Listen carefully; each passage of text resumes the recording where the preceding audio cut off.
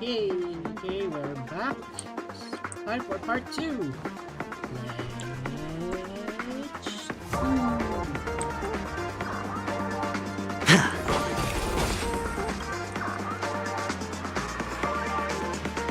This place is buzzing. That's right. This venue is a miniature representation of that time known as the era filled with boundless possibilities.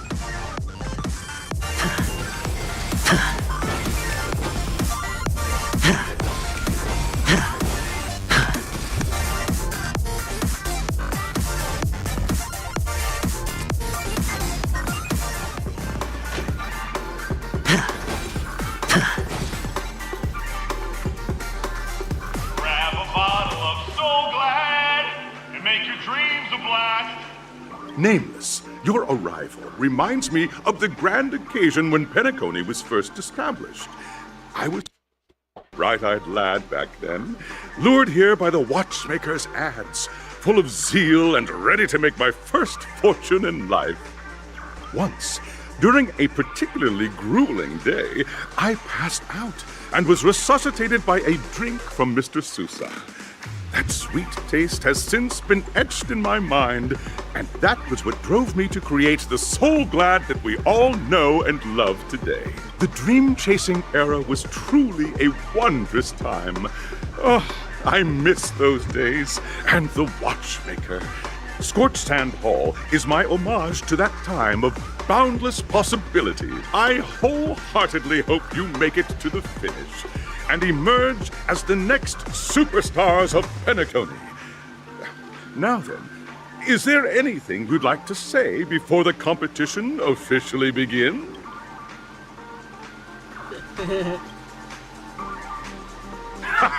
That's the trailblazing spirit. How about you, Miss March? Hello, everyone! Next up, get ready for the Mega March 7th Adventure, where I'm going to break the speedrun world record! Trailblazing into the uncharted and challenging the limits. That's Miss March 7th for you. How about Miss Firefly? I hope that by the end of this journey, everyone will have achieved the outcome that they hoped for. Ah, a wonderful wish! Miss Himiko, what are you expecting from your team? Safety first, everyone. Simple words, but full of warmth. Waiting for you are 3 stages, each connected to that era. The first 2 stages offer 2 distinct paths to choose from, with unique challenges on each route. And in the last stage, you will face off against a champion who has defended the title to this very day. A beloved contender whose noble virtues are unrivaled. Those are the rules. Simple. Everyone clear? Now then, I hereby announce that the 33rd Scorched Sand Festival of the 20th season, sponsored by Soul Glad Enterprises, has started. Everyone, as the Charmony Festival is drawing closer, we must reach the end as quickly as possible. Factoring in efficiency and safety, splitting up into 2 groups is the best choice. March and I haven't known Miss Firefly for too long and aren't overly familiar with her. It'd probably be better if the two of you paired up. Fine by me. Let's do it. All right. I don't have a problem with that. We'll split into the assigned groups then. Let's not waste time.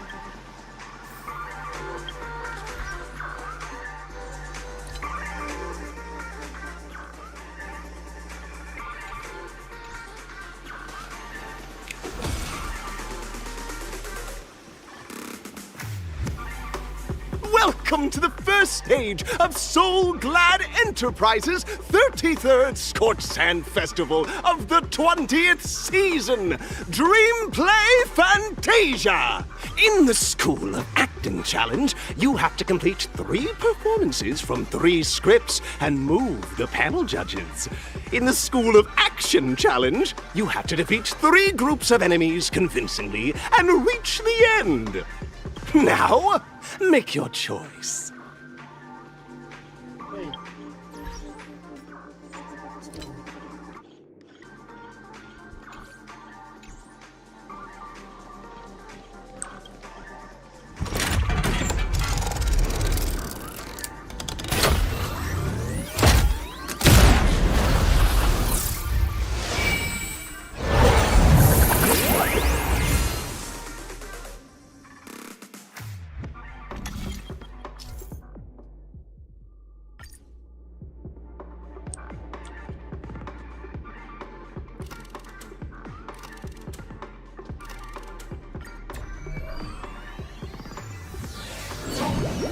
The stage of dreams for those who dare to dream. Welcome to the School of Acting Stage. Step on. Competitors, allow me to introduce the rules of this challenge to you. There are 3 stages up ahead. On each, you will find an outline of a script. These 3 scripts were written by the legendary filmmaker, The Watchmaker, and depict various stories from Penacony's era of pioneering. Your task is to bring those moments to life, find the right words, and act convincingly to make the judges feel the script's intended emotions.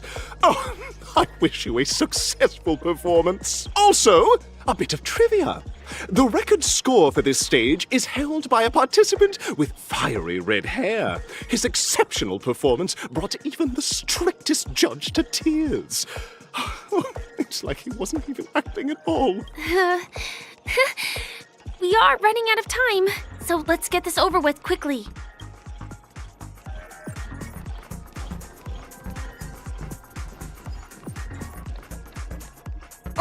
Just take a look at this pair! Such star quality! Since you come as a pair, I'll prep a 2-person scene for you. You two, are you ready? Envision that you both, driven by the spirit of exploration, are arriving at the land of dreams that is Penacony for the first time. But instead of lush lands, you find yourselves amidst swirling sands and desolation, far from the paradise the Watchmaker described. You're driving an old clunker through the wilderness of the dreamscape, braving the cold wind, choking on the dust, and suddenly, a fierce memory zone meme blocks your path. Now, Mr. Greyhair, what line would you deliver to express your disappointment in Penacony?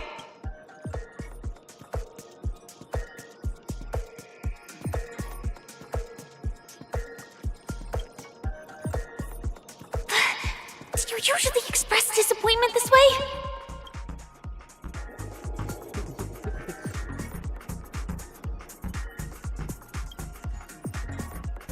No, that's not right. You're trying to express disappointment. Why do you sound so chipper? Very good.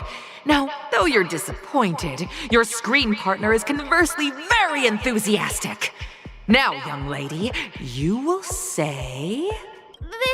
This is great! I love living on the wild side! Very good, very intense. And then we cut to the story's next scene. You find a job mending the rails. But the days are long, and your endurance can't keep up, and you finally collapse in the endless expanse of desert. Suddenly, sweet rain falls from the sky, wetting your lips and rousing your spirits. Now, Mr. Greyhair, what line will best express your surprise at this moment?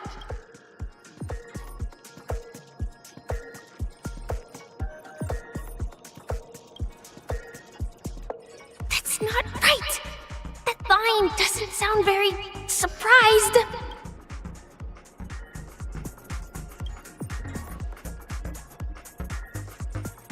We're already at the next scene.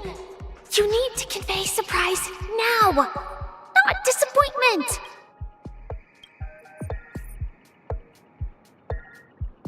But at this moment, your partner yet gazes into the sky, both her eyes closed. The raindrops fall, blurring her vision, and she tragically says, Perhaps we were never meant to succeed. Right? Fantastic! Both of you have an incredibly solid foundation in dialogue delivery. However, lines aren't everything in a performance. Please continue this story on the second stage. Up next, you'll be challenged with a body language test. I hope these tests won't take too long.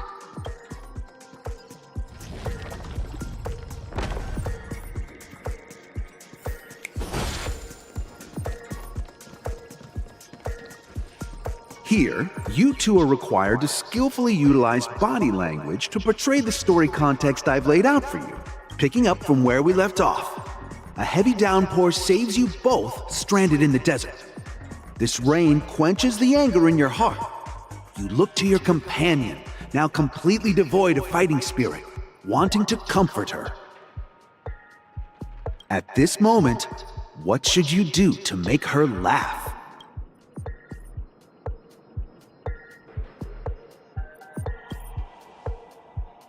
The test now is about body language. I don't think dialogue is allowed here.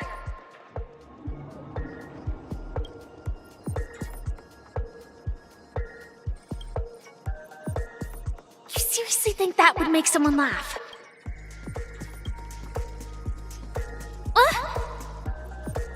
What? Right answer! Your companion sees you rolling about in the sand and thinks about the arduous obstacles along this journey. She can't help but let loose a laugh, rekindling hope in her heart. And so this girl... I'm gonna get back on my feet and keep moving forward. A tug at the heartstrings! The story continues to develop. The heavy rain leads you both to sense a business opportunity, so you start venturing into the umbrella industry. But just as the business begins to pick up, competitors start flooding the market with low-priced goods, squeezing your market share. You have no choice. The goods you stockpiled at high prices have to be sold at a loss. This is a pretty self-destructive move, which drives your business to the brink of bankruptcy. At this moment, what would you, who refuses to admit defeat, decide to do?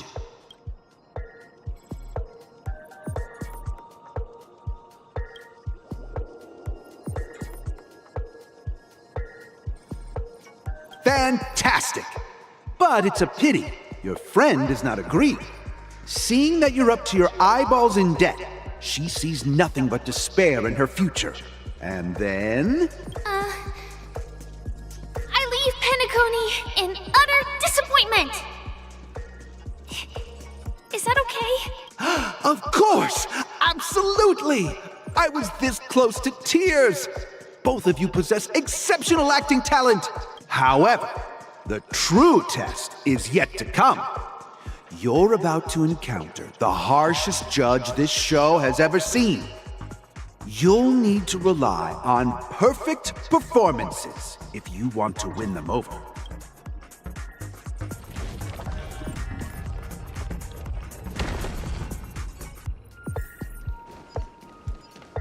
Let's wait and...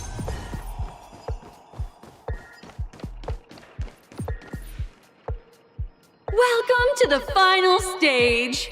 Actually, all the scenarios that you previously encountered were all from the film Once Upon a Time in Dreams. Two companions arrive on Penacony with nothing but a dream. Their desire for achievement is met with continuous setbacks. Ultimately, one continues on, despite spiraling into debt, while the other concedes defeat and leaves. Many years later, their paths cross once more in the thriving Penacony. Yet, they refuse to acknowledge each other because...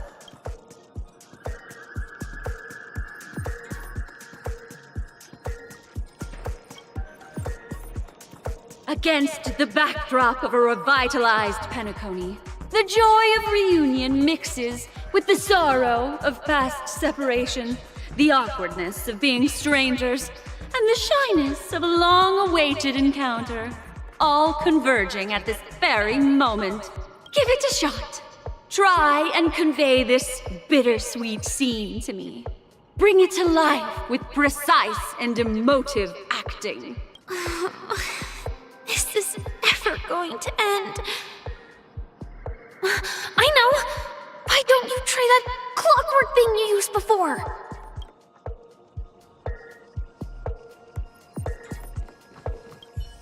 Your performance is far from satisfactory.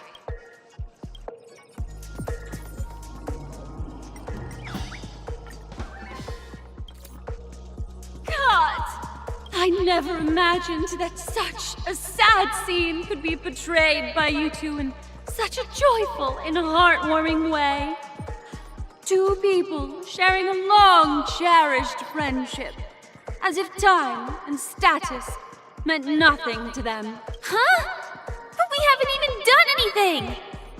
Is his imagination running wild again? Brilliant! Your portrayal outdoes the original. It's simply beautiful! We have passed the test. We ought to hurry up. The Stellaron is at stake. Congrats to both of you for clearing the stage, but more importantly, are you having fun? Fun is more important than success. Look at the time.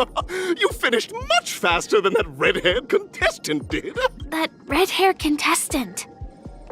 Who is that exactly? You'll find out eventually, but only if you clear the next test first.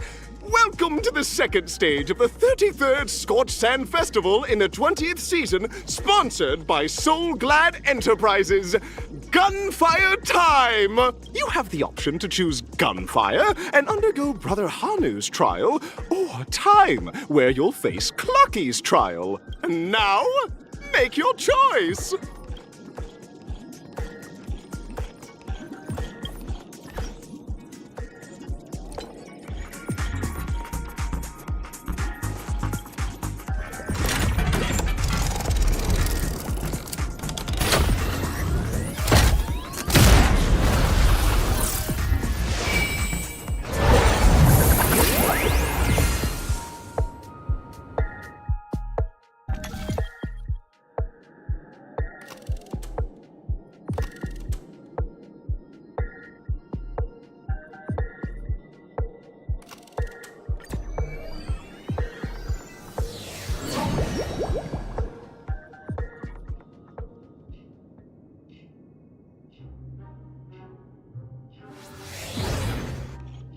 Dear friends, welcome to the enchanting universe created by the Watchmaker.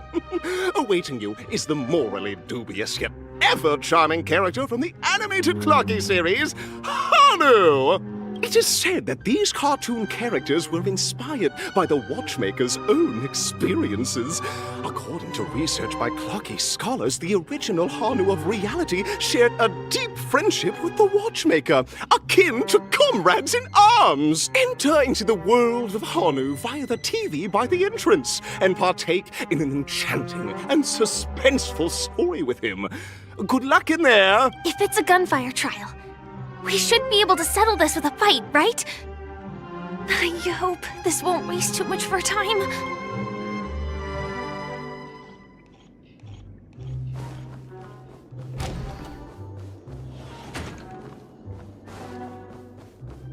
Ready? 1, 2, 3.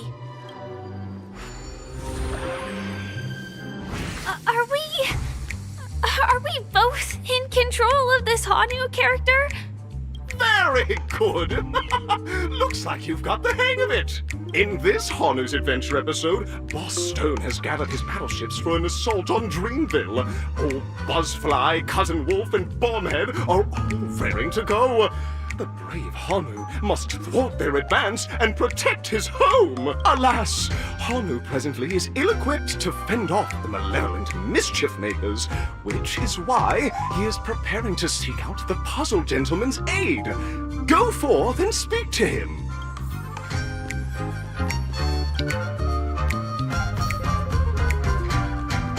Oh, brave Hanu, you look like you could really use some help. Long time no see, Hanu. You look pretty stressed out. How about an intense and thrilling game of Dream Jigsaw to blow off some steam?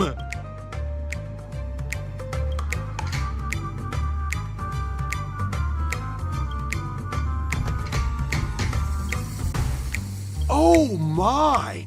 Are you telling me that Boss Stone has rallied the villains to seize Dreamville? What a dreadful twist of fate! Listen closely, Hanu. I'm aware you're in need of a suitable weapon. And I also know there's one just upstairs. But you know what? You'll have to play an exhilarating round of Dream Jigsaw first. No jigsaw, no moving forward. Now scurry along, Hanu. But tread carefully.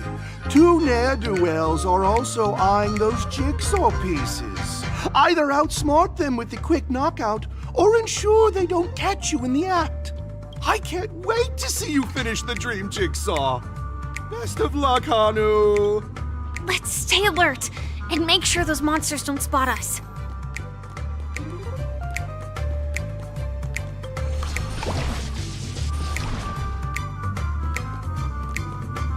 Look up there! If we can push that thing down, do you think that would do the trick?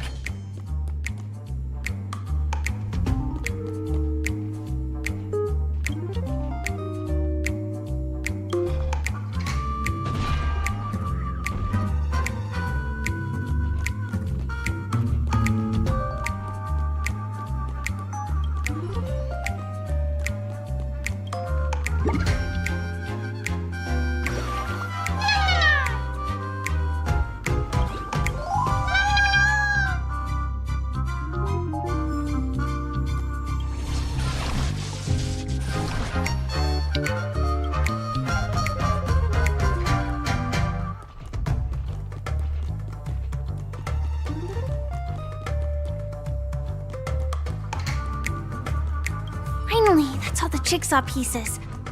Let's hurry back.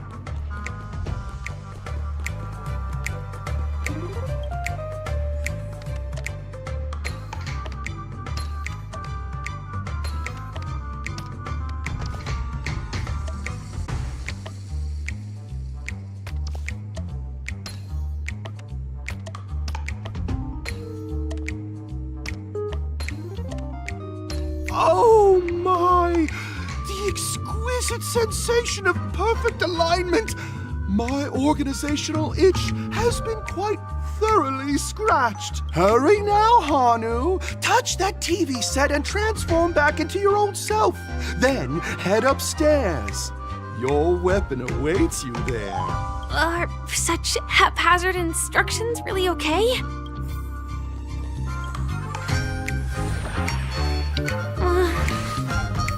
Disconnecting from that thing so suddenly has left me feeling slightly disoriented.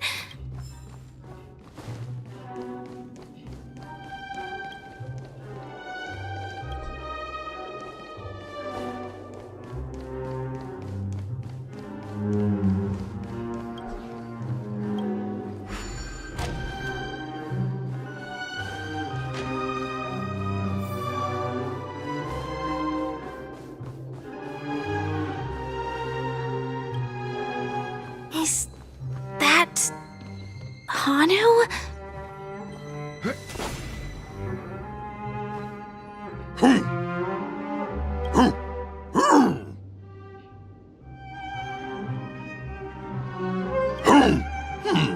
What exactly is he talking about? Tick-tock!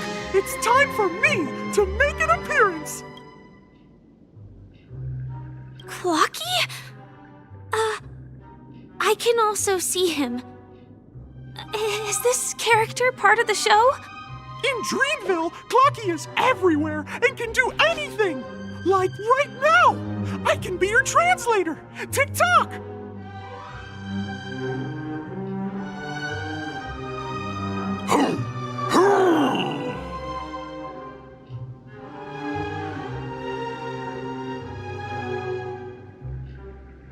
Hanu says, battle! We must do battle! The enemy is at our doorstep, and we have no path of retreat for the future of Dreamville! Touch that suspicious-looking TV right now! So they just jumped inside that TV. Sheesh. Logic in this plot and dialogue is really being pushed to its limits.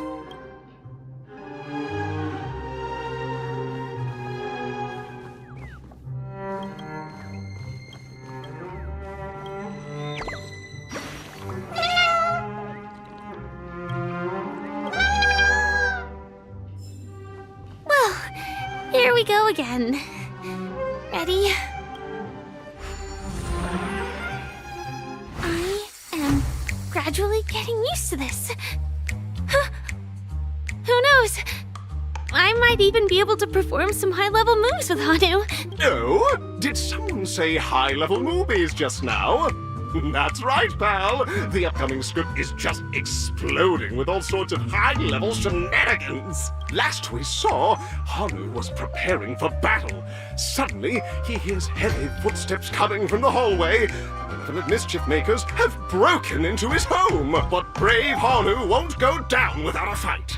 He instantly sprints for the storage room, ready for a do-or-die showdown against the baddies. But we still don't have any weapons in hand. Guess what? Hanu's favorite bazooka just so happens to be in that storage room.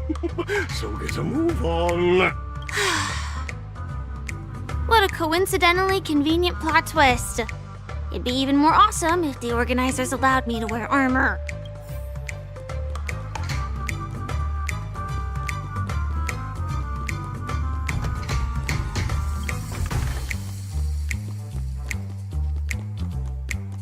The storage room. It's behind the shelves, right?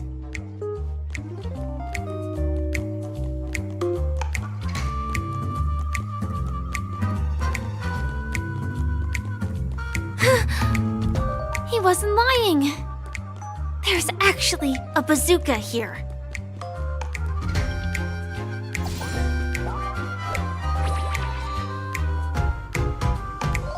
Now we should have a way of dealing with those baddies.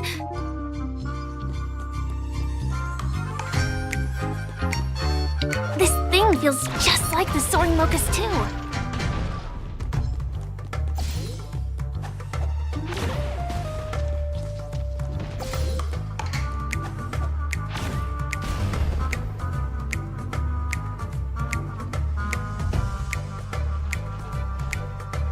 Careful.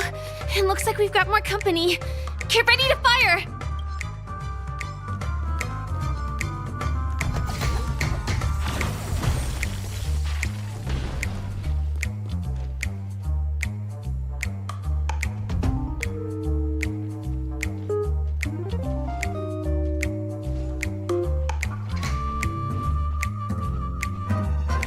Here we go again.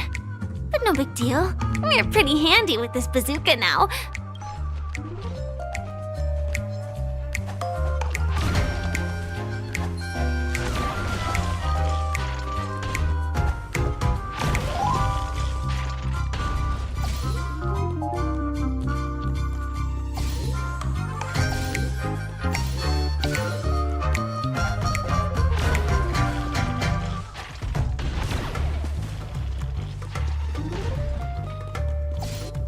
should be all of them, right?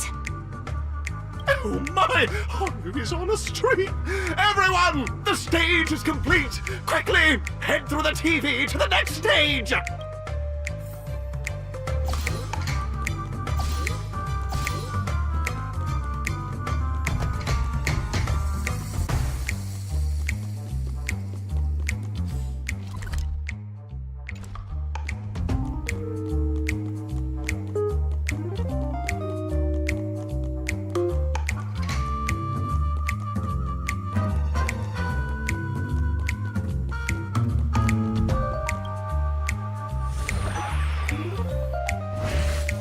Well, that's that. But it is gonna be hard to let go of this bazooka. Never mind. Let's hurry over to the next stage.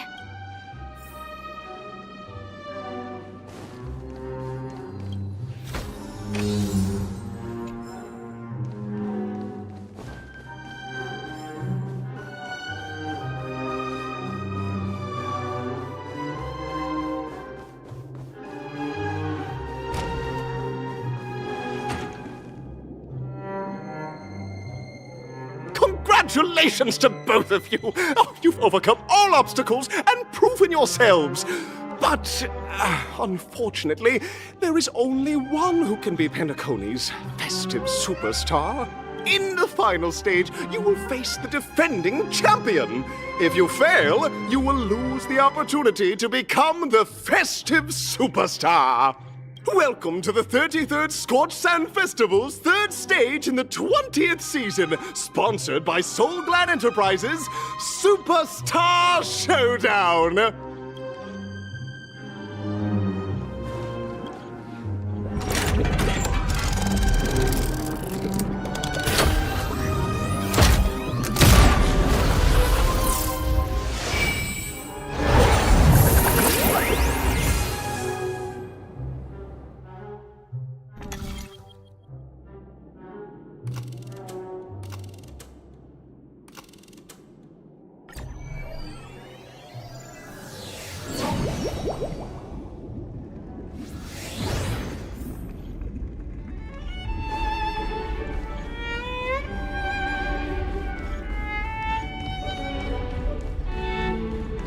No way, I think I just saw someone. Someone extraordinary.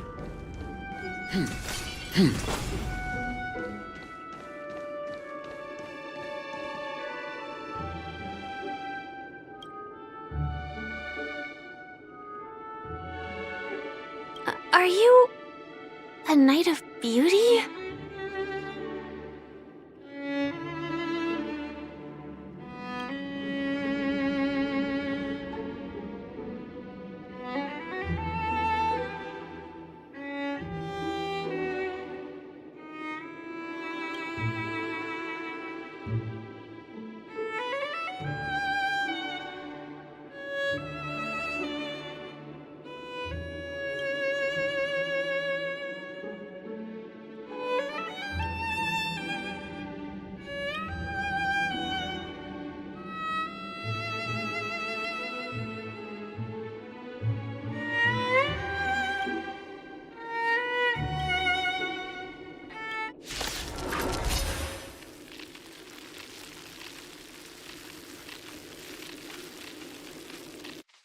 Repay! Behold, this symbol of pure... I'm fine. High stakes, high rewards. Let's begin. The dice have been bust. Or maybe I'll take it all! The flesh wound! You know nothing. Survive or be destroyed. There is no other choice. Answer me! 0 points! You are fighting a gentleman. Put forth all your might! All in!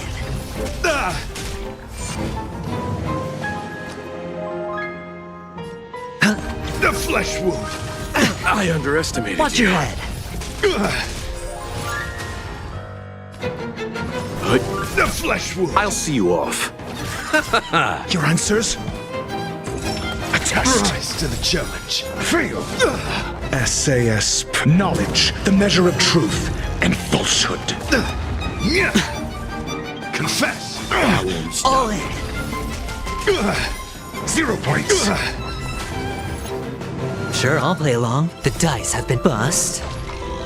Or maybe I'll take it all. Fail. Bear witness to let the duel commence. Leave it to me. The flesh wound. You know nothing of survive or be destroyed. There is no other choice. You chose the wrong end. I'm asking. Answer me. 0 points. Watch your head. Pledge thine loyalty. Fool. Put forth all your might. No dirty trick. All in.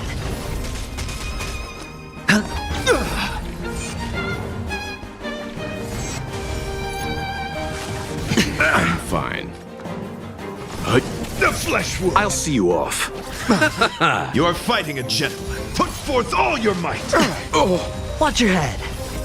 The flesh Eternal wound. sleep. The dead return! The flesh wound. A test. Rise to the challenge. Fail. I underestimated you. Hedge your bets. The flesh The wound. dice have been cast. Bust.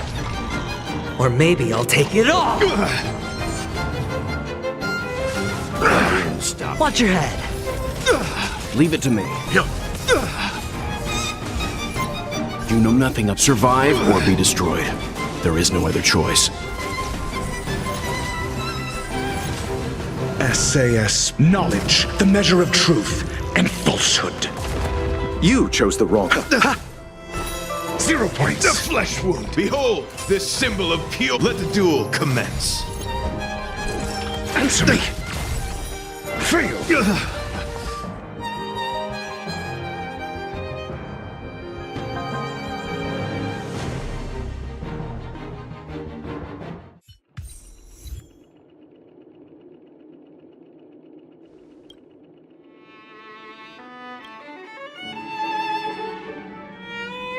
We don't have much time. May fate allow us to meet again, Knight of Beauty.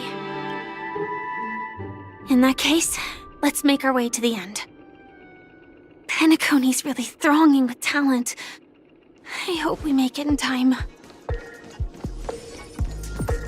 Feeling lucky. Let's wait and see.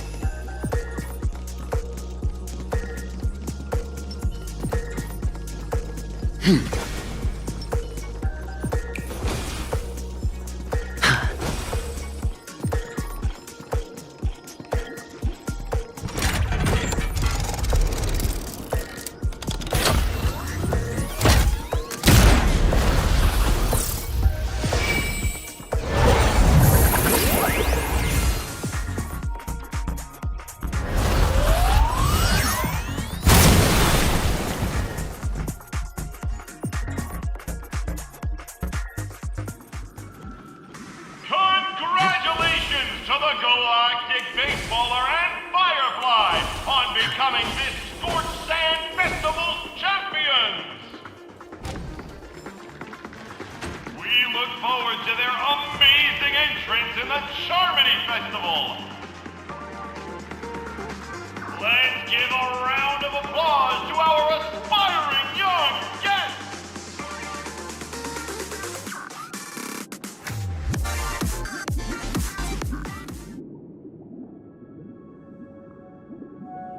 Congratulations to the both of you on becoming the festive superstars of this year's Charmony Festival. Before entering the Grand Theater, I, on behalf of the organizers, extend my sincere congratulations to you, wishing you joy under their radiance.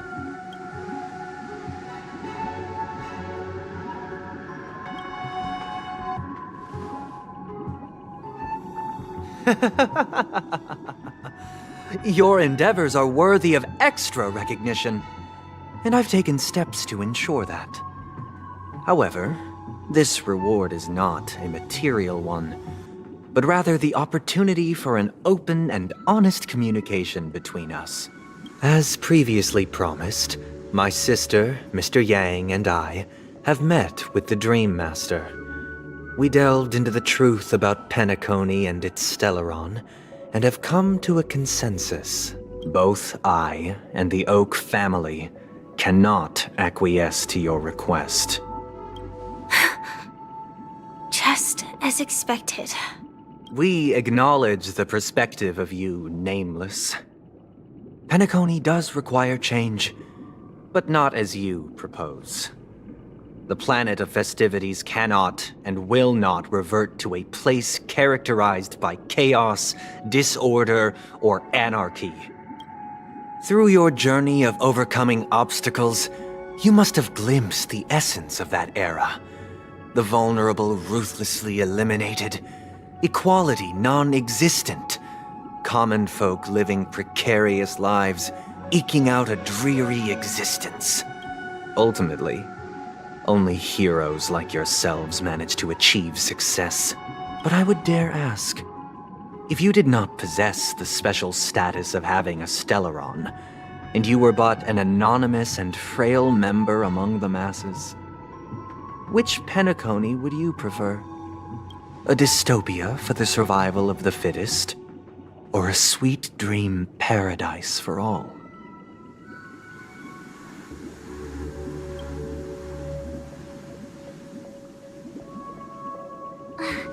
That's not the point!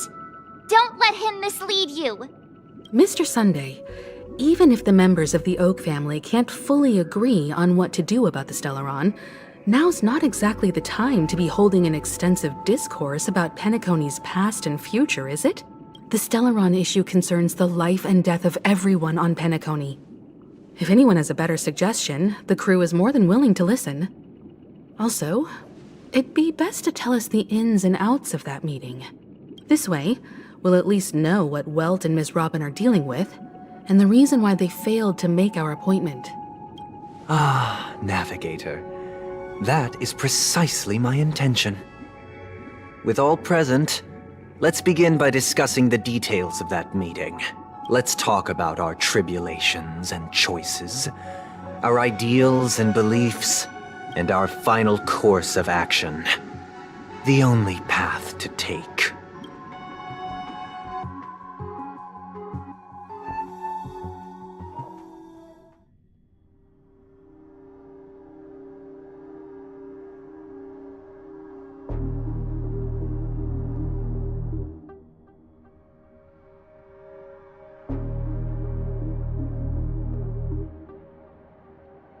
You mean to say that for the longest time, there have been scoundrels who would use the Charmony Festival that I have bequeathed to the masses as a tool to realize their ambition?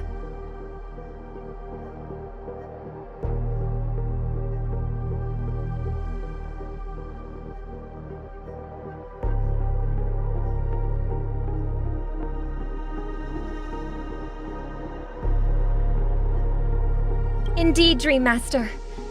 Once the Charmony Festival begins, the Stellaron's powers, along with the song, will be broadcast across the entire planet of Penacony. And then everyone in their dreams will be unable to awaken. This is indeed surprising to me. The dreamscape is maintained by the collective effort of the 5 families. If someone were to use the Charmony Festival to recklessly disseminate the power of the Stellaron, this individual must hold a position of great authority. Do you have any suspects? I'd like to ask, did you really not know of the Stellaron's existence? I would have never thought that this Nameless would point the spear at me. Quite astonishing indeed. If I have offended, the Astral Express extends its sincere apologies. But the current circumstances are dire and leave no room for meticulous inquiry. We're doing this out of concern for the Dreamscape's safety. So, if you could, please alleviate our concerns. Dream Master, it's just to prove that the Charmony Festival has nothing to do with the Stellaron.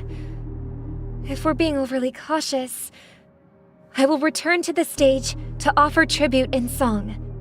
just per the arrangement.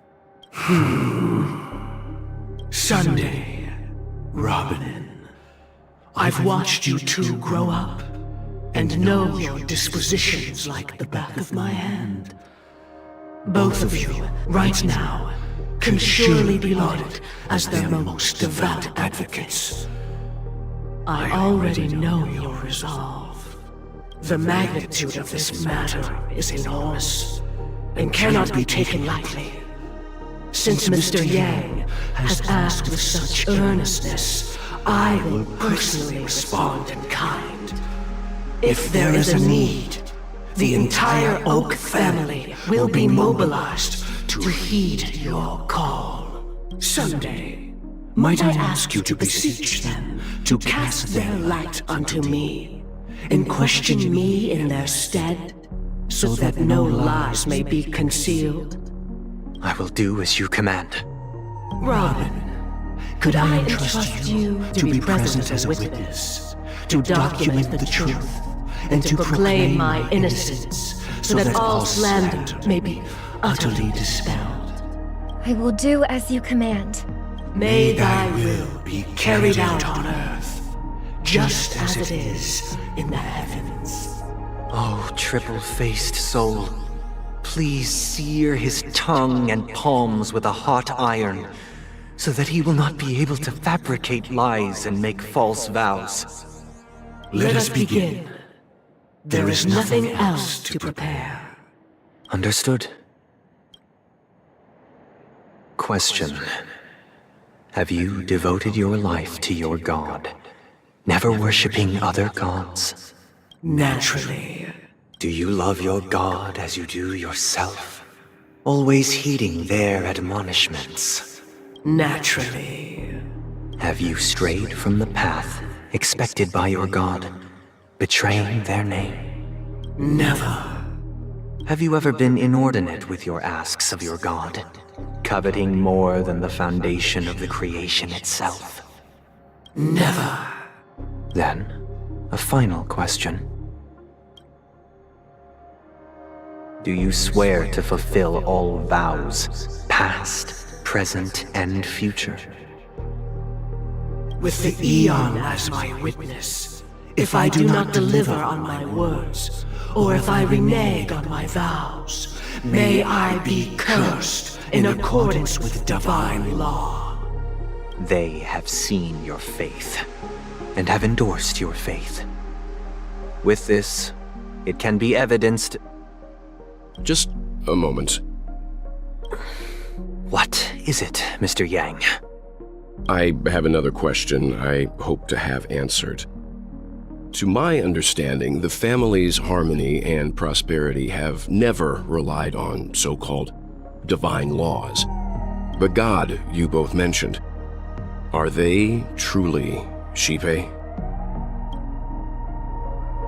Mr. Yang should know that those belonging to the family toil together as if they were kin, embracing solidarity and unity under their light. All duplicity is laid bare before the harmony. Such a delicate and complex symphony. Which other god could perfectly harmonize this, if not for the Great One? Shipe. Perfectly harmonize. Therein lies the problem. It isn't an outsider lurking in the shadows who changed the harmony, but a dissonance that has surreptitiously emerged from within this very symphony itself. In the distant past, there existed an Eon. With one flick of the wrist, they crafted the laws of the cosmos. Their followers formed the Beyond the Sky Choir, spreading solemn and reverent hymns throughout the universe. Later, they fell. The route traversed by this Eon clashed with the harmony, ultimately being absorbed and fused into it. The chorus that once reverberated across worlds fell silent, and when it echoed anew, it was transformed into the hymn of harmony. Though an Eon may perish, paths with no masters still linger. In the all-forgiving harmony, Echoes of bygone dissonance may subtly arise. Mr. Yang, being overly astute can be a detriment. Especially when you find yourself alone and without allies. So this is how it is. For the sake of our grand cause, Sunday, please afford these two an opportunity to rest. What?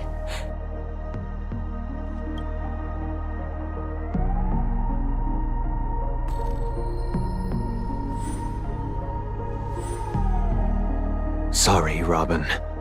It's just you. I did not wish for you to know this. It's a pity that things have turned out this way. So, this is the true reason I can't sing? The shadow that envelops Penacony is actually... We were never children of the harmony. Our ideal paradise could not have been crafted by Xipe. True bliss can only be guaranteed by the one who transcends the many. Within the foundation of law, humanity establishes civilization, and through harmony, we obtain order. Unbelievable. To think that there would be remnants of the Order on Penacony. What have you done with Mr. Yang and Miss Robin? Don't worry. I just gave them some time alone to ponder their fates. You should know that these actions make you an enemy of the Astral Express. Should we need to stand against the Nameless, it would only be myself and the Oak family involved. But we haven't reached that point yet, have we? Your efforts for the justice of Penacony are evident to everyone, and have been widely observed.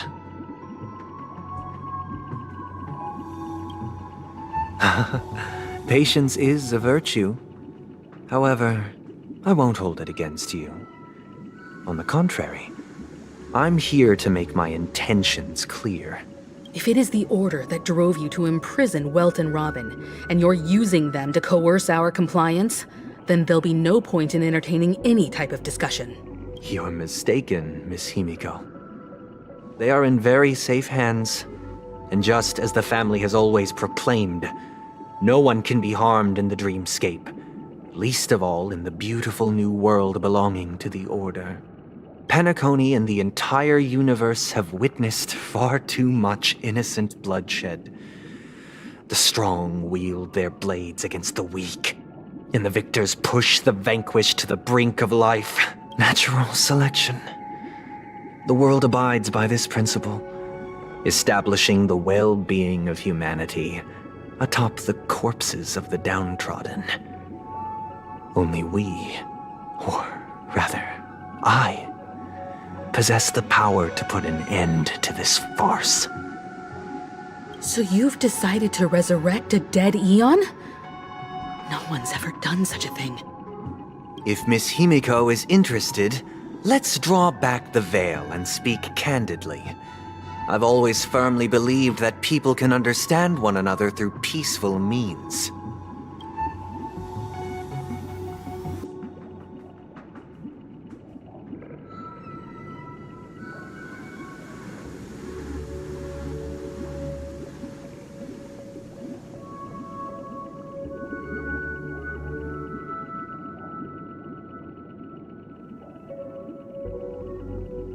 I'm willing to divulge the unembellished truth as to the intentions of the Order's Pathstriders, so that you will make better judgment for the Astral Express, for Penacony, and for this stretch of the universe. Words can hardly do justice to the beauty of that ideal. So, come with me, everyone. Let us retrace our steps, and see once again where this road leads. Huh? Where'd he go? Welcome. This isn't any location in Penacony's dreamscape. It's my inner world. The reason the scenery before you remains unchanged is because your consciousness has drawn on similar concepts to fill in the gaps. Did you do the same to Welt? It's a tuning process, stronger in effect and more draining on the mind. The gray-haired guest has experienced it before, so he should understand what it entails. Tuning allows you to intuitively grasp my feelings, which also means that I cannot hide anything from you. Now, everyone, please look at the huge screen. The road we once took begins here. From this point on, you will witness the numerous decisions I've faced. I've selected a portion of these to share with you. I believe after going through similar predicaments, you'll be able to better understand my thoughts. Let's begin. The first decision. A story about a baby bird. This story happened when Robin and I were very young. We were victims of the Stellaron disaster, and the family's Mr. Gopher Wood, who would later become the Dream Master of Penacony, saw that we siblings had no one to turn to and took us in. Later on, Robin and I lived a time with nary a care in the world. One day, after dinner, while my younger sister and I were lounging about in Mr. Gopher Wood's yard, we spotted a fledgling Charmony dove all on its own. That baby bird was tiny. It didn't even have all of its feathers, and it couldn't sing. When we found it, it was already on its last breath, having fallen into a shrub, probably abandoned by its parents. We decided to build a nest for it right there and then. However, thinking back, that winter was unusually cold, with fierce winds at night in the yard, not to mention the many poisonous bugs and wild beasts in the vicinity. It was clear that if we left the fledgling in the yard, it stood no chance of surviving until spring. So, I suggested we take it inside, place it on the shelf by the window, and asked the adults to fashion a cage for it. We decided that when it regained its strength enough to spread its wings, we would release it back into the wild. The tragic part, something that we'd never considered, was that this bird's fate had already been determined long before this moment. Its destiny was determined by our momentary whim. Now, I pass the power of choice to you all. Faced with this situation, what choice would you make? Stick to the original plan and build a nest with soft net where the Charmony dove fell. Or build a cage for it and feed it, giving it the utmost care from within the warmth of a home. I eagerly await your answer.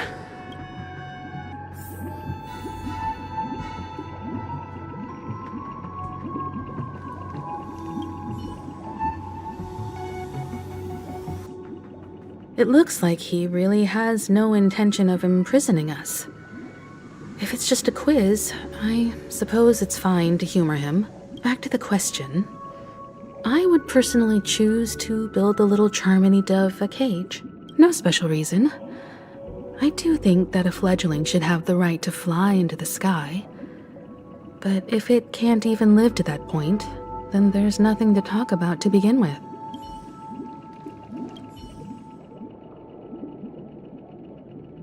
I can't decipher his intentions right now, but based solely on that question, I would probably choose to build that dove a cage. Even if I was gonna release it back into the sky, it'd have to be strong enough to fly first. If I left it where I found it, I fear it'd never get the chance to fly ever again.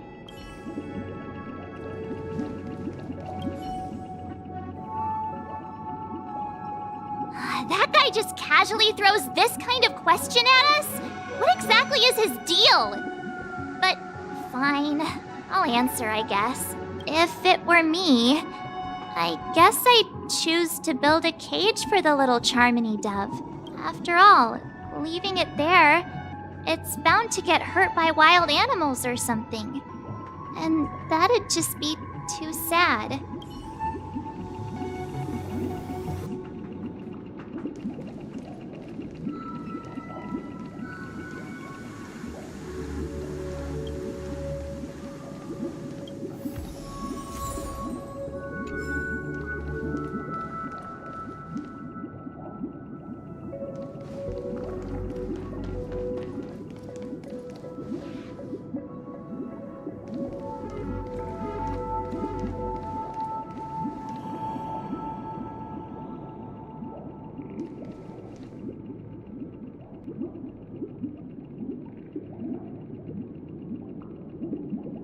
I'd like to try the most logical thing. I'll try to answer this on the spot.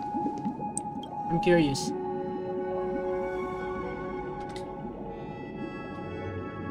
Interesting. Since you've made up your mind, allow me to reveal what fate this choice will bring to the fledgling. From what I've observed, there are at least 3 predators in that yard that prey on small birds. The Vossicle scorpion, Asdana wolverine, and the Huntington winged snake. Even if they shy away from humans, these animals are still near apex predators in a fenced location like a yard. In such a location, only one fate awaits that little Charmony dove. A painful death. As for the choice you made, I am deeply sorry. Now, let us advance to the second decision. This time, it's the story of a dream chaser. This story happened when I was appointed as Bronze Melodia, a position exclusive to the Oak family, charged with listening to the problems and vexations of dreamscape residents, and providing them with the relevant guidance. It was during that period that I had the opportunity to hear voices from all corners of the dreamscape. Joy, sorrow, arrogance, regret. The complex tapestry of human nature that formed the world. And I was fortunate to catch a glimpse of it. He was a dream chaser, and an illegal stowaway. Just like the rest of them, he came to Penacony in search of a better life, except that, to most people, the price he paid, I suppose you could say it was everything. He told me, I sold everything I could at home. The house, the land, even his 2 children. He said he could not afford to raise them, and that at least they could eat if they lived as slaves. He had a plan in place. He would buy back his children once he had made his fortune, and enjoy Penacony's beautiful dream with them. Alas, his plan to smuggle himself was somewhat clumsy, and he was sniffed out by those pig-headed hounds. After hearing the Dream Chaser's story, I immediately appealed to the Bloodhound family to cease their pursuit. That way, at least he could live peacefully. But I was still too naive to the ways of the world. I did not anticipate that what I thought was a kind gesture would later lead to dire consequences. I'll tell you the outcome soon. For now, I'd like you all to make a choice. Will you do as I did, and try to convince the Bloodhound family to stop their pursuit, so that the Dream Chaser may live peacefully and realize his wishes? Or will you remain silent, leaving him to languish while the hounds are hot on his heels, until his inevitable judgment arrives? I look forward to everyone's decisions. Who knows? Perhaps they might even alter the outcome of this tragedy.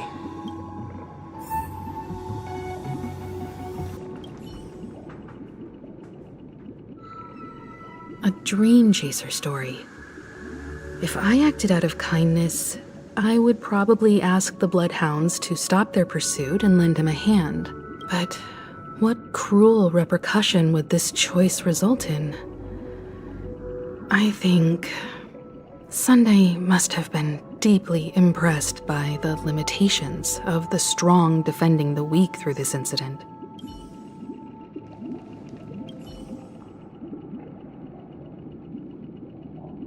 This question... Surely it has some connection to the baby bird story. And this connection is precisely the breakthrough Sunday aims to use to persuade us. I'd probably choose to ask the Bloodhounds to cease their pursuit.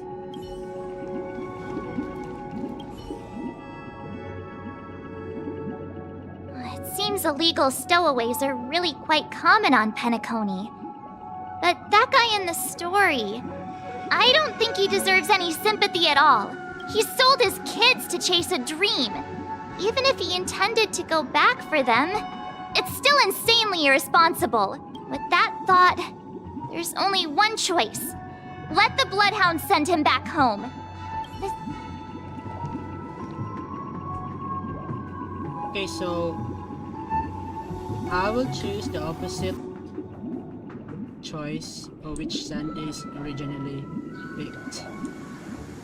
Since he picked this, I'll try this one.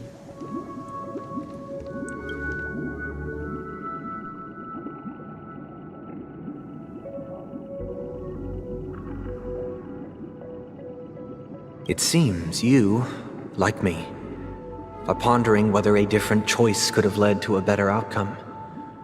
Sadly, his fate would only be more tragic. Say he never gets caught. He would only die from delirium. The methods with which illegal stowaways enter dreams are unorthodox, not flawless like the hotels. Living in the dreamscape would be a mere pipe dream, should he be apprehended.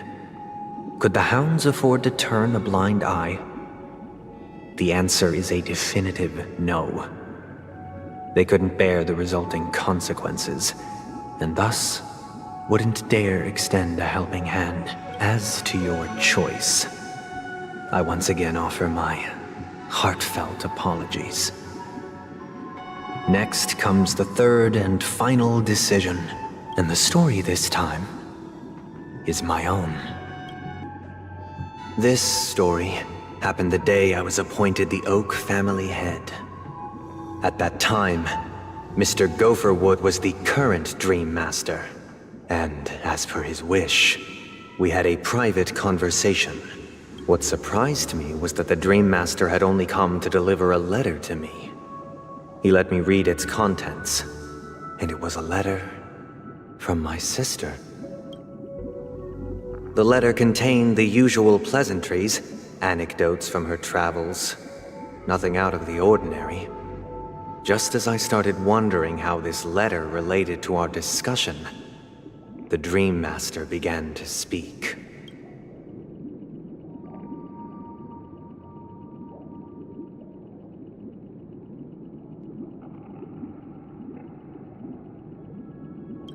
Do you know who wrote this letter? My sister, of course. But why would you personally visit me to hand me a letter from my sister containing mere trivialities? To help you grasp the full scope of this issue. Do you know where Robin is at this moment? From what the letter indicates, she must be in Caspelina 8, correct? She's touring there right now. Correct. Has she mentioned anything about a stray bullet? A stray bullet? What? A war has broken out on that planet. It is because of this very reason that Robin chose this destination.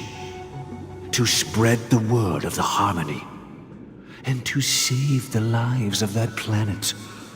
She personally made for the front lines. She hoped to ease the people's suffering with song, and was willing to brave mortal danger to deliver the IPC's medical supplies.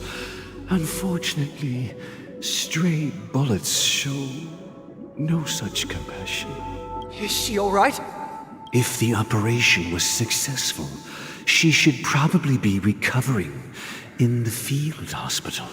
By the eon above, the bullet struck her neck directly, yet possibly as a reward for her consistent deeds of harmony, it didn't hit any vital arteries. Once you've attended to your outstanding tasks, it'd be advisable to write her back as soon as possible. Those damned savages! I'll pack my bags right away. My gratitude for bringing this to my attention, Mr. Gopherwood. Now you understand why she always wears such elaborate neck ornaments, don't you? How could this happen? Miss Robin. It's all in the past, so please don't worry. I share this in the meager hope that you will understand the harmony's limitations and predicament. As grandiose as the strong defending the weak sounds, many times, it is nothing more than wishful thinking. Likewise, I've prepared one last question, one last choice. But rest assured, this choice will not have any grave consequences, because this is merely a figment of imagination, a nightmare that has haunted me through countless nights. If you ever had the opportunity to make a choice like I did, would you still support Robin's journey on the path of harmony?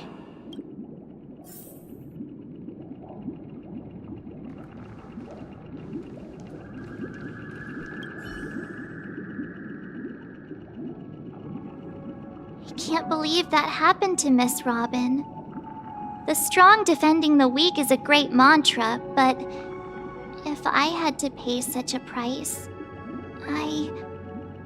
I don't know what I'd do.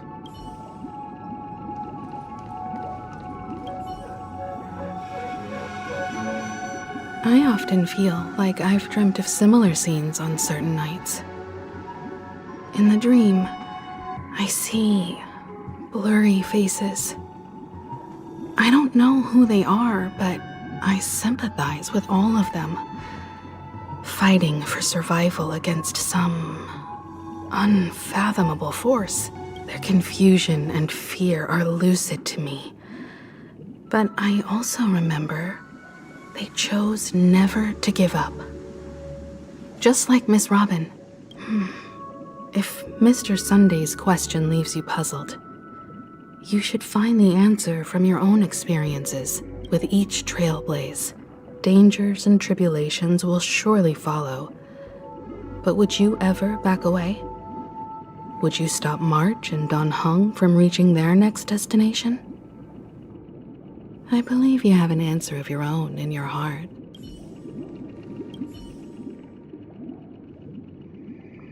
Miss Robin's courage is admirable. And here I was thinking she was just another superstar celebrity. But the fact that she is also Mr. Sunday's younger sister? No, I doubt he'd wish harm on his own flesh and blood, no matter how grand the ambition.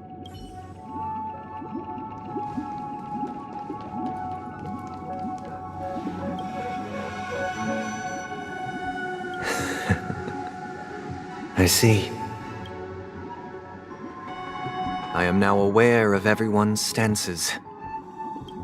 Raising these questions merely serves to illustrate one point.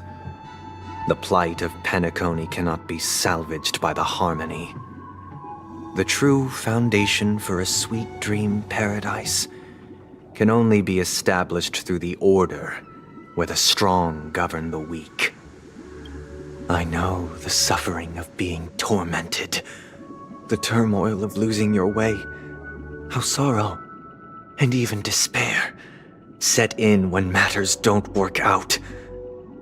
All of this causes me unending pain, because this is not what happiness is at all. We must teach the weak how to live a happy life.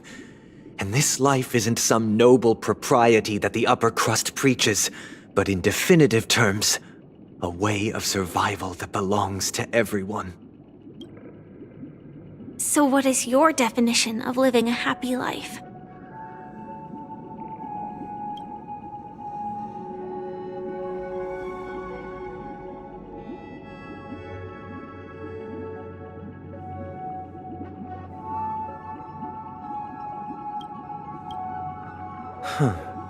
Good question. Human consciousness is fundamentally an illusion, a cage known as self-worth. People lured in by this illusion make mistakes, yet still ask that external influences bear the burden. When one mistake after the next permeates the masses, they become impossible to trace. Thus, the amassing of these individual cages culminate to form a prison, a place dictated only by the rule of survival of the fittest.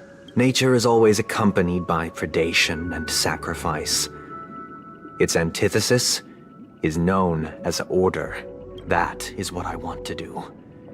Unite people's happiness under the banner of order. They won't need to make bitter choices any longer, nor face the weaknesses of humanity. They can cast aside their primal instincts to build a haven for mankind. Simply describing thoughts is far too abstract, so allow me to provide a simple example. As you all may know, there are societal norms like weekends and long weekends that exist on some worlds. During these hard-earned rest days, people are given the chance to extricate themselves from the stresses of everyday life, allowing a certain tranquility to return to their souls. And it is only on these days that people do not have to adhere to the law where the strong prey on the weak. They can live out their lives happily during these brief intermissions. It's just a pity that 2 or 3 days are still too fleeting compared to the span of a lifetime. From where I stand, society's ideal system should be 7 rest days. Following Sunday, there should ensue a second, a third, and indeed an infinite procession of Sundays. This should be the face of the new world. Idyllic, eternal, peaceful days. And thus, every person can return to their base selves in this utopia. Some gaze in reverence at the stars, pouring their whole beings into calculating the distance between us and the isolated world of Pagana. Meanwhile, some seek refuge in quiet corners, holding one another, unencumbered by the chains of unwelcome obligations. There would be no need to bear the hardships of reality.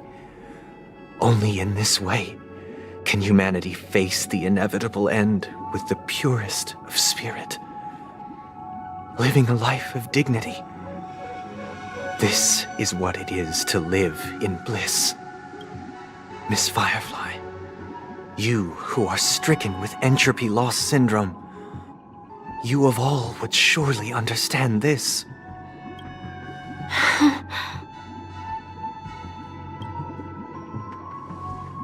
It sounds like a flawless theory.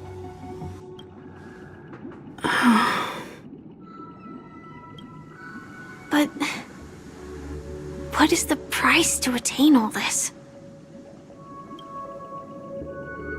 The cost is minute, merely a personal and eternal sacrifice.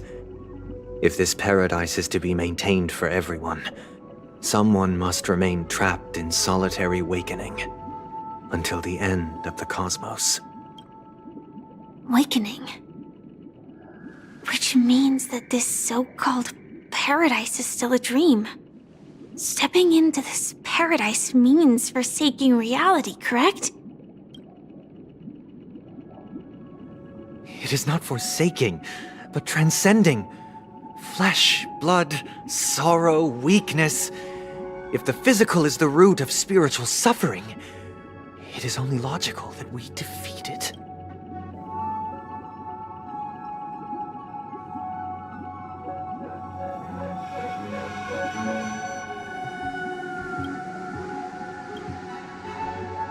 But in this supposed bliss, people won't have defeated their demons.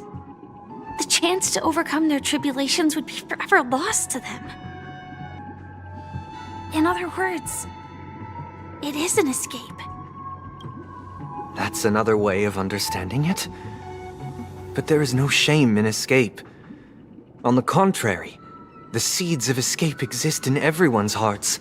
Don't you agree, Miss Firefly?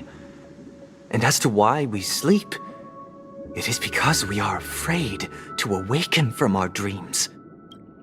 But this is not in conflict with the grand plan. Only in acknowledging this can we truly understand the frailty of human nature, and from there, show compassion and protection. I admit that you are a born leader. Your perspective on humanity brims with pessimism. Yet you express compassion for all, even when your heart pities them. But unlike you, I live for the self. From my perspective, individuals making choices for themselves is their birthright. The want to escape may be innate in the weak. But whether they are weak or not, it is not up to another to decide. Perhaps in your mind, you also view me as weak? Because I don't think so. Since Miss Firefly has said her piece, the Astral Express will also naturally give you our answer. We'll leave it to you. Just as Mr. McHale instructed before. Tell him our choice.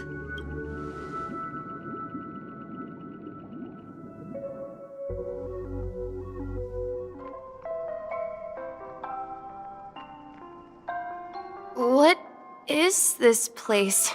Does this place ring any bells, Misha? I don't know, but I feel a sense of déjà vu. What is this place? It's the realm within a dream bubble. This was left to the Astral Express by a nameless, but weirdly, when we entered it, it was completely empty. Dr. Edward from the Dreamscape sales store told me that dreams are formed from memories, and a dream bubble can't take shape if its core is empty. So I thought you might be able to help us in unraveling this mystery, Misha. As a hotel doorman, you know Penacony best among us. I don't know much about dream bubbles, but if you want to figure out what this mansion is, I'll do my best. I'm counting on you then. Himeko, I still don't get it. Why were you so sure that Misha had a connection with this dream bubble? I wasn't sure. It was just a hunch. But since Misha feels familiar with this place, my hunch might be correct. Exactly. This is where you and Firefly encountered death, which we now know as dormancy.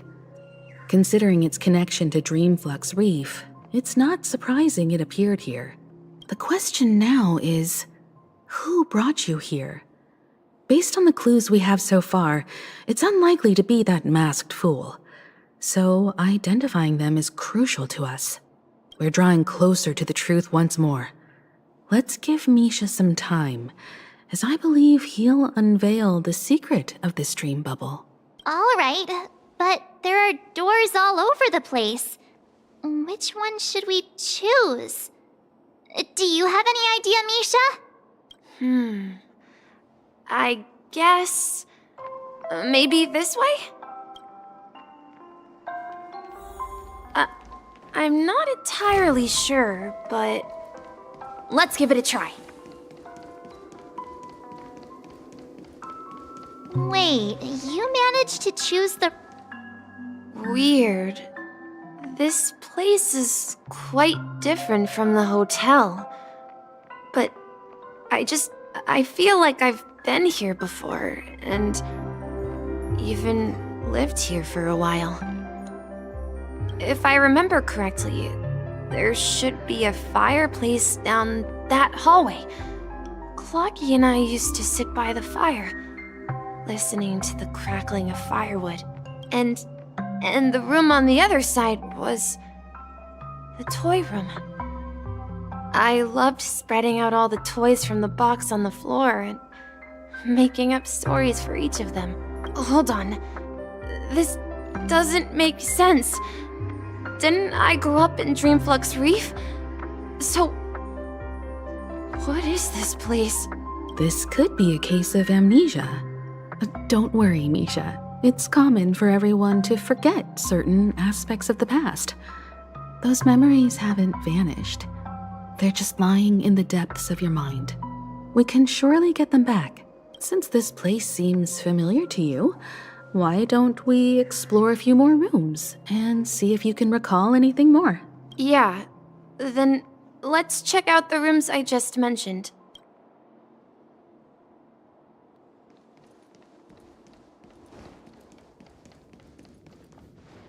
Mikhail, that's the name. Now we all know him as the Watchmaker. So, who is he talking to?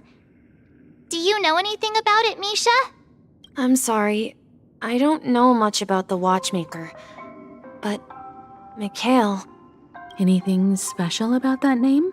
Mikhail is Grandpa's name. Grandpa? Do you mean you're the Watchmaker's grandson? But we haven't heard anything about the Watchmaker having descendants. And the name Mikhail is not rare. Perhaps it's merely a coincidence. Could you tell us more about your grandpa, Mikhail? Yeah, sure. He was a seafarer who fearlessly ventured into mysterious seas and storms. He was always on the sea and had lots of friends who accompanied him on his travels. He didn't want me to call him Grandpa because that would make him sound old. He believed he was still young. The name Mikhail was given to him by his parents, Mihaly and Elise, both renowned seafarers. Every time he came back, he'd share his logbook with me and tell me about his adventures at sea. I want to become a great adventurer, just like him. It appears that the seafarer has nothing to do with the Watchmaker. So, perhaps it's just a coincidence? So, where is your grandpa now? He went off on a new journey, and it's been quite a while since I last saw him. So, where has Clocky gone? Did he leave to protect Dreamville?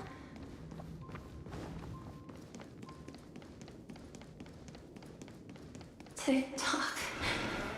Tick-tock. Something very important. Tick-tock.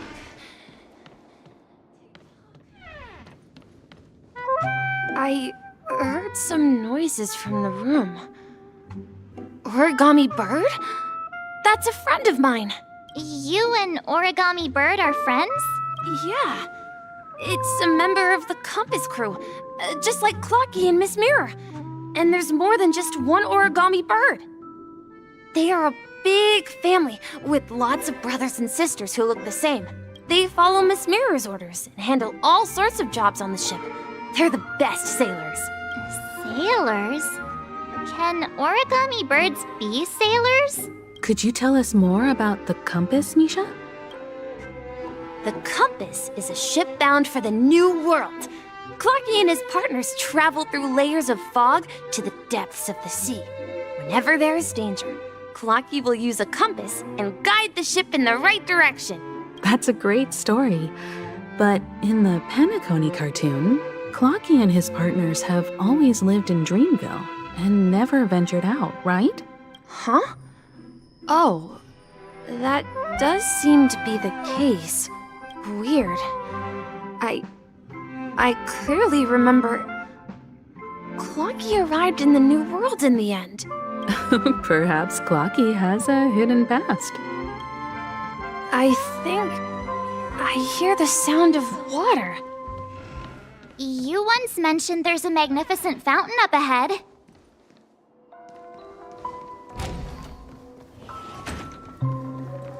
Look, there it is! The water resembles a precious jewel, embedded in the dreams of all seafarers. Every time I gaze at the shimmering lights beneath the waves, it feels as though I'm back in this place, standing by your side. Have you recalled anything, Misha? Yeah, I saw these sentences in Grandpa's logbook. He used to say that despite the perils of the sea, whenever he stood on the deck in the afternoon, overlooking the sparkling waves, he would think of this fountain in front of his house. He often said that those moments felt like returning to his family's side, and the difficulties at sea didn't seem quite as challenging. You know, I quite understand such sentiments.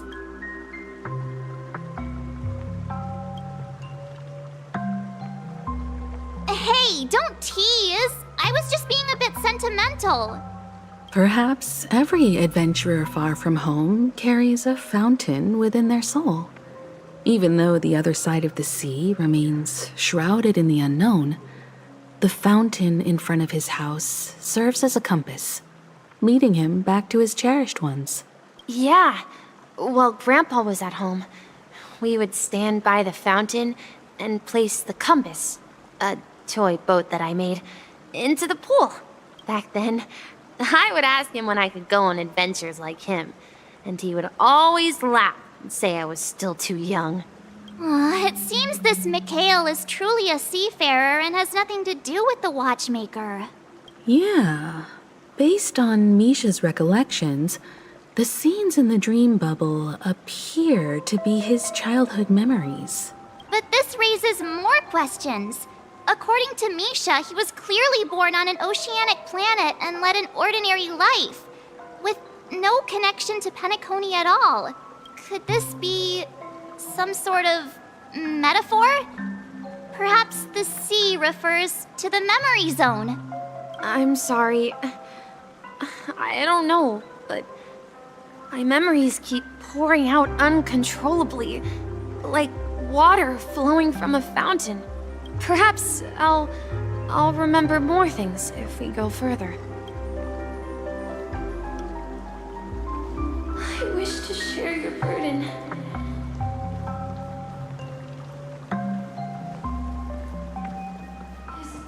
We're going to the opposite side, right?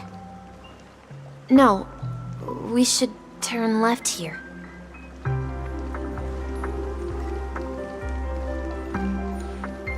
Huh? Something feels different about this place. This is it. I remember this corridor. Up ahead is Grandpa's study.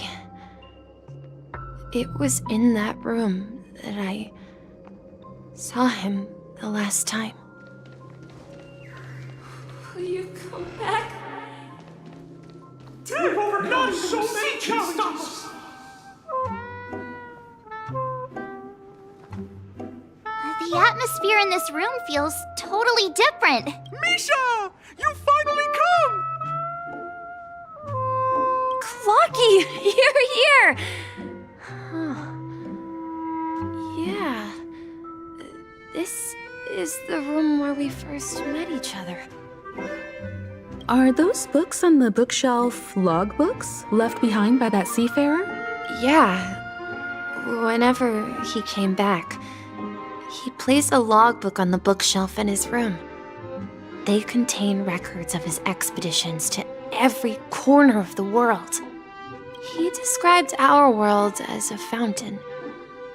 At some point, the sea started to gradually swallow up the land where people lived. To ensure that everyone had land to settle on, he had to continue exploring the sea in search for the source of the rising seawater. On that day, he called me to his study, telling me that he was embarking on another journey. However, I could sense the gravity in his expression. It was the same look I had seen on my father's face before his final voyage. I asked him if I could go with him, but he said that my adventure lay elsewhere, and told me to stay home, and patiently await a certain sound at the door. What sound? He told me about a vast ocean in the sky. An ocean of stars. He spoke of a train that transports children with a desire to venture far away, traversing the sea of stars without ever stopping. He said that he knew the crew on the train, and that he had asked them to take me along. He said the journey I had always dreamed of would start there. A train? Could it be? It's the Astral Express. I remember now. Grandpa's friends are a group of nameless who came to this world to resolve a disaster caused by a star. Then, he gave his pocket watch to me. It was his cherished treasure, appearing in every one of his adventure tales. He explained that difficult times were ahead, but assured me that the watch would guide me. He said, as long as I kept moving forward, I'd eventually reach my desired destination. And then, it was as if I heard the distant sound of a train whistle, echoing throughout the room. Exactly, Misha! And then we followed that whistle, didn't we? Yeah. I think I can still find the way we took back then.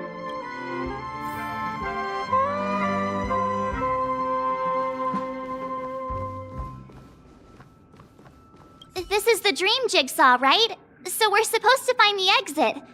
But where can we find the last piece? Do you remember? You said you obtained a mysterious shard when you stumbled into this place. Hey, the shape seems to match. So this shard is also connected to Misha? Looks like we're just one step from revealing the truth. Let's get to the other side and investigate.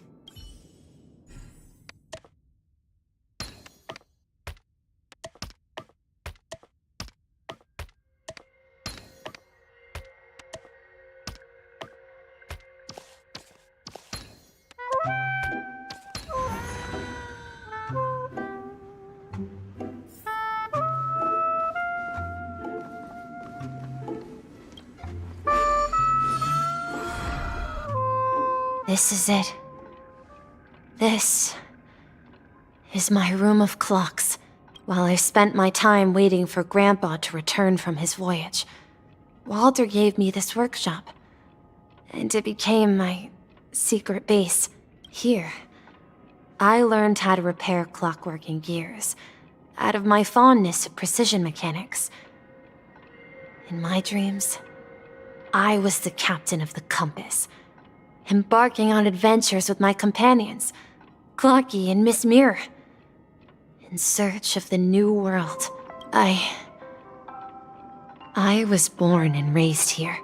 So, this building in the dream bubble is your childhood home? Yes, but not exactly. To be more precise, this dream bubble itself is my home. Looks like you've remembered everything now. Wait. Why does it feel like everyone else knows something I don't?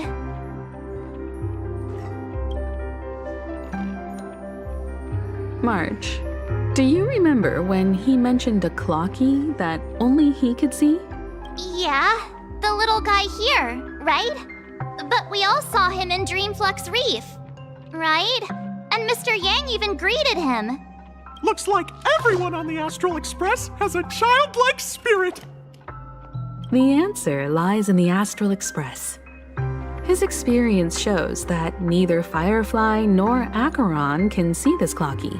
And when we were in Dreamflux Reef, you may have noticed that for some reason, nobody outside of the crew had ever talked with Clocky.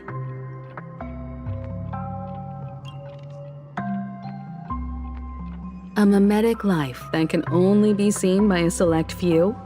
It's just like a hidden message left by someone for the nameless. But Misha can see Clocky too, right? They even grew up together. But Misha hasn't started the way of the Trailblaze yet. That's the key to the mystery, March. Now, take a moment to recall. Have you ever seen anyone outside of the crew interact with Misha? Wait. No way! That's the answer, March 7th. This dream bubble is the place where I was born. And I'm a dweller in this dream. Just like a memory zone meme. I should have stayed here and waited for you. But when reality and memories merged, I unconsciously pushed open that door and left the bubble with Clocky. So it's not that the Watchmaker's dream bubble is empty, but rather the stuff inside ran away? And the whistle you heard was the sound of the express arriving at Penacony? That's one way to see it, but I believe there's a longer story behind all this. It's best for Misha himself to explain all the details. How about we start with your name? Now, should we call you Misha, or...? Thank you all for helping me rediscover my true self. Now, please allow me to reintroduce myself. I was born on Lushaka, in the Presmere system. Adopted by seafarers Mikhail and Char. They gave me a treasure. A name that carried their hopes.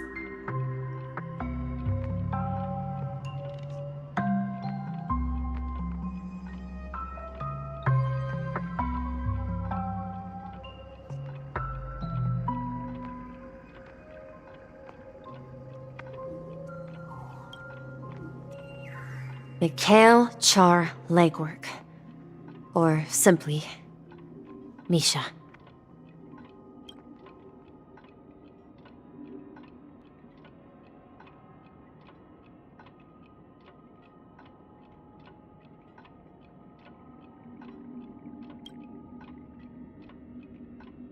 If you prefer, you can call me by a more familiar name. The Watchmaker. So, you're the Watchmaker himself? Unfortunately, that legendary figure is no more. I am only a reflection of his life. As for the child who has been with you, he's the innocent protagonist of Misha's childhood dream. A friend of Clocky, a young apprentice, and a future mechanic on the Express. And this also marks the beginning of his journey, devoted to the Trailblaze. At the end of the journey, I left this little flame, which I so cherished, in my deepest dreams, hoping to pass it on to the nameless of future generations. However, he somehow left the dream bubble and forgot all about his task. I apologize for all the confusion this caused. Because he was born with a desire to trailblaze, wasn't he? I don't think Misha has forgotten his role as a guide. He remembered it, and that's why he mistakenly appeared as a hotel doorman in his dream from the very beginning. The one who brought our unconscious friend here must have been Misha. If that's the case, we encountered the Watchmaker's legacy from the beginning, didn't we? Well, I have a sarcastic friend who says I always take big detours and end up back where I started. Perhaps that's what every nameless has to go through. But in the end, you found me. I'm sure you're all wondering what my legacy is. I believe my hound has mentioned the Stellaron and my wealth. If I may apologize, the Stellaron part is real. As for my wealth, however, it's nothing more than a baseless rumor. I left my homeland as a child and embarked on the journey of Trailblaze. I traveled to various planets, until finally reaching Asdana, where my friends and I built the original Penacony and fought for its future ever since. I've been moving forward all my life, doing what I could to overcome the obstacles in my path. But ultimately, my journey reached its end, and I left behind no possessions worth entrusting. So, if you ask what's left within this worn-out train engine that can be called a legacy, I suppose it's the things that are still burning in the engine's furnace. Now that you're well aware of the current situation of Penacony, I certainly hope that you'll help me get this world back on track. But I'll leave that decision to you, for the path of Trailblaze is never paved by others. All I have for you is a story and 2 gifts. I want to give you my pocket watch. It has accompanied me throughout my long journey, guiding that naive child forward, and has been blessed with the presence of so many great people up to this day. And my hat, too. The one who navigated for me placed it on my head and planted a fanciful thought in my mind. The trailblazing expedition will never end. Now, it's time for you to make your choice. Once you've made up your mind, open that door and enter the long dream of an old man. I'll be waiting for you at the end of this corridor of time. All right, everyone, let's make a decision. Although I don't think anyone will have any objections.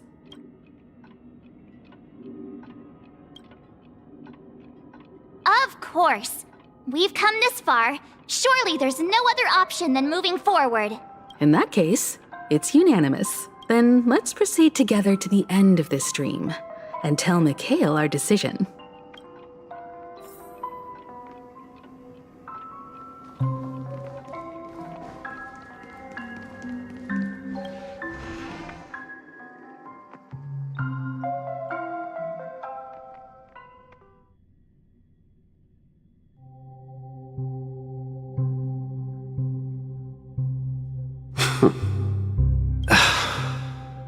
Mikhail, where are you going? Someone has to step up and save Lushaka. So why can't it be me, Misha? Please don't go. And if you must, please take me with you. Don't leave me alone. Even without me, you know how to proceed forward, brave Captain Misha. The compass is waiting for you.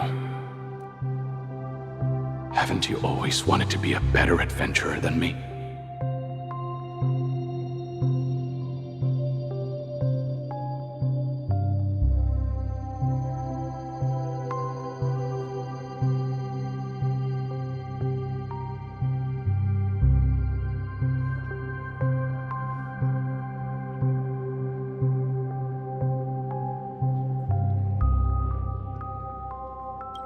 Now go! Board that train and start your journey! Where are you going, Mikhail? I'm going to clean the floor in the parlor car. I've promised the conductor. Wait, first tell me, did you fix this watch? Yeah? I know what it looked like before. Its chain was broken, the back case torn, and the marks on the dial all worn out. How did you manage to fix it? Well, it's hard to explain, but I knew it could be fixed. It's the hands, Mr. Amundsen. Its hands were intact and pointing in the right direction, so I knew there would be a way to fix the rest. I see. You'll work with me from now on. Haven't you always wanted to tinker with this train? You're its mechanic now. As for the conductor, I'll do the talking. But I only know how to fix watches. Don't worry. You've got what it takes. I'll teach you what you need to know. Where are you going, legwork? It's time to head to our next stop. I'm staying in Astana with Rosalina and Tiernan. I see. This place reminds you of home. The people of Asdana have only achieved a tiny victory, and still have a long way to go towards true freedom. Hanunu needs us. Don't worry, not all journeys lead to the stars. Even if I leave the Express, our path of trailblaze will continue. Yeah. I knew you wouldn't stay on the Express forever. Leave in peace, my friend. And, take this with you. This is Mr. Amundsen's hat. But why? When he departed, he said he would leave it to his best student. Well, I suppose the time has come. Farewell, legwork. Take care of Tiernan and Rosalina. And don't forget to write to us. Where are you going, Watchmaker? Don't worry, Micah. Just going on a little trip. Someone has to be at the forefront of the interstellar frontier, and I'm the only former Nameless in Penacony. So why can't it be me? Because you're all we have! Have you forgotten about Tiernan? The cosmos is way more dangerous now. What will happen to Penacony if we lose you too? But what will happen to Penacony if we don't find a way out? Tiernan. How can I ever forget him?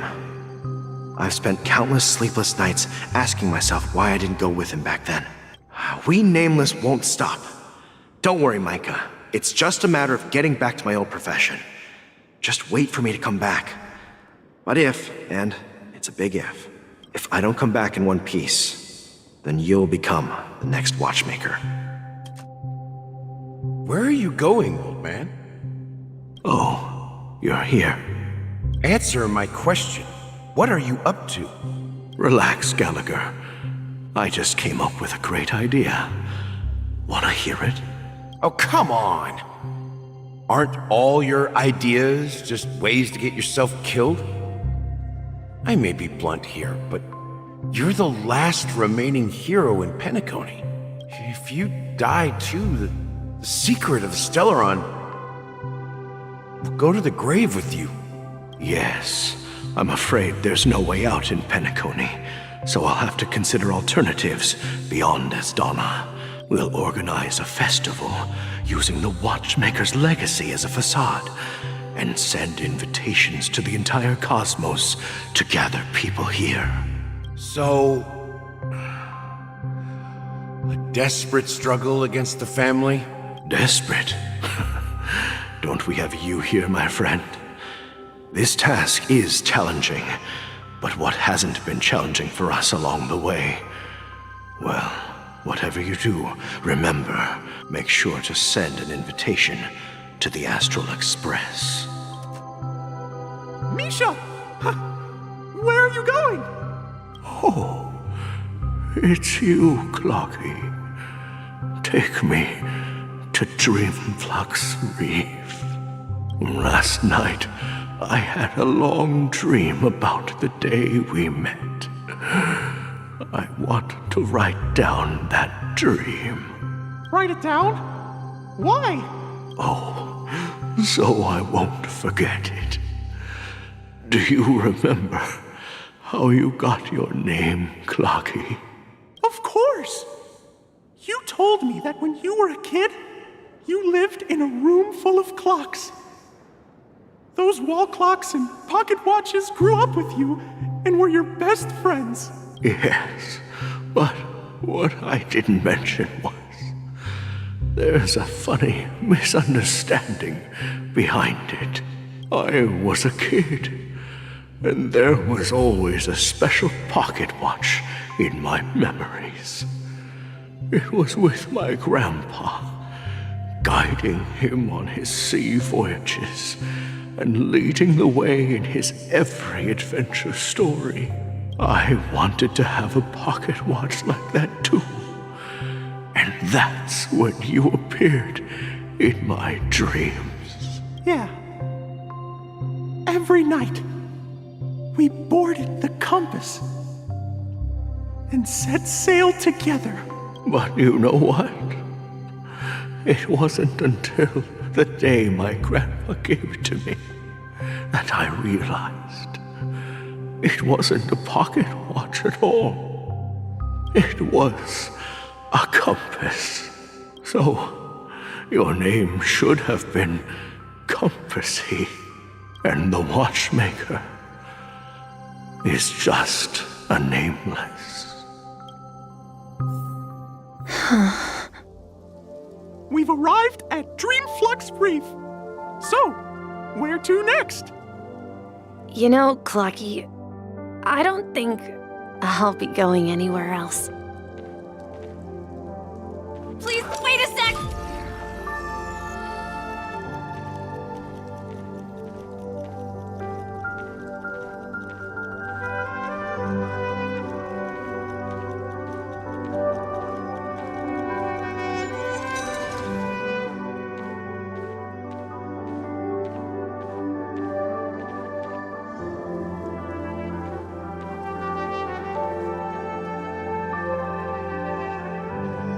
Please, wait a sec!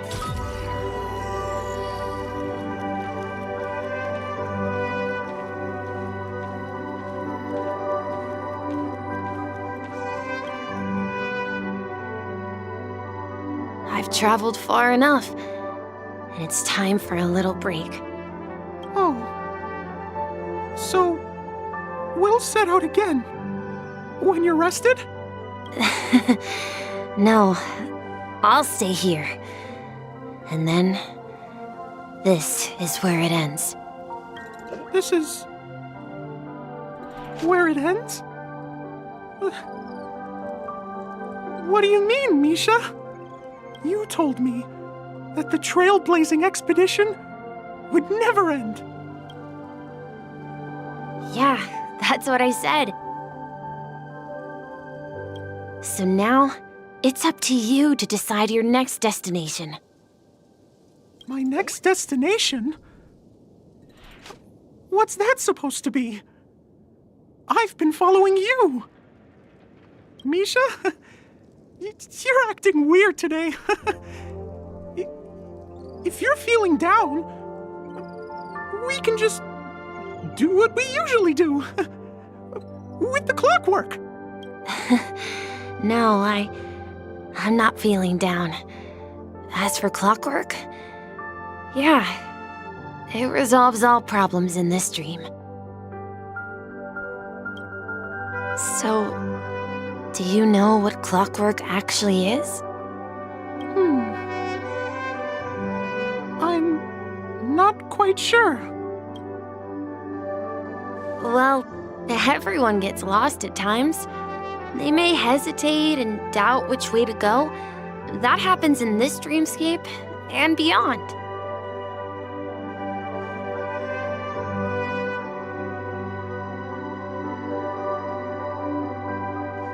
But don't worry.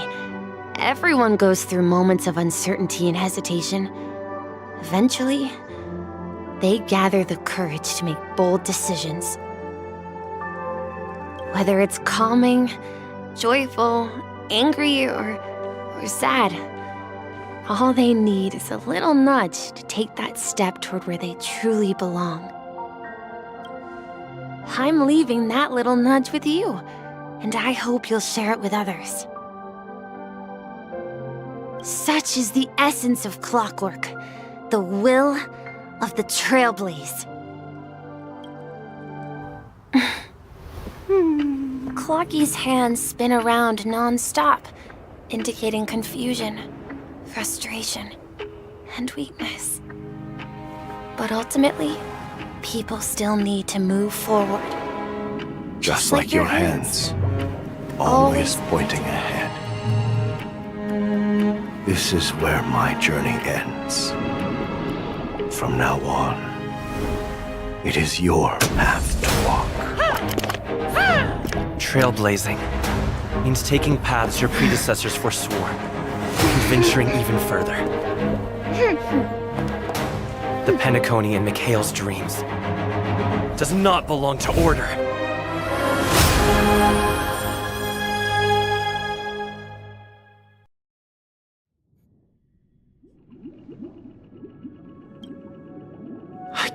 believe that Eon would cast a glance at Penacony at a time like this. Is it because of the resonance from the legacy of the Trailblaze? Or perhaps the bond between you is so strong that it even impresses an Eon? Well, there might be another possibility. Perhaps they want to witness, on behalf of the fallen Eons, who will hold the future of Penacony. If that's the case, on behalf of the Dream Master of Penacony and the 107,336 members of the Oak family, I'm extending a formal invitation to all of you. I'm cordially inviting you all to the Penacony Grand Theater to participate in the upcoming Charmony Festival. And, of course, you won't be in the audience, but on center stage, since the future of the Stellaron, Penacony, and even the entire cosmos is at stake. Let's draw a conclusion there, in all fairness. If you truly believe in Akavili's path, then show me their courage and determination.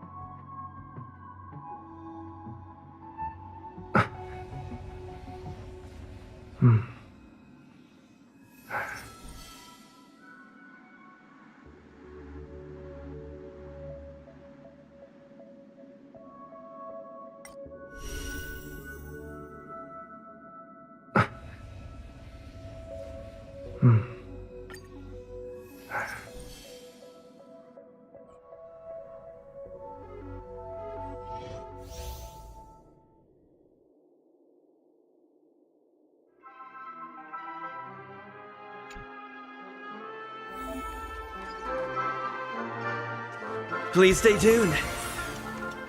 Ha!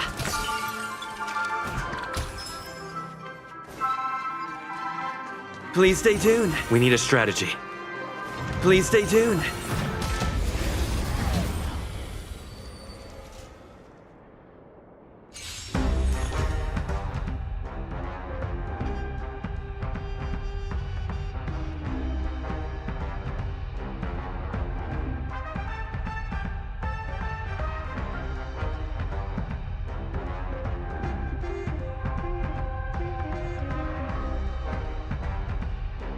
Art is so good.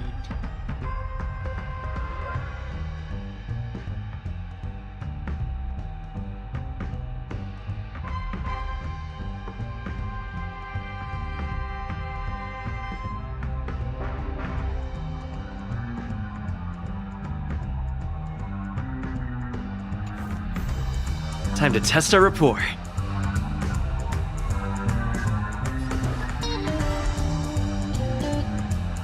Dreams do come true.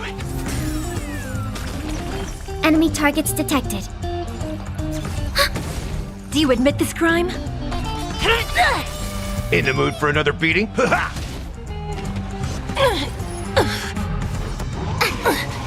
Stay in step. Enemy targets detected. It's time.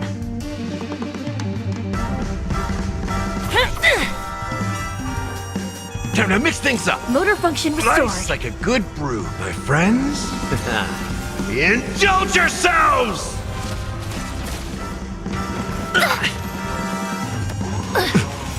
Take your positions. Let's improvise. We have the upper The hand. mood is set just right. Let the show begin!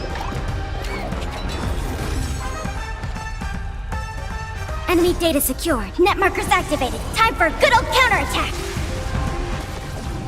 By the order of the Ten Lords, execute the Marastruck! Ready for another? Do you admit this crime? Stay in step. Dreams do come true.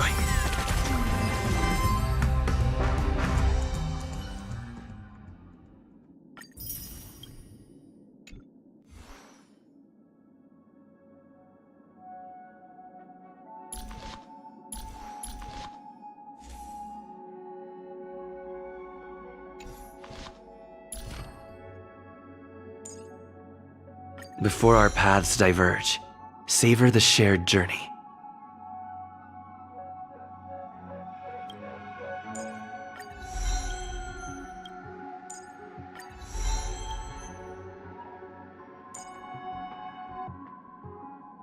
Before our paths diverge, savor the shared journey.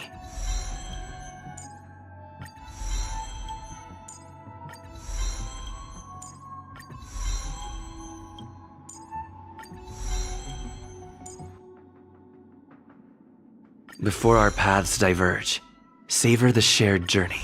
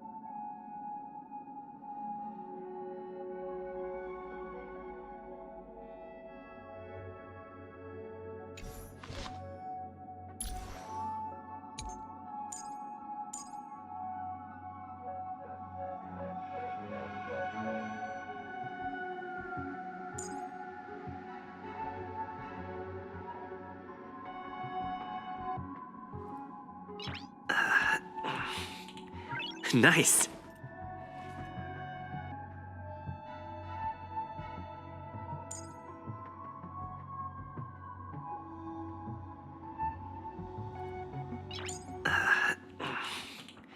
Nice.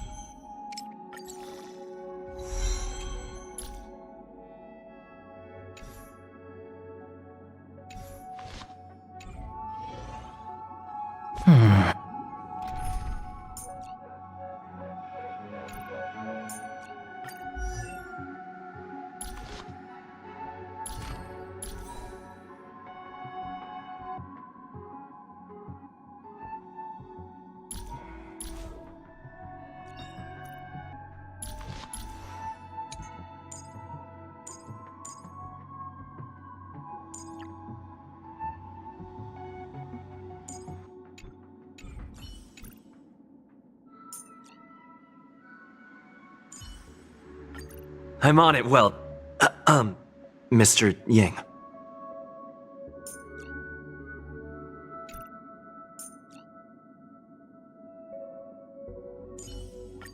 Show me some of that trailblazing strength again.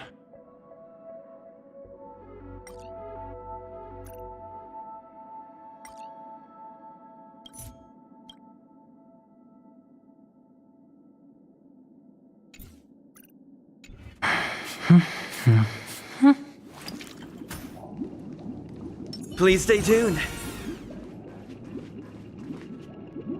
Does that mean he wants to fight us during the Charmony Festival?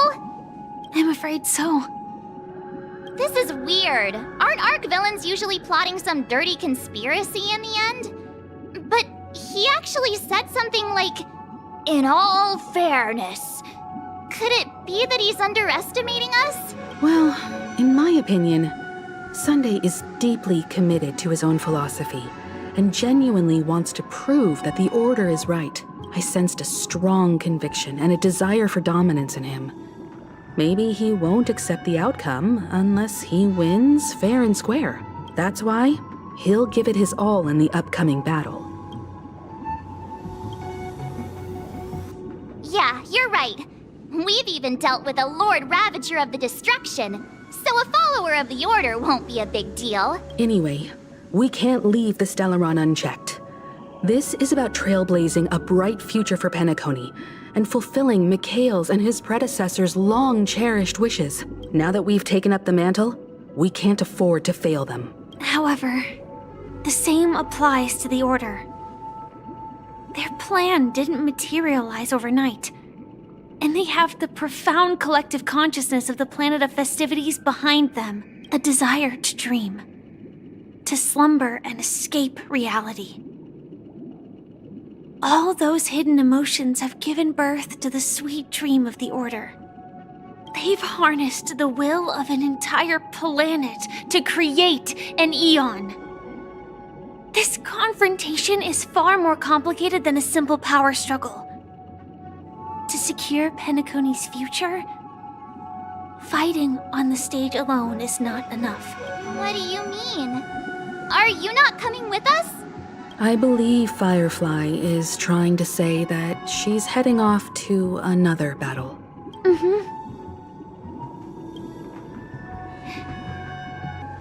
Before I left, the Destiny Slave told me that this journey would bring unforgettable rewards. Even though the script he gave me only had a few lines, I couldn't ignore them. Because one of the lines said, "I'll experience death 3 times in the land of the dreams." 3 times? This can't be serious, right? The first time was a painful death when I was stabbed by the Blade of Dormancy, which led to all subsequent events. The script will always come true, but in a way that will only be revealed when that page is turned. So now I've understood the meaning of my second death. And I am prepared to face it. If all goes well, my efforts will provide crucial support for you. Only by achieving victory in this battle can we secure a future for Penacony. And only then, my third and final death won't come true in the most terrible form. The most terrible form? Does that mean... The true death, where everyone in Penacony loses themselves completely in the eternal sweet dream of the Order. We must do everything we can to prevent that. Have you made up your mind, Firefly? Yes. Otherwise, I wouldn't be here. Thank you again for your assistance for the Astral Express. May we meet again, in reality. Yeah. Farewell, everyone. May your trailblazing expedition never end.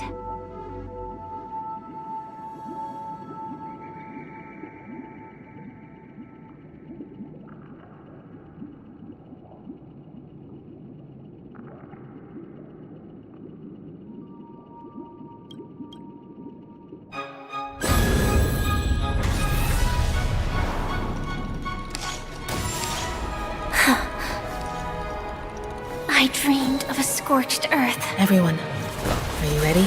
A new shoot sprouted from the earth. It bloomed in the morning sun and whispered to me. Like fireflies to a flame, life begets death. May we meet again in reality.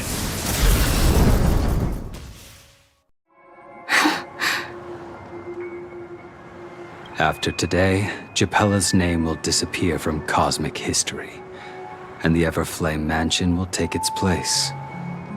In the not-too-distant future, you'll receive an invitation. That's your next stop.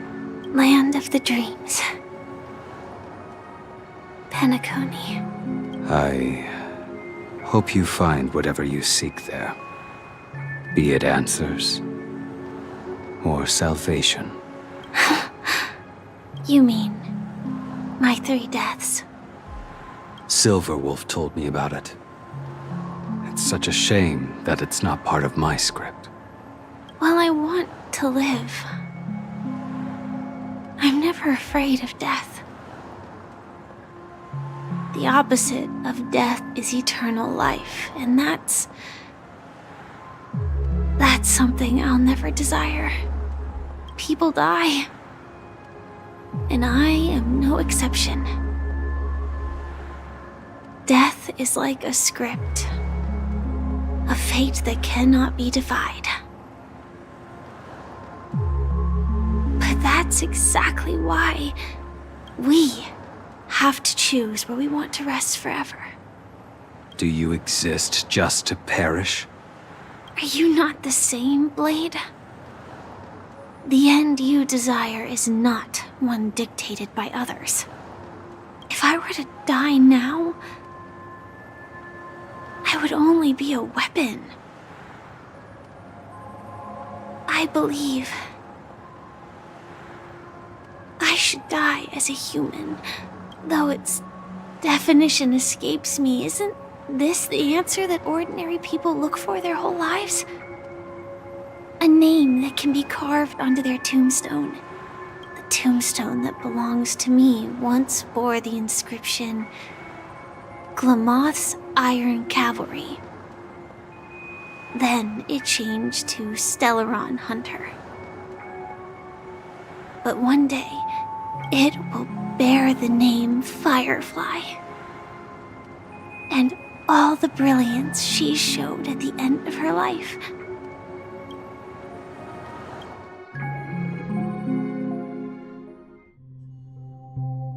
That's quite unexpected, old man. Who would have thought your crazy plan would actually work? Do all you nameless fools just act on a whim? I can sense that this false sweet dream is coming to an end. The nameless may be young, but they had the ability to achieve this goal. Just like you did in your time. It's a shame you won't be able to see it firsthand. Maybe I won't either. Once something fictional is seen through, it ceases to exist. Yeah, not just those nameless. Even Mr. Wings is just like you. Stubborn, won't listen or give up, no matter what. Well, fate is unpredictable, I guess. If we weren't bound by those cursed paths, maybe we could have had some good talks. But in the end, we managed to do it. And now we can find solace. Remember how those idiots cursed us? They said, "Go to hell, you worthless traitors." Well, I don't know if they really meant it, but if longing for freedom means going to hell, then I'll be joining you soon, you fool. Let's get together and have supper again in hell. Oh, I almost forgot. There's one more thing. Here's to you. A glass of hello and goodbye, Trailblazer. To the imperfect tomorrow.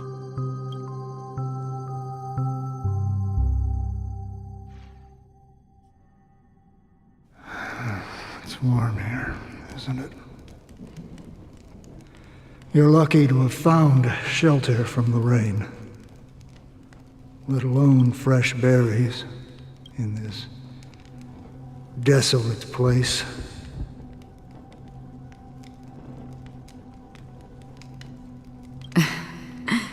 I was just following the scent of life. It's particularly strong in a place like this. It's a shame these berries don't have much flavor. Seriously? In case you didn't know, this fruit is pretty juicy.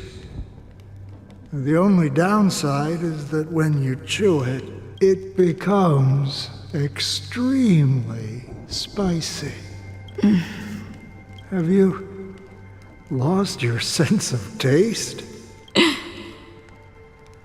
I can still taste certain things, like a faint sweetness. Before coming here, I stopped by a place called Orkron.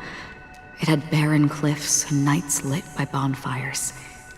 Burgundy snow would fall from the sky, and when it landed on my tongue, it tasted like raspberries. The flavor wasn't exactly sweet, but it left a lasting impression. When I think back on my past, I realize that what's tying everything together isn't the big events, but rather these small yet unforgettable moments. Don't worry about it. Losing oneself is a reality that every self-annihilator must face.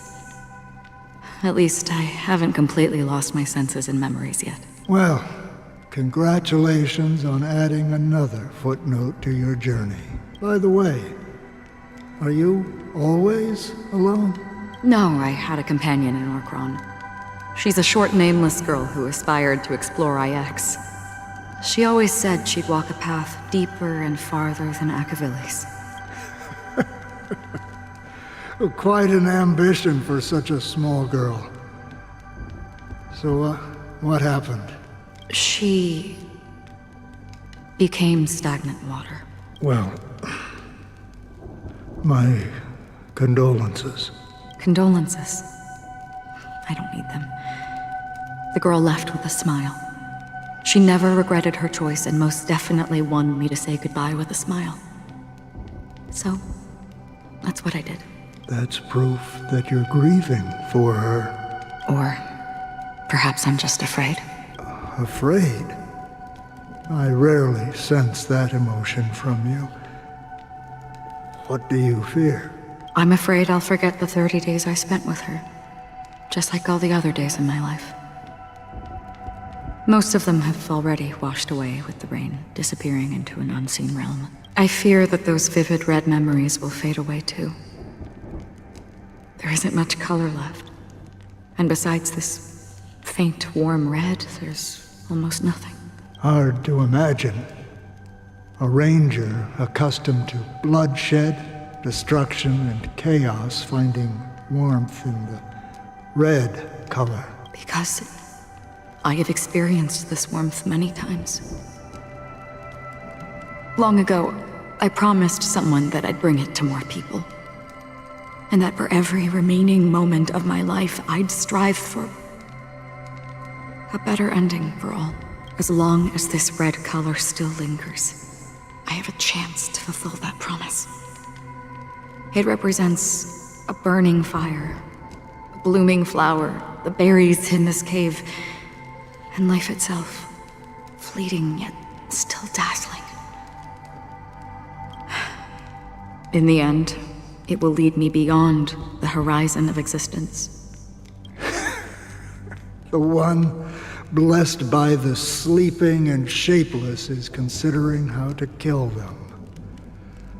That's truly pure nihility. But you're right about one thing.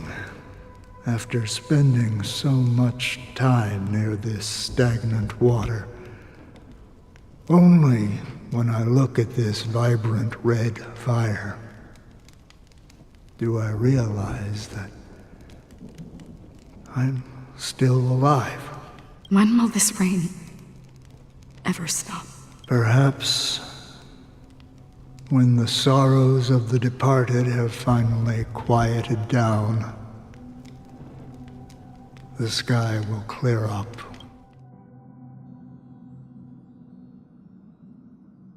Have you heard of a planet named Biari Scamandros, Don Hung?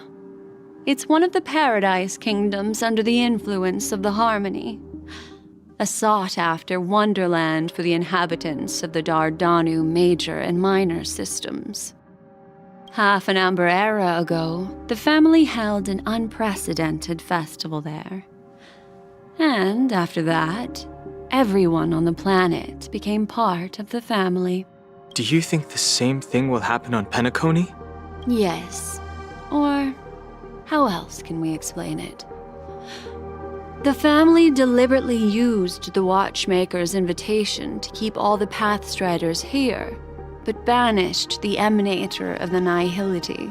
Because of the Nihility, I'm rarely affected by the power of other paths, but somehow I can unconsciously infiltrate them.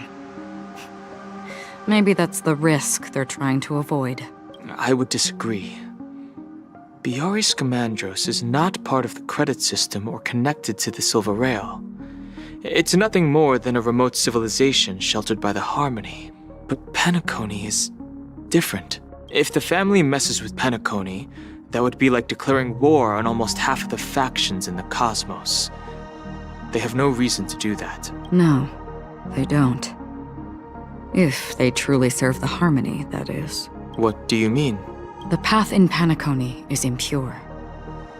The Harmony here has impurities. Do you remember the Ancient Swarm disaster? Tazeronth, the propagation, brought endless havoc to the universe, and it eventually evolved into a fierce battle among all eons.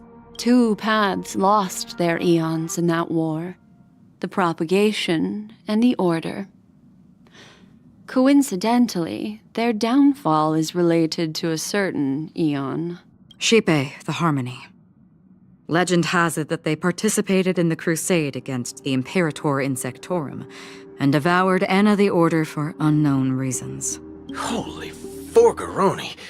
So you're saying that the 2 leaderless paths are working behind the scenes? But I don't see any descendants of the propagation in Penacony. Could it be that the remnants of Beyond the Sky Choir are hiding within the family, trying to resurrect a fallen eon? I can't say for sure, but they're definitely planning something for the Charmony Festival. Holy wabba-boo. Now, this is getting way too complicated. Is this why you want us to leave Astana right away? Are you giving up?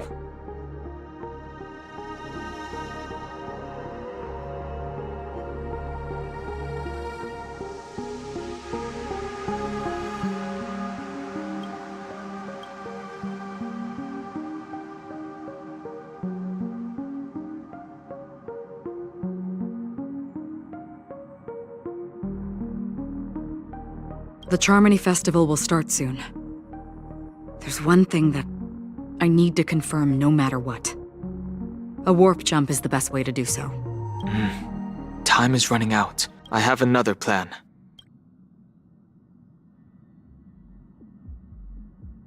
Hold on. Are you thinking of using the Jade Abacus of Allying Oath? Exactly. The assistance from the Lawful Cloud Knights would be enough. Think it over carefully. You can only use that once in your lifetime.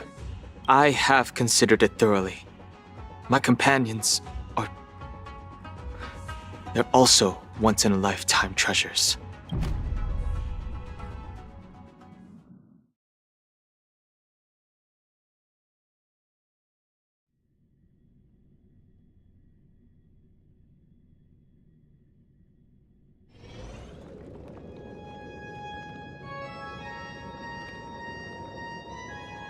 Are you the only one here, my child?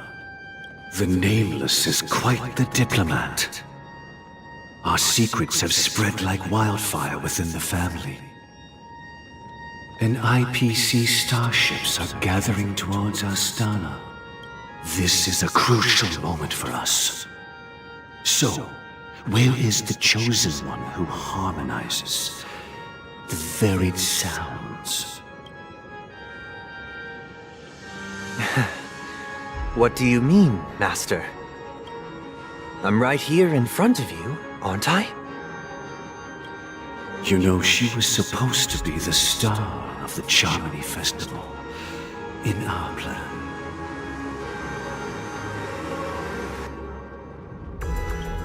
But the plan has changed.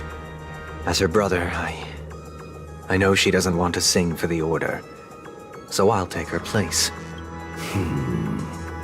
You've always been wise beyond your years. I'm sure you understand the consequences of your choice. If you consider this a betrayal, well, there can't be two suns in the sky. I'll step up and take down the other sun if necessary. Do you believe in karma? If karma exists, then everyone has their own karma.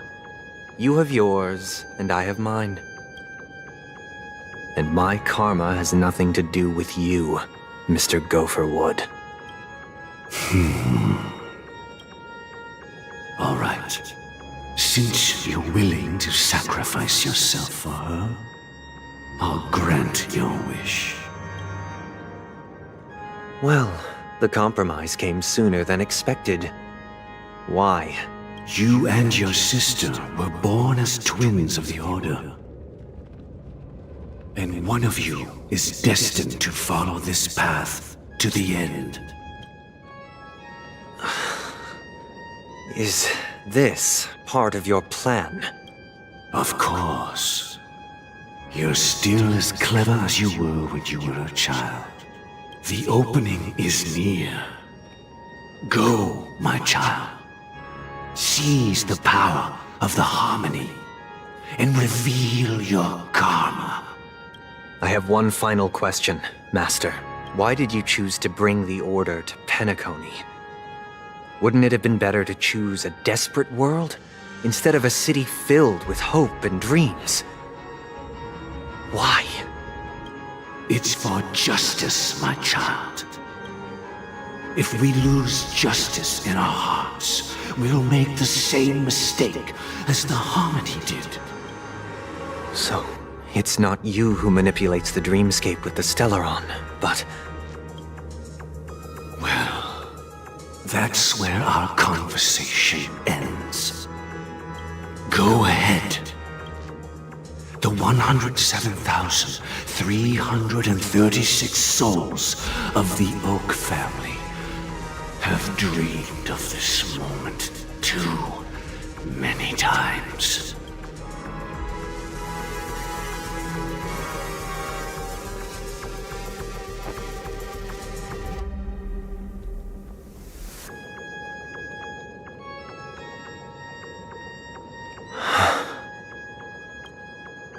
I shall ascend to the heavens, becoming the scorching sun, bathed in my light. My people shall flourish, while all evil shall be eradicated. This is the interior of the Penacony Grand Theater.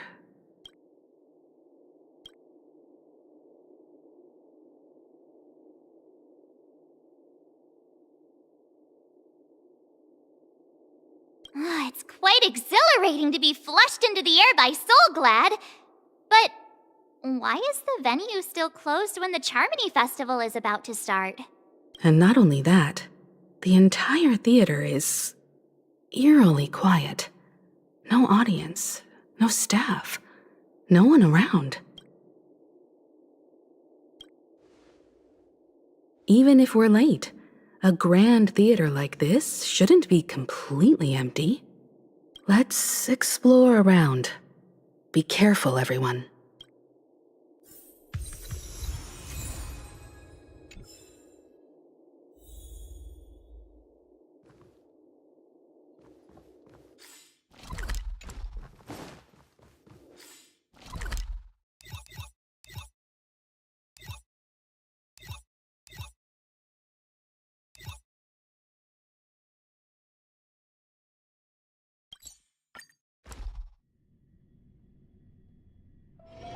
It's getting late. Where to now?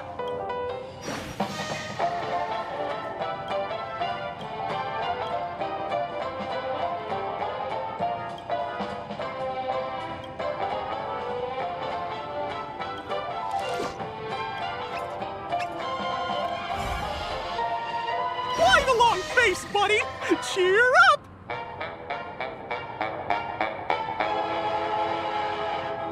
Tick-tock! Oh boy! I've eaten too much this time!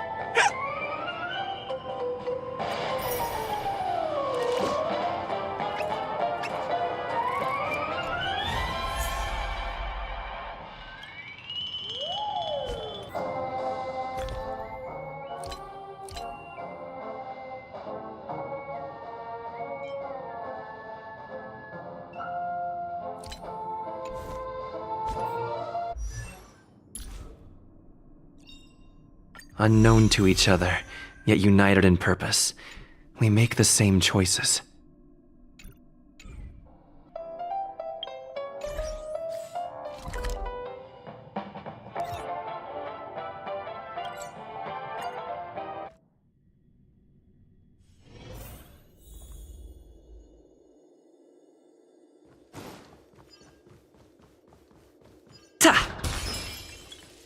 Gosh, the atmosphere here is so creepy and unsettling. Even if there's no audience yet, there should be some staff around. Why is it so silent?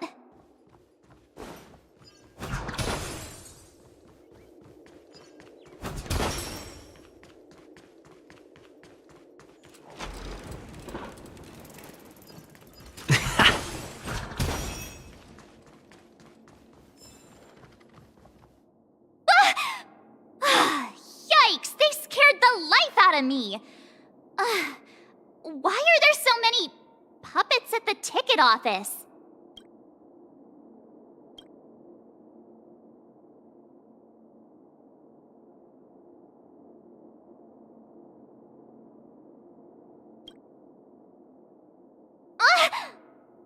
Stop it!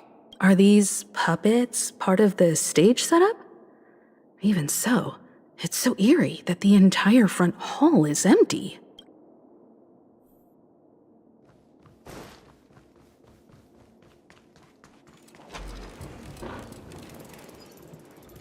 Something feels off. We're in the right place, right? There's no other grand theater in the dreamscape. So Sunday's messing with us?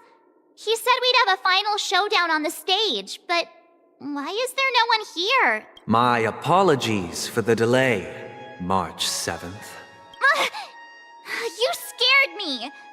Where are you now? I'm waiting for you behind the curtain. Following the Asdana tradition, I invite you to enjoy a stage play in 3 acts before the festival begins. History is a mirror reflecting the universe's true essence. Let's use this opportunity to delve into the rich history of Penacony and the eons. Within it, naturally, the future takes shape. Let us commence with the dawning of the world.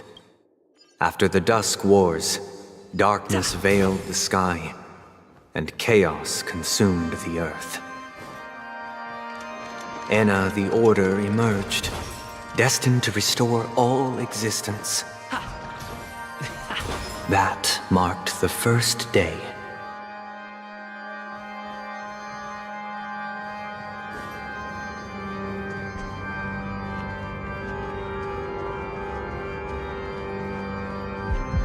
They gathered nebulae and forged them into picks, thus creating a grand lyre with black and white keys. Strike the white keys, and the sun rose. Strike the black keys, and the moon rose. And so, the cycle of day and night arose. That marked the second day.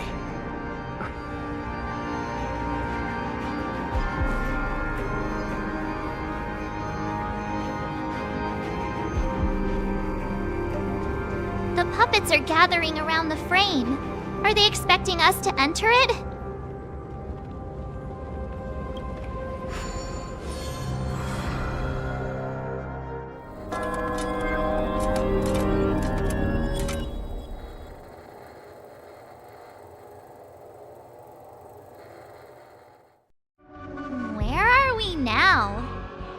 The atmosphere here, looks similar to Sunday's inner. This act is named Ode to Prisoner.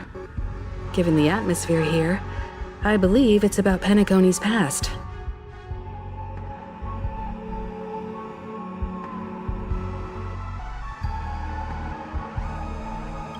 I thought things were finally looking up as I managed to dodge prison during my recent trailblazing expeditions. But now it looks like I'll be back behind bars again. I genuinely wish to avoid a violent clash with my esteemed guests from afar. Therefore, I've arranged 3 acts before the situation becomes irreparable. Where shall we start our narrative? Well, let's start with the time when Penacony was still a frontier prison.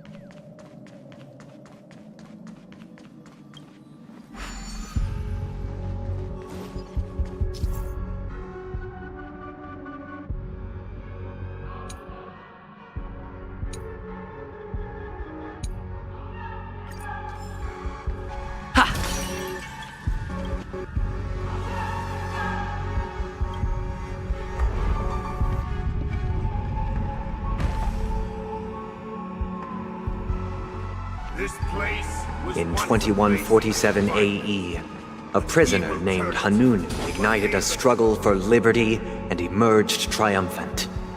IPC referred to it as the War of the Frontier, while the Asdanians dubbed it the War of Independence. Ta!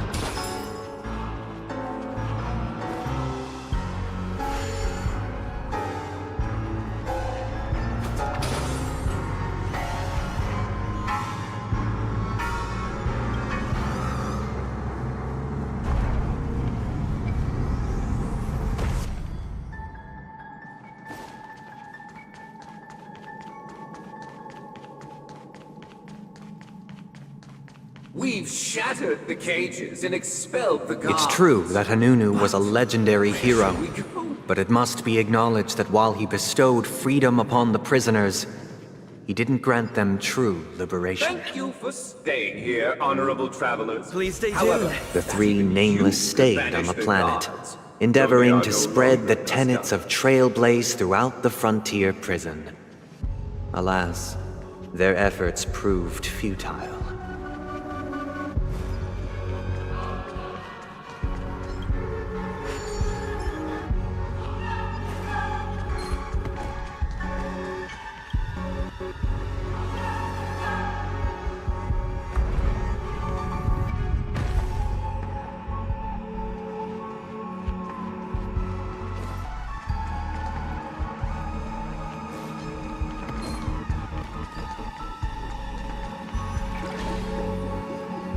Let's build another prison. Once again, Asdana was engulfed in war. This time, the enemies originating from within. The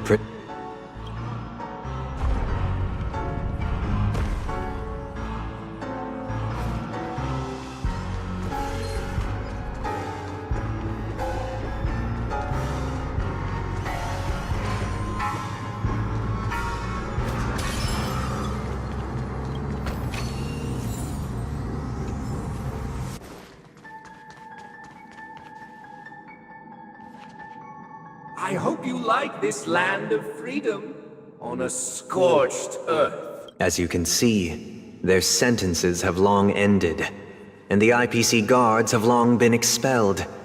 Yet, these prisoners remain enslaved, not by external forces, but by the confines of their own minds. Freedom permeates every corner, except fragile souls. It gives solace only to those who believe in its existence. Prisoners, this is my order. Learn the essence of freedom and teach your fellow prisoners to fight for their lives. Hey! Why do we have to fight while enjoying the show? For I desire not only your enjoyment, but also your assistance in its completion. Let's improvise. The mood is set just right. Let the show begin!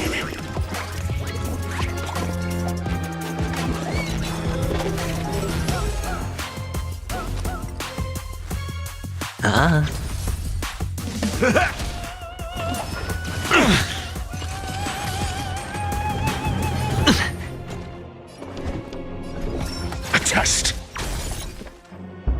Dreams do come true. I hit the mark.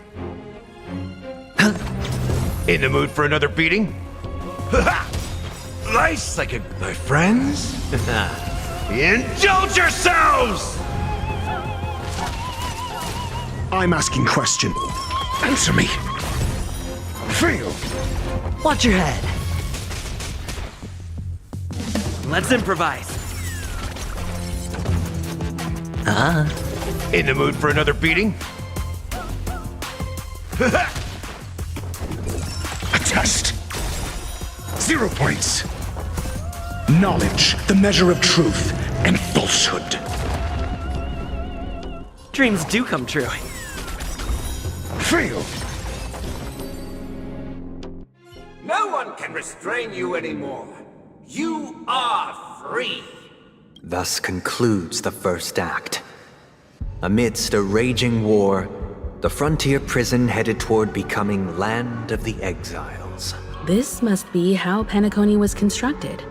With the aid of outsiders, the prisoners were finally liberated and established the Land of the Exiles. However, it appears that Sunday aims to convey the spiritual plight of the prisoners more than the physical aspects of imprisonment. This show is a bit too literary for my taste. But the battle part is quite easy to understand. Anyway, we've arrived at the exit. Let's go! These puppets... Where are they guiding us this time?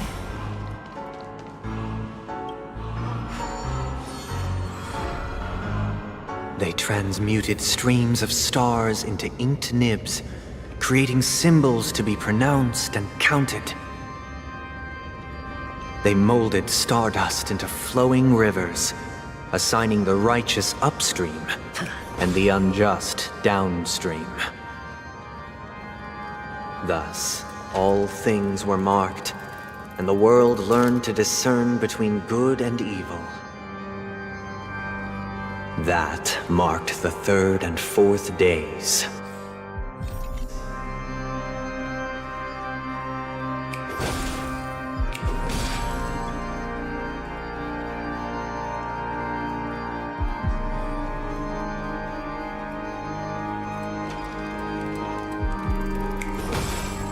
Look, another frame!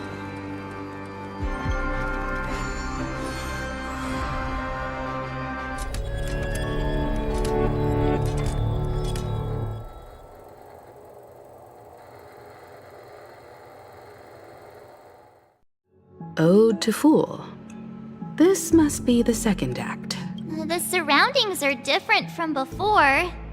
The stage decorations look a bit tidier now.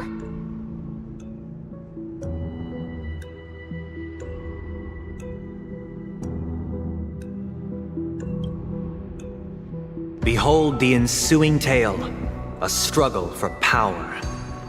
Penacony witnessed the ascent of the 7 major lineages: tree, grass, flower, bird, beast, fruit, and insect.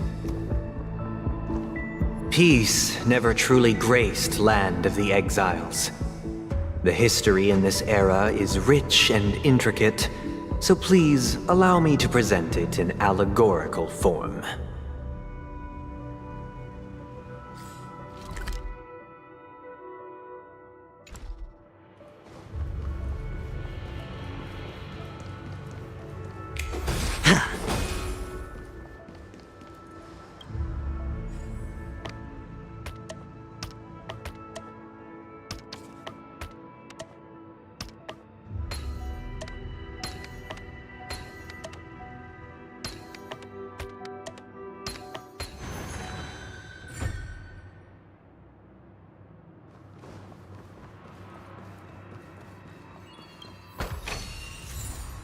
Welcome to this mansion, dear outsider. Land of the Exiles was in disarray, besieged by both internal and external perils.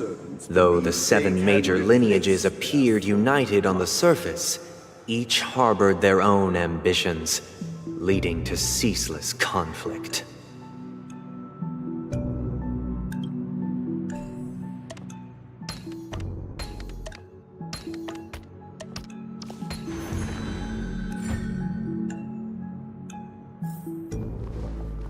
Accountant! We are the pillars of this mansion. The Black Plum family was the first to fall. They withered away in the White Desert event, orchestrated by the Alfalfa family. You did not serve the old master. The leader of the Alfalfa family sought to defect to the IPC, trading freedom for survival. However, his eldest son slew him in the name of righteousness, and ascended as the new family head.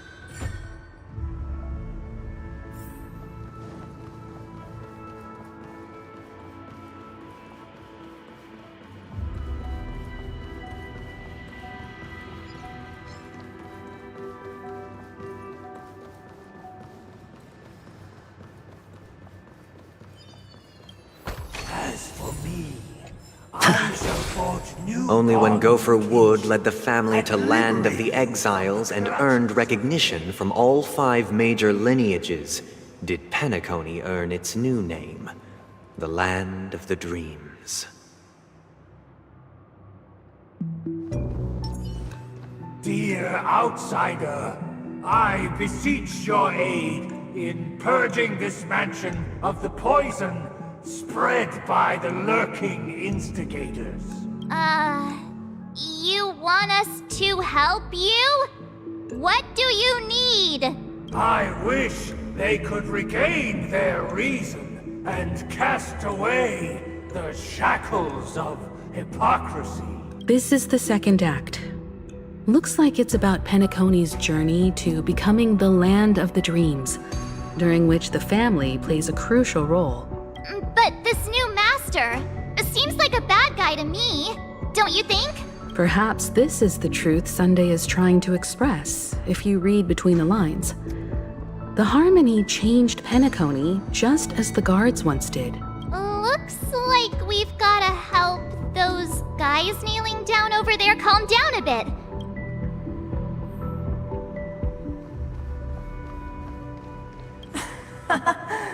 In the absence of my master, I am free. But without their guidance, for whom shall I sing?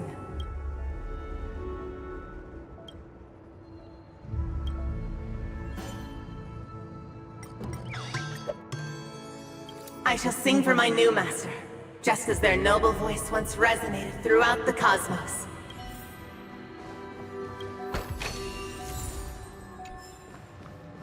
Master! Oh, you will return in due course, and I shall stand vigilant, awaiting the reward for my loyalty.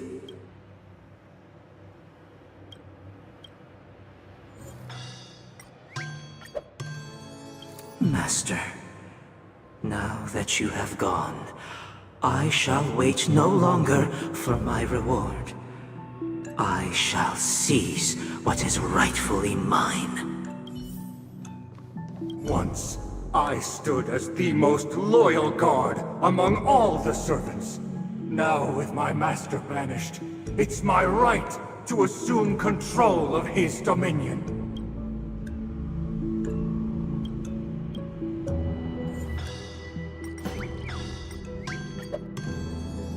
My former master has long departed, but why do I still fear the remnants of his creation? Master is no longer here. I thought I'd be free, but I'm not. Now, without my master's command, I'll have to seek guidance from the blind.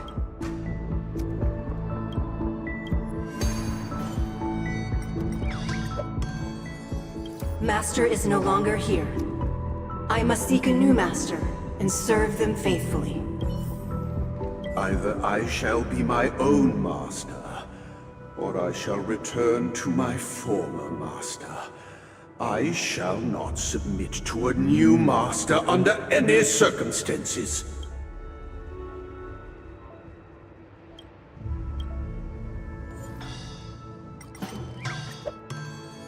Without a master, who can grant me true freedom? Thank you, dear outsiders. My servants have regained their sanity. Heed me, one and all. Your former master shall not return. It is through righteousness and unwavering support for one another that we shall attain true perfection. Cast aside the veils of hypocrisy and embrace one another. Get ready. Looks like another fight is about to begin.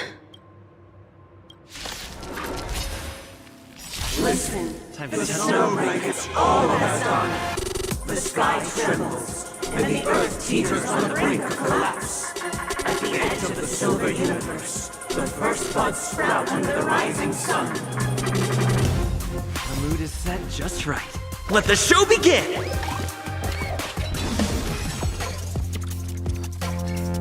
Let's improvise.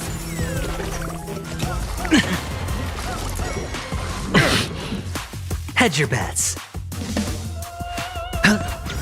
The dice have been cast. Bust. Or maybe I'll take it all! Step up, let's see ya! No dirty. All in.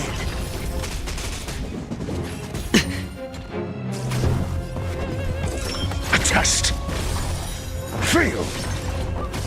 Did the rhythm get messed up? Dreams do come true. Sure, I'll play along. No dirty tricks, all right? Watch your head. I'm asking. Answer me. 0 points.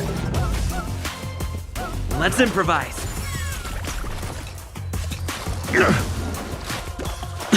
In the mood for another beating? Life's like a good, my friends.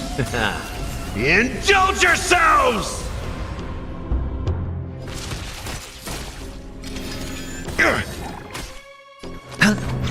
Take your positions. Dreams do come true. The mood is set. Let the show begin! A test. Fail. SAS. Knowledge, the measure of truth and falsehood. In the mood for another beating?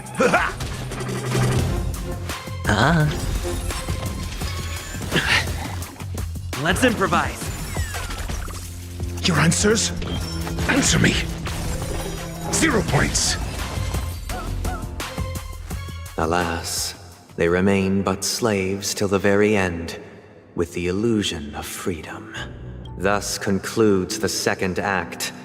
Amidst an illusory harmony, Land of the Exiles charted its course toward becoming the planet of festivities. This is how Penacony fell under the family's control. Since the arrival of the Harmony, the Land of the Exiles has undergone dramatic changes, not all of which have proven beneficial. This guy really loves dramatic scenes. Bet he comes from a whole lineage of stage performers.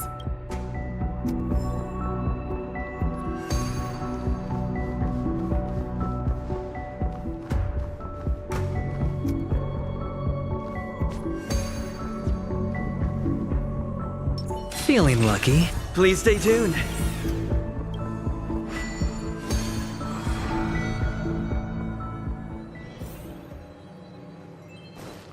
They used the planetary rings to establish the law, forging a code of conduct among the masses.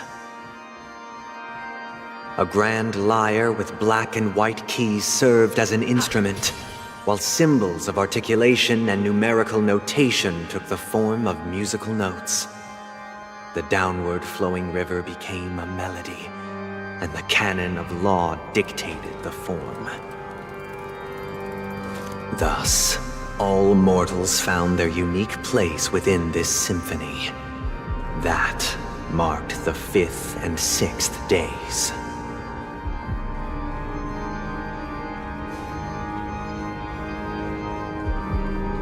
This guy is really into these puppets.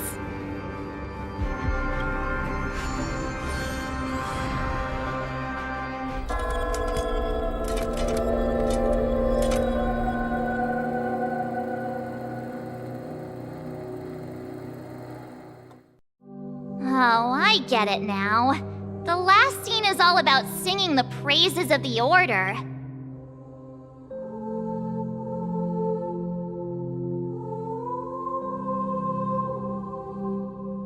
And the atmosphere here is completely different from the previous 2 scenes.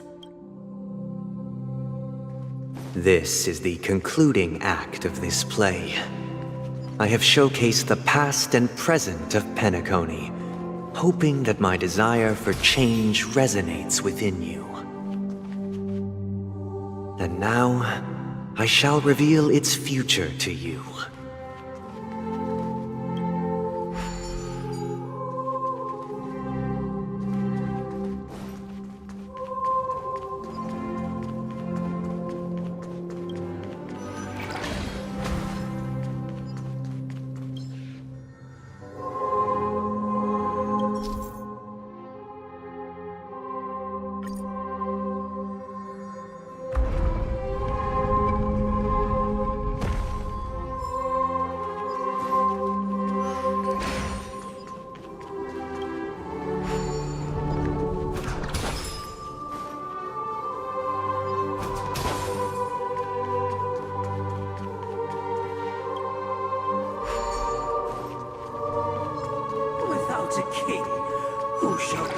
Responsibility for the people. If the people lack Without a foresight, king, we will make choices on their behalf. We shall support one another, protecting the weak and standing against the mighty.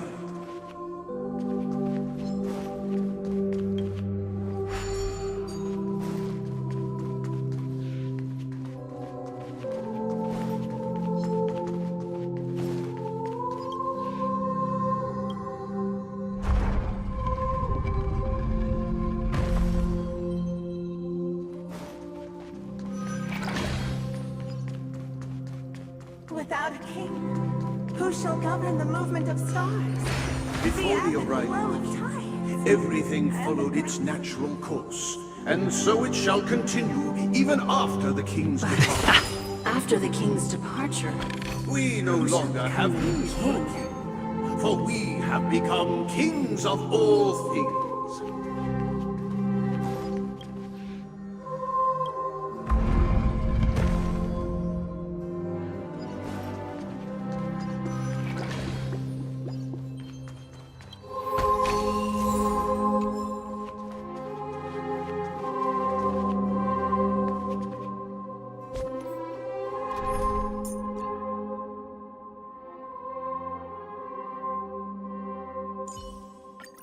As the protagonist of...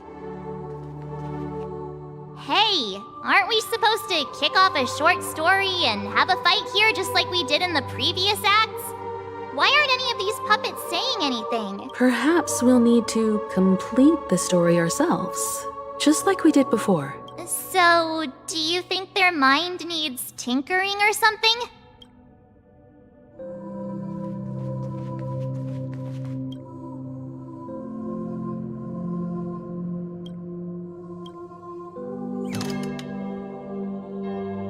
Farewell, former king.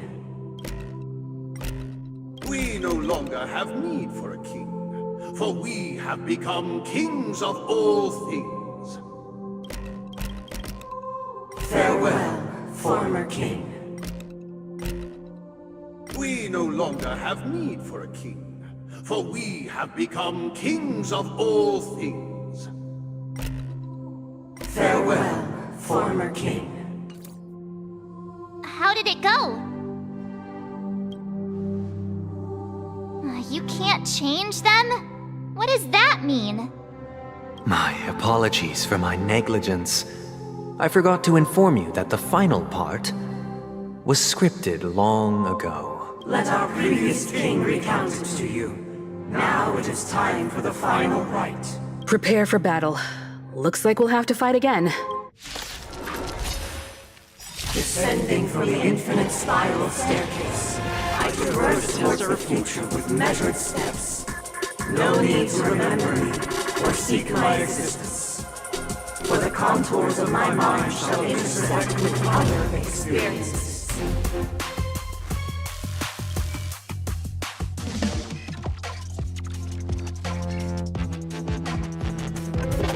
Let's improvise.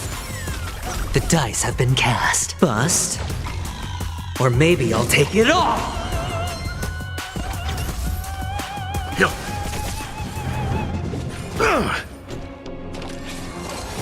I'm fine. A test. Fail. Watch your head. Stay in step.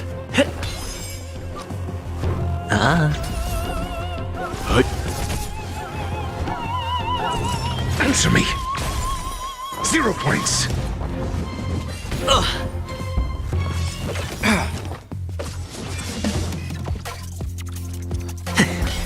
Sure, I'll play along.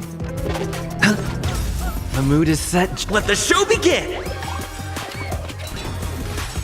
You know nothing of the weight. Survive or be destroyed. There is no other choice. SAS. Knowledge, the measure of truth and falsehood. Yo. Fail. A test. 0 points. Take your positions. Fail. All in.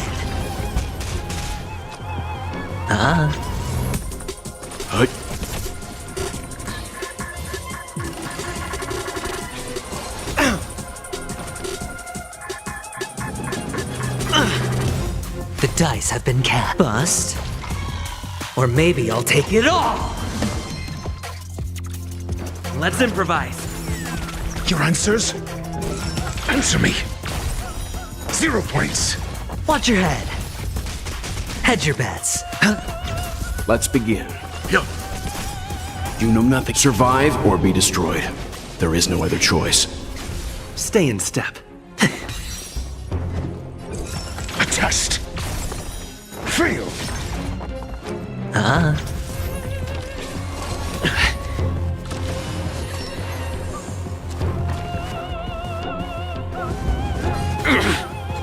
Leave it to me. Stand down. Dreams do come true. Sure, I'll play along. I'm asking question. Answer me. 0 points. Let's begin. In the hushed expanse of a nocturnal reverie, I leave faint traces behind. No need to remember me, or to recall the essence of dreams. What is mine shall wane, while you shall transcend its delicate nature. This is the final scene. It's much more straightforward. He wants to expel the harmony and establish an empire based on the order. Let's go. Once this stage play concludes, it'll be time for the main event, the Charmony Festival. Please stay tuned. Feeling lucky. Feeling lucky.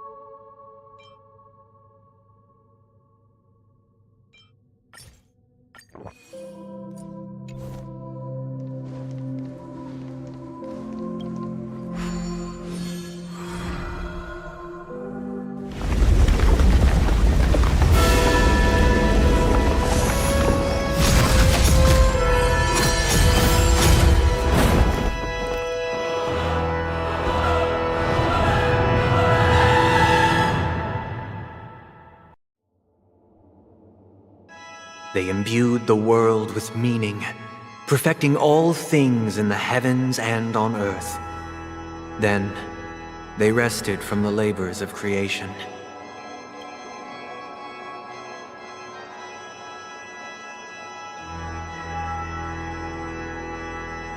Yet, all beings cried out to Enna. Under the banner of the Order, you have defined all things in the cosmos. But this made us realize that we are but puppets in your hands. Thus, on that day, all beings united and cast the Eon into the abyss of oblivion. This Grand Theater looks totally different. Is this the power of the Order? Everyone, get ready. This could be a tough battle.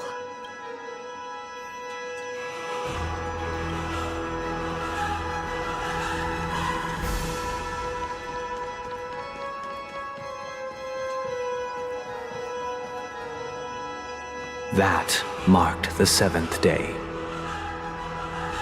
Cheers and chants reverberated in unison. The stars shine bright. Praise the Great One. The Order is dead. The Order is dead. The Order is dead.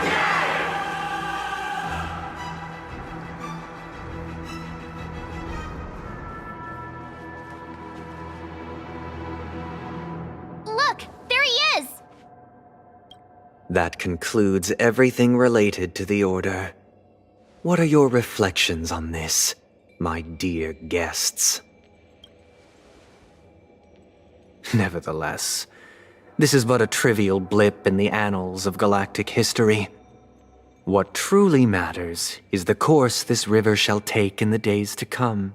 You've arrived at the perfect moment. The Charmony Festival is about to commence, and it would be a shame if you were absent for the Harmony's prologue. Allow me to extend my warmest welcome once more. Welcome to Penacony Theater, the very core of the Sweet Dream, the abode of the Stellaron, the grand stage of the Charmony Festival, and the very place where the future of Penacony shall be determined through conflict.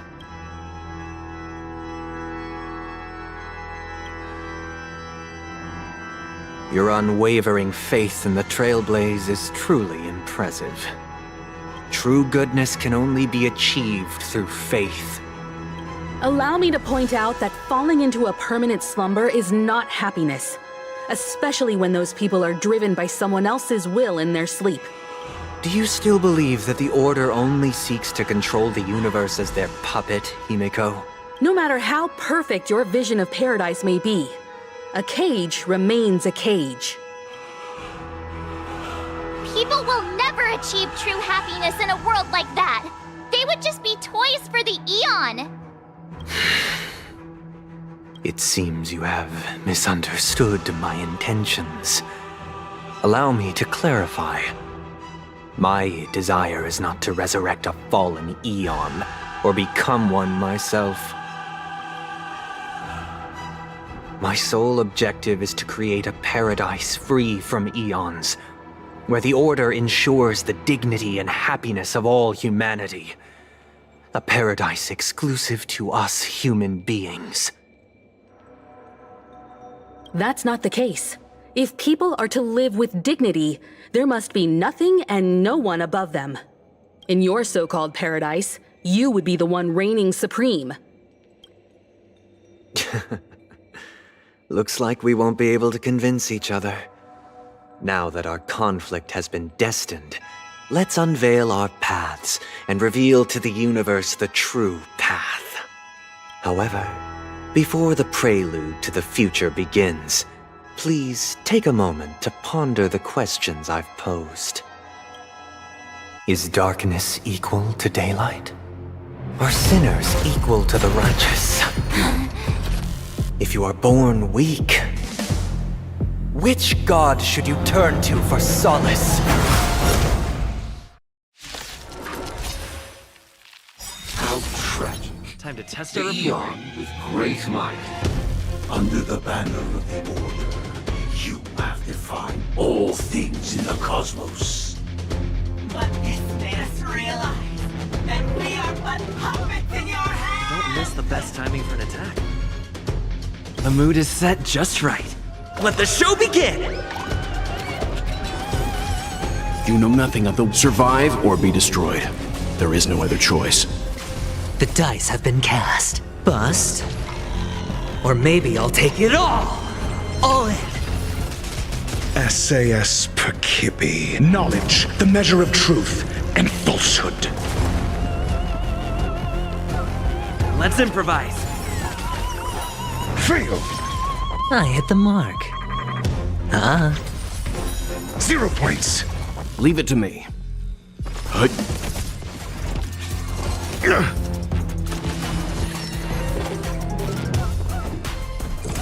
Answer me.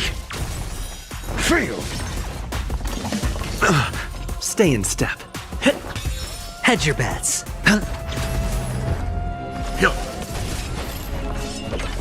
I'm fine. Got the defense? A test. 0 points. Watch your head. Take your positions. Dreams do come true. Let's begin. Hut. You know nothing of survive or be destroyed. There is no other choice. Got the defense? Answer me. Fail. Stay in step. Let the show begin!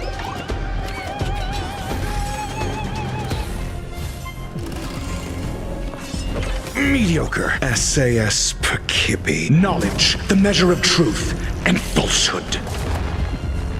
Sure, I'll play along. 0 points. The world is in harmony. The stars shine. Fail. The dice have been cast. Bust. Or maybe I'll take it all! Leave it to me. Did the rhythm get messed up? A test. 0 points. Watch your head.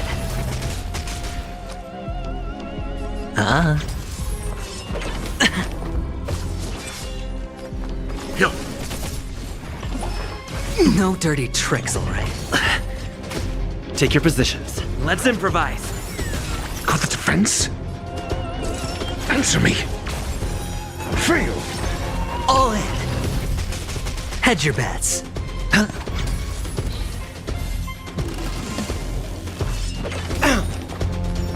You know nothing of survive or be destroyed. There is no other choice. Stay in step. Dreams do come true. The mood is set. Let the show begin! Praise the Great One. Watch your head. Sure, I'll play along. The dice have been cast. Bust. Or maybe I'll take it all! All in! Got the defense? A test. 0 points. SAS knowledge, the measure of truth and falsehood. Time for some hardship. Stand down. Fail. Take your positions. 0 points. Hedge your bets.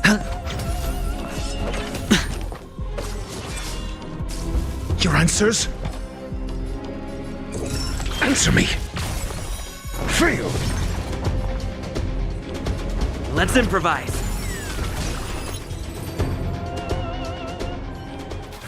I already know your decision.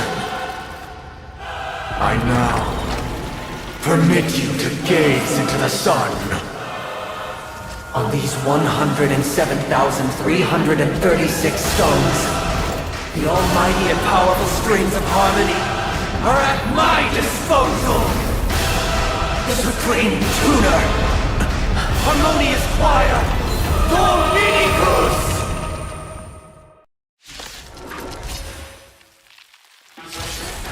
Oh, lost souls! Come and meet your master! The embodiment of the harmony? So the true purpose of the Charmony Festival is to usurp it?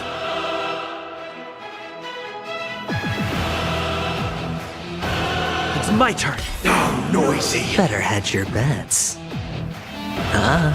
Let's begin. Disorderly noise! You know nothing of the survive or be destroyed. Disorderly noise! There is no other choice.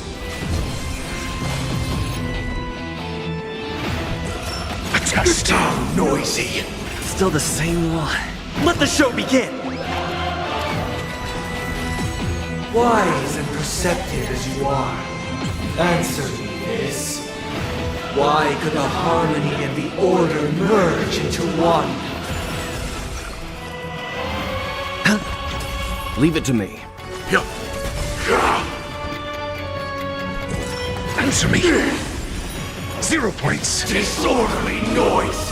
Because neither side could tolerate discord. Watch your head. I'll take the lead. The dice have been cast. Bust. Or maybe I'll take it all! All in!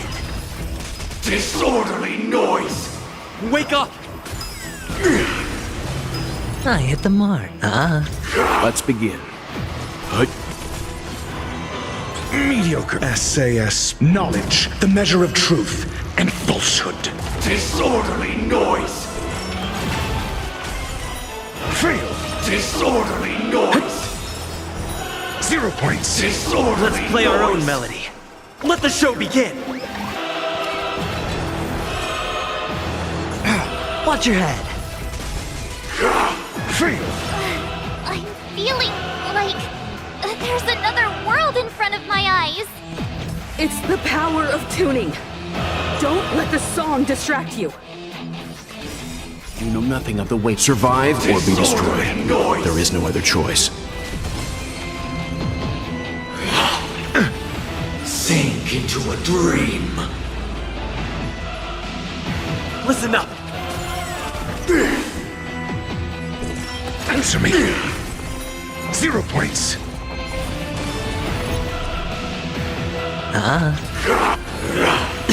All in!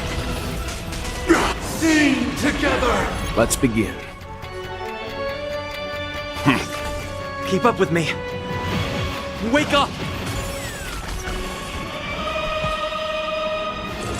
A test. Fail. Why is everybody silent? All things are part of the melody. Watch your head. The dice have been cast. Bust. Or maybe I'll take it all! SAS. Knowledge. The measure of truth and falsehood. Let's play our own melody. Let the show begin!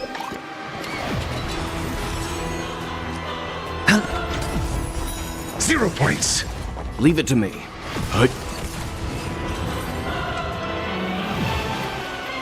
The time has come. Creation will be reborn from the remains of the gods. Danhang?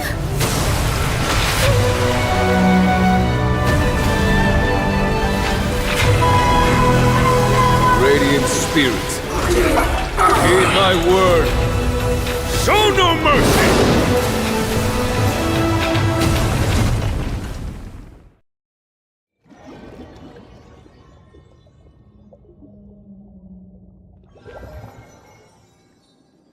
Wake up! Wake up!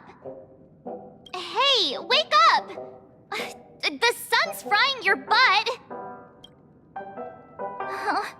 Are you alright? Can you hear me? Do you remember your name?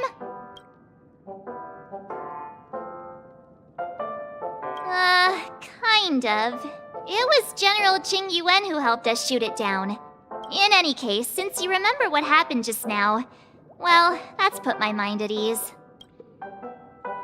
It's a long story. Simply put, Don Hung used the Jade Abacus of Allying Oath when we were in the middle of a fierce battle and summoned the General to help us just in time. And then we returned to reality. Look, this is your room. Everyone else has also returned from the dreamscape. Himeko and the rest are at the lobby discussing matters with the General. And now that you're awake, we should tell the crew that you're all right. Come with me. Not going to come chat with me, sleepyhead.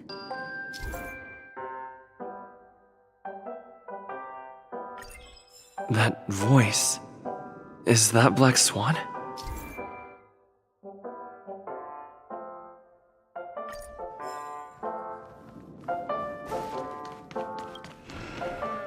Hey, where are you going? Hey, we meet again, sleepyhead. What's Miss Black Swan doing here? Nothing, Miss March. I noticed he was awake and wanted to check to see how he was doing. Though the strike from the General was timely, its destruction was also immense. When emanators collide, ordinary people inevitably suffer. But, luckily for them, the dreamscape is my home turf.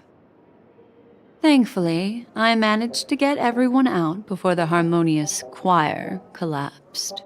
Oh, so that's what happened! Thank you, Miss Black Swan! Don't mention it.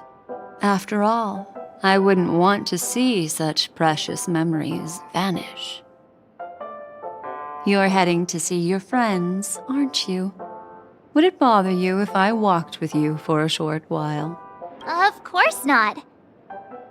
But you're not planning on doing something like last time, are you? Why would you think that? I've never harbored any ill intentions. Well, not when you were around, anyway. Himeko and Mr. Yang are probably still busy. Let's go look for Don Hung first!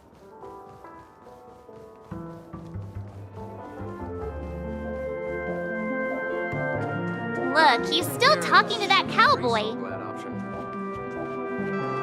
What? You're awake. How do you feel? Well, fork me. You must be that Stellaron they were talking about. Don't worry. He's been up and about for a while now. But hey, Don Hung, why don't you introduce this cowboy to him first? Allow me to introduce him to you. This is Boot Hill, a Galaxy Ranger. During our pursuit of a certain person, we crossed paths and just so happened to uncover a shocking plot being concocted by Mr. Sunday. Which is why we sought you out, to help the Astral Express save the world together. No need for thanks. The Galaxy Ranger's principle is correct every injustice one sees.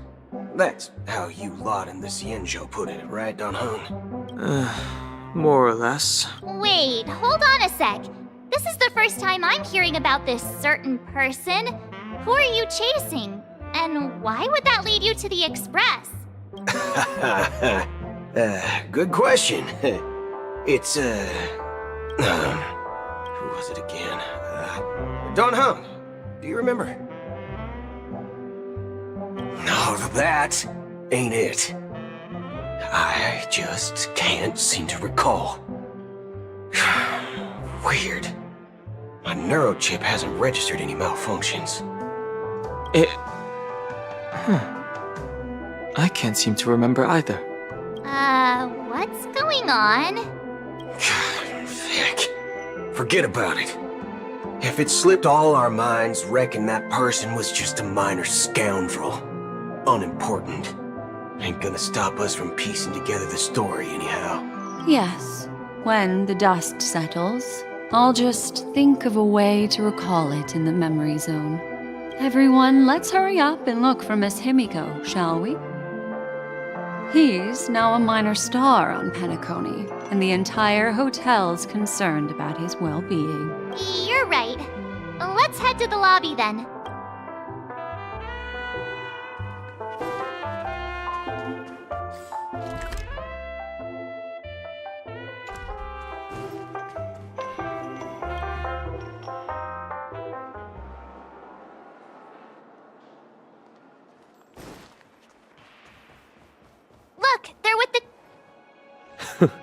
That's all right.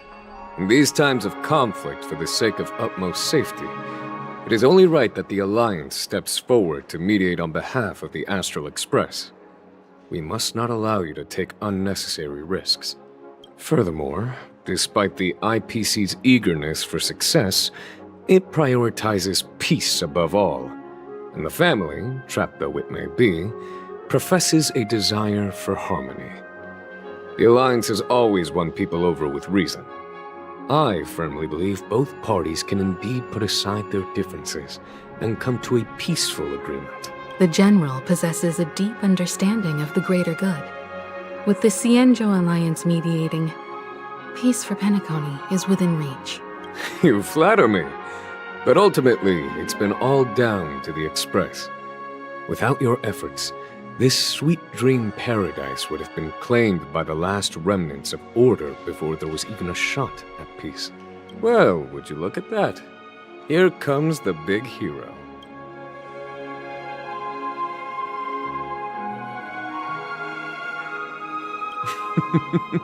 Here's the galactic baseballer, the paragon of both heroism and humility. Are you okay? I heard you couldn't wake up. Are you feeling unwell? Don't worry, Mr. Yang. There is nothing wrong with him. He practically burned through a lifetime's worth of jokes on the way here. What about you, Mr. Yang? I heard that even Miss Robin wasn't spared. And that guy locked you both up. It's a long story. But at least Mr. Sunday took it easy on us. He used an ability called tuning to connect our consciousnesses with his. In other words, he imprisoned us within his consciousness. Thanks to General Jing Yuan's destruction of the Harmonious Choir, we were able to escape. He used that tuning on us too. Does that mean that we were almost imprisoned as well? I can confidently say now, he was truly after a fair fight with us. Had he wanted, he could have easily taken us down, without so much as lifting a finger. Speaking of the Oak family head, where is he now? It's complicated, but in a nutshell, he's now the former Oak family head. The IPC has named him the key figure in the family's Penacony split, citing a threat to cosmic peace. He must represent the family and answer for the unrest caused. His trial is set to take place at Pier Point. The family quickly labeled him and the remnants of the Order as enemies, declaring the turmoil an internal rebellion.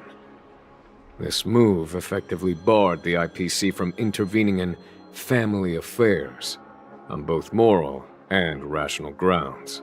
Everyone really has their own agenda, after all. Then, what's going to happen to Miss Robin? She and Sunday won't be able to deny their involvement in the Charmony Festival. They're siblings, after all. Why the sigh, General? I can only say that this incident is an unexpected mess for the girl. The Alliance will try to persuade the family to consider this matter carefully during mediation. It's time, everyone. The IPC's key members and I have agreed to consult one another before the upcoming negotiation. Do any of you wish to sit in? Given the General's invitation and the matter's significance to the universe, the crew will naturally accept. However, if the IPC has any reservations... Why, of course you're welcome. They've mentioned that your team is a trusted ally of the IPC in Penacony, so there's no reason not to welcome you. Besides, if there can be reliable observers from the Astral Express present, discussions will go more smoothly. So, what do you all think? Well then, we shall oblige. I'm kind of allergic to those types of situations. I think I'll just head back to my room and start packing. Not to worry. Himiko and I will take care of things. I'm afraid I'll also have to return to the Express first. The conductor is worried about us. It's best I go and explain the situation. Thank you. What about you, Will you join Welt and me? Or have you got other plans?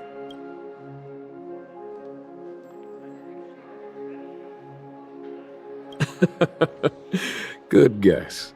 Although I'm not too sure of the reason. The representatives from the IPC have insisted on his presence. Allow me to lead the way. Follow me, please. The negotiation will commence at the hotel lobby. Everyone, please follow me.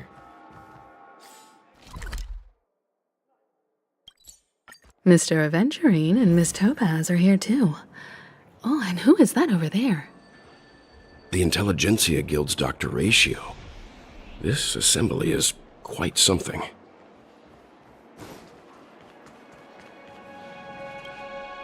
It's been a while, my Astral Express friends. I would also extend my sincere thanks to you, General of the Lawfu. The presence of everyone here assures that the talks will likely reach a conclusion that satisfies all sides. Oh. Looks like everyone has come with expectations. Care to share? Of course. Topaz, if you please. Sure, leave it to me. In summary, it's good news. After much deliberation from the Strategic Investment Department's Council, the absolute majority of members have agreed to the following resolutions.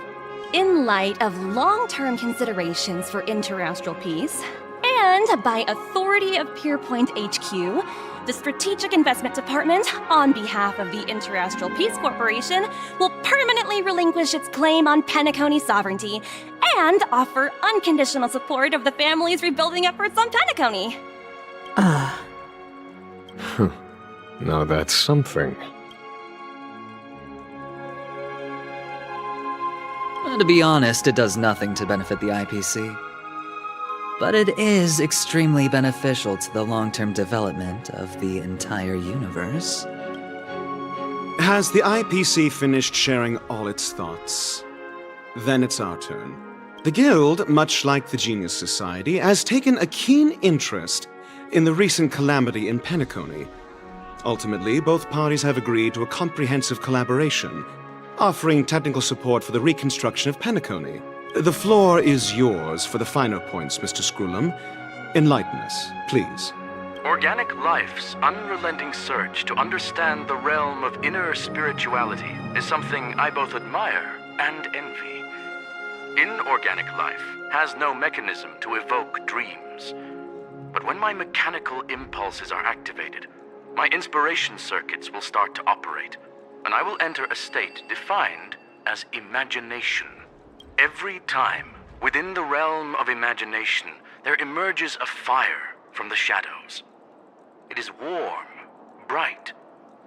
I frequently ponder this flame might represent the essence of intelligence. A cluster of inspiration ignited by high temperatures. The future direction of the universe may well lie within it. Alas, they are nothing but projections of my thought system to me. Desired, but unattainable. But after learning of Penacony's accomplishments, I have come to realize that the flame is not beyond my grasp.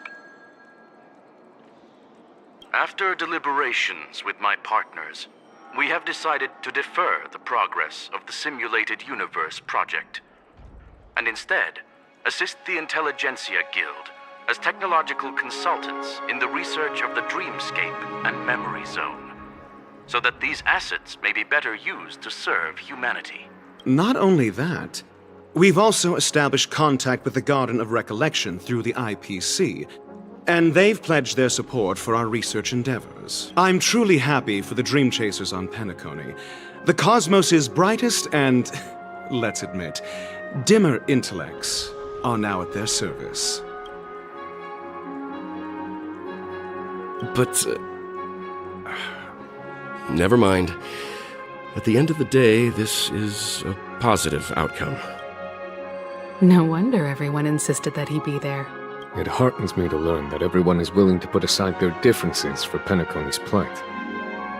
I trust that everyone will surely reach consensus in the upcoming negotiations. Looks like Penacony's future is decided. I'm wondering, is there anything else the crew is concerned about? Peace is our greatest wish. Beyond that, we desire nothing else. Well, that's good. Now that everyone's minds are at ease, I shall take my leave. You may now depart with peace of mind. The Alliance will deal with all subsequent procedures.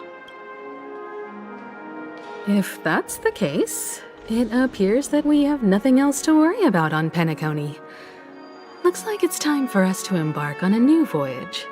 Sounds good to me. You two head back to the Express first. I'll pick up March and deal with the checkout procedure. Oh, also, Miss Black Swan, you have a matter to discuss with me, yes? Nothing escapes your attention, Miss Navigator. You've been with us this whole time, huh?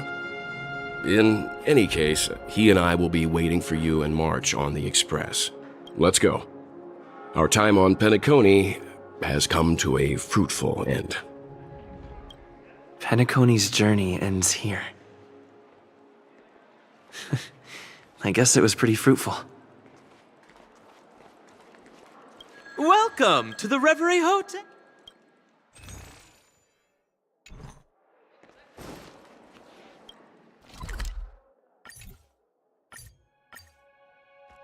The navigation meeting is about to start. We're all waiting for you.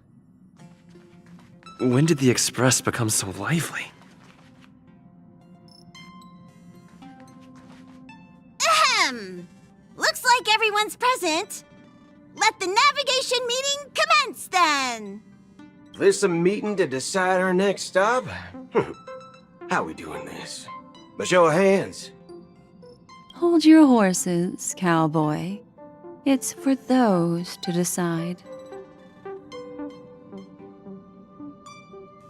Allow me to explain. Mr. Boothill and Miss Black Swan submitted a request to temporarily travel with the Express for their own personal reasons.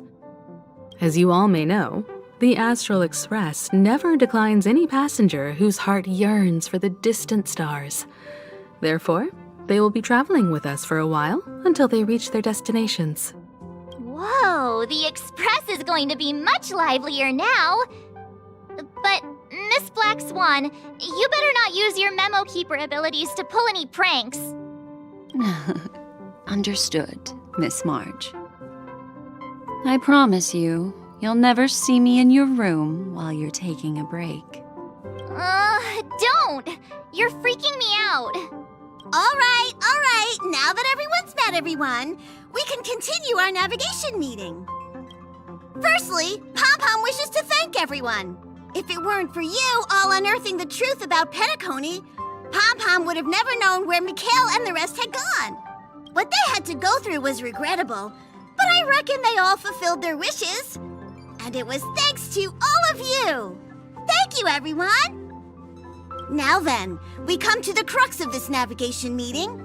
We must decide on the Express's next stop.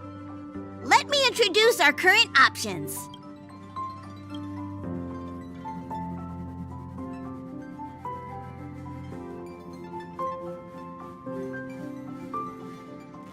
The first choice is from Himiko, the oceanic planet of Lushaka, a planet composed entirely of water. Many aquatic races reside there. Of course, it's also the home planet of the venerable, nameless Mikhail. The second choice is the agate world Melustanen, suggested by Welt. It's famed as one of the initial sites of the Stellaron disaster, and the place where the beauty Idrilla ascended. Today, it's celebrated as a planet of undying allure. The third choice is Edostar, a planet nestled within a vast ion storm region, currently under assault by the Antimatter Legion. However, the distress signals from there have recently ceased, prompting the IPC's wish for us to check in on the situation. The last choice, courtesy of Black Swan, is the glass belt Petravia, a massive belt of asteroids that was turned to glass by the Lord Ravager Zephyro. These days, it's apparently known to house one of the branches of the Morning Actors Troupe. Ooh, so many options. I'm seeing stars already. Next up, everyone will select the destination that they wish to visit, and then we'll put it to a vote. If that's the case, how about we go to Edostar first? If that planet really is in danger, then we should go help them out. March is right. Though the fact that the distress signals have ceased means we're probably too late. But I still think we should investigate the situation there.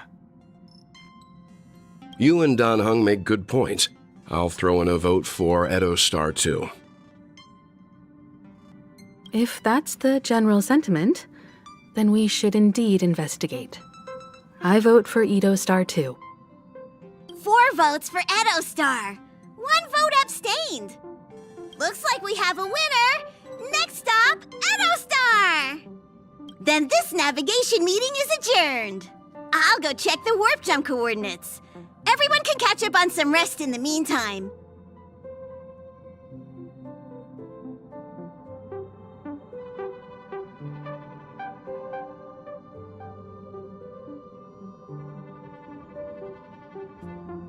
When it's time to make the jump, Pom-Pom will make an announcement. There's still some time before the jump. What should I do? How about a chat? Over here. Please let this trip be uneventful. Please let this trip be uneventful. Please let this trip be uneventful. What's with you and always copying the way I talk? The last couple of trailblazing expeditions have been downright terrifying. It's about time we had some fun, cozy, and cute adventures for a change. Come on, start praying with me. Please let this trip be uneventful. Please let this trip be uneventful. Please let this trip be uneventful. Huh. For some reason, I'm suddenly stricken by the feeling that we haven't crossed paths in quite some time. Perhaps the joy of reuniting after a long time can also be considered just another part of the trailblaze. Got it. This Astral Express sure is comfy. But I got one tiny problem with it. How come there ain't no potent drinks on this ride? I can live without malt juice. But at least stock something else. Like that white gem. Common as dirt and not too pricey.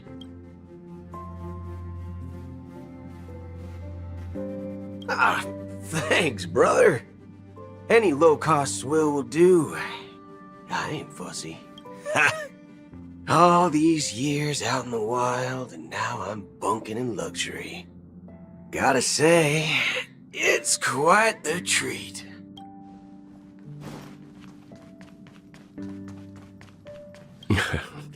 You're fast becoming an excellent trailblazer. It's an honor to be able to watch you grow. Don't downplay your achievements. Everyone has witnessed your growth. I've known many warriors in my time, and only a few achieved the kind of growth you have. Back home, where I'm from, you'd be rated at least an S tier. It's not been easy for you these past few days. You've earned some downtime. I'm looking forward to seeing how you'll perform on our next journey. Come to think of it, this trip to Penacony was the first time we trailblazed together, wasn't it? Don't worry. We'll have plenty of time to spend together on the Express, so there'll definitely be more chances for adventures like this. Turn in early today. You've really been pushing yourself hard recently. If you don't take this chance to recharge, it could lead to long-term problems. It seems fine when you're young, but it's a different story as you age.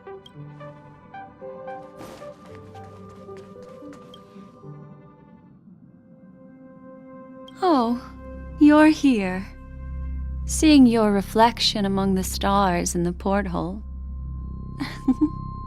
really does seem somewhat surreal. How about it? This journey of beautiful dreams. Was it to your liking?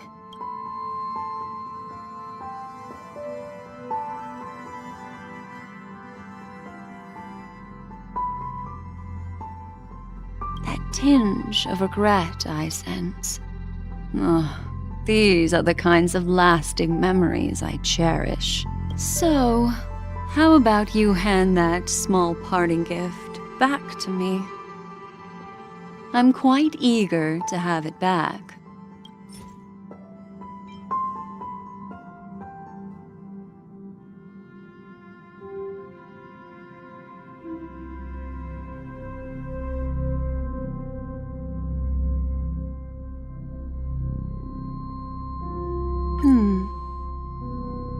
Oh?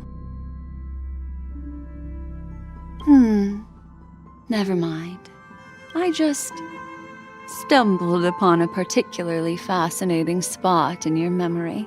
Before I explain, I would like to apologize to you. This farewell gift I gave you isn't really a compass from the memory zone, but merely an empty light cone.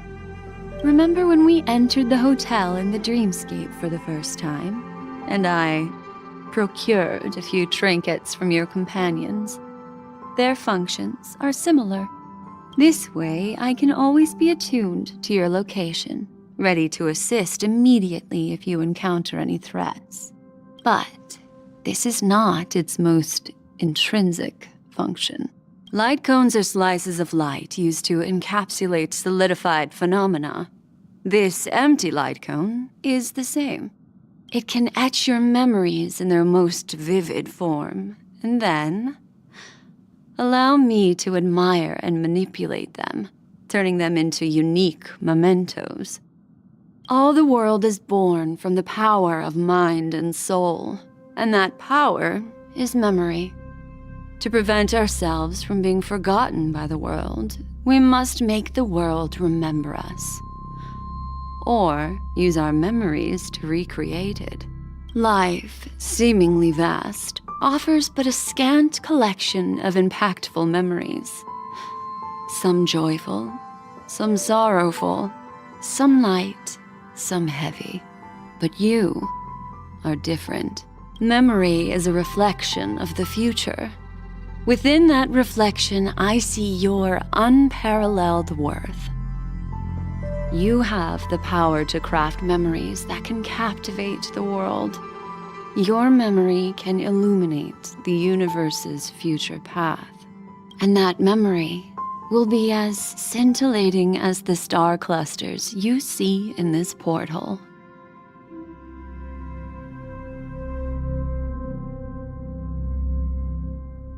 Precisely. But do you know the deeper meaning behind it? The reason is simple. In this grandiose and ostentatious dream of the families, only you personally experienced the entire course. Patience, my friend.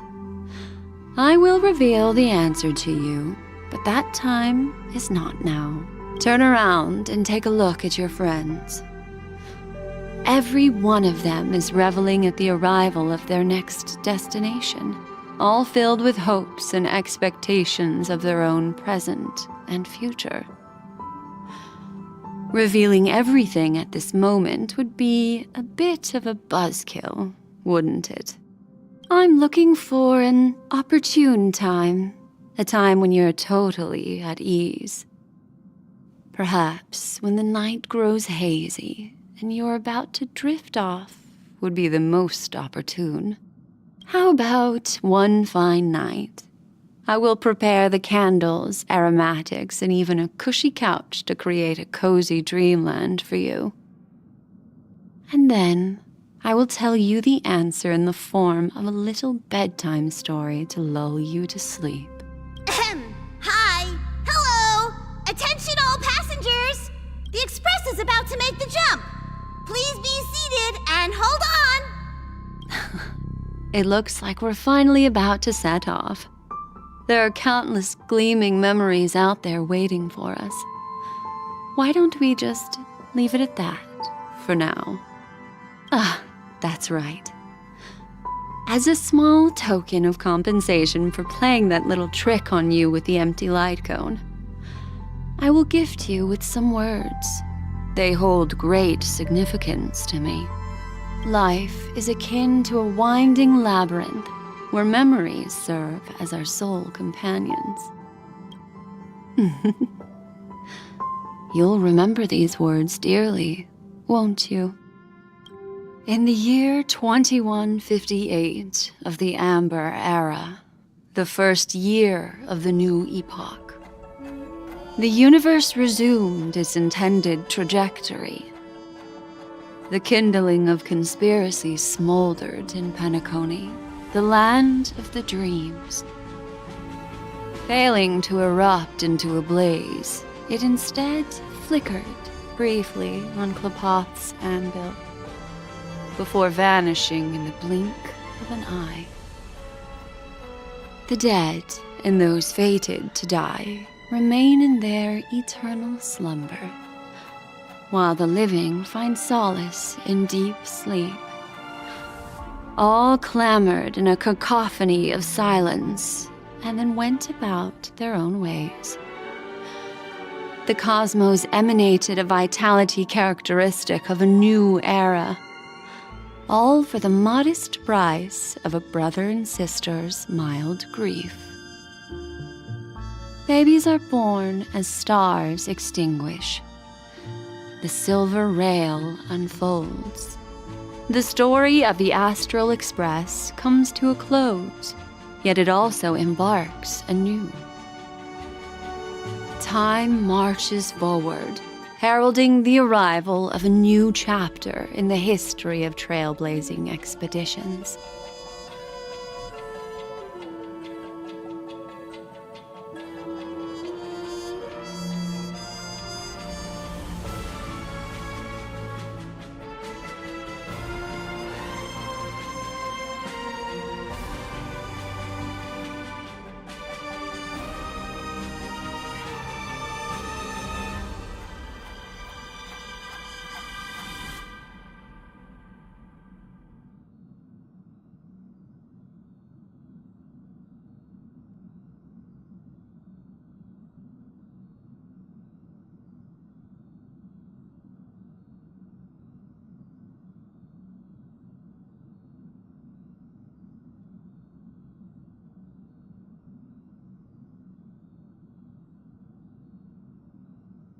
Countless shooting stars streak the sky tonight.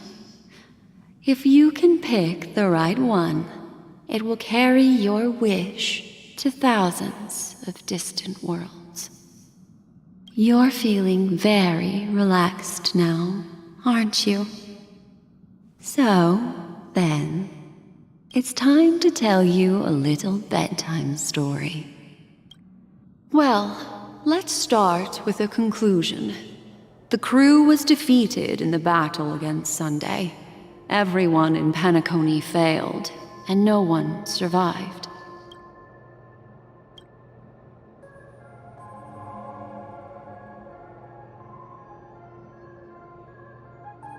But don't panic. The truth, as horrifying as it may be, is not yet irreversible. There's still a glimmer of hope, and that's why I'm here. Next, I'll use this empty light cone that carries all your memories to relive everything that happened before. And when this story reaches its end, I'm sure someone as clever as you will notice that. There's a major flaw in the story you have experienced. Yet, within that flaw lies a glimmer of hope.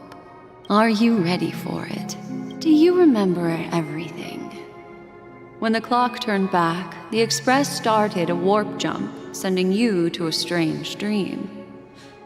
You were bewildered back then, and then a Galaxy Ranger named Acheron showed you a way out. When you arrived at the Reverie Hotel, you met the doorman Misha and had a confrontation with Aventurine, an IPC representative. Thankfully, Acheron appeared again and helped you. After that, you saved Firefly and explored Penacony together. During the tour, you ran into Sparkle disguised as Sampo and accidentally entered a child's dream. There, I rescued both of you from death, but Firefly didn't return to reality. She realized the truth and tried to involve you in her plan, but that resulted in an accidental death.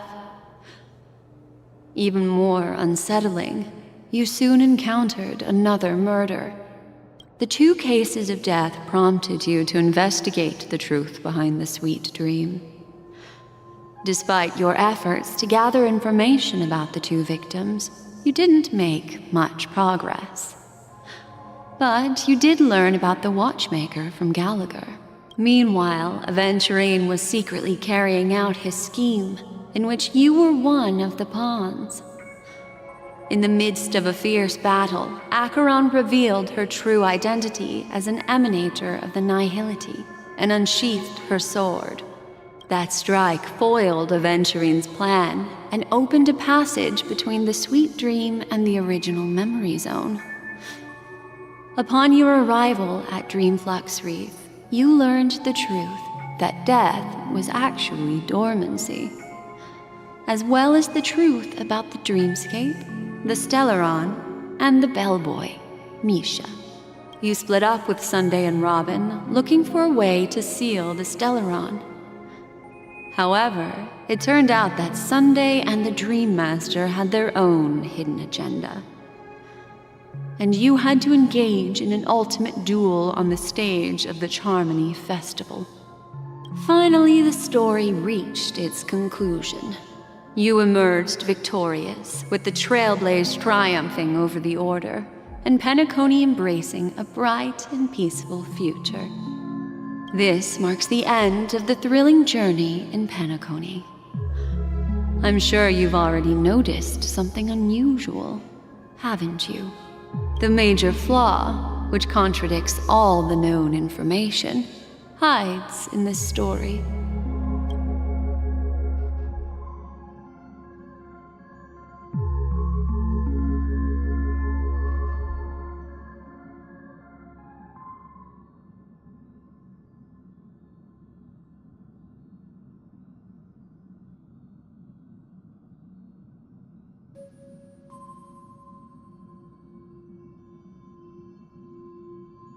Are you suggesting that the sleeping and shapeless never bestows its gaze upon anyone, and thus no one can truly possess the power of the Nihility? That's a very astute guess. But unfortunately, Acheron did progress further down the path of the Nihility. Her unwavering belief in liberating the world from the grasp of paths surpasses the capabilities of ordinary humans. I'll discard that incorrect answer for you. Take your time and think it through. What is the fatal variable?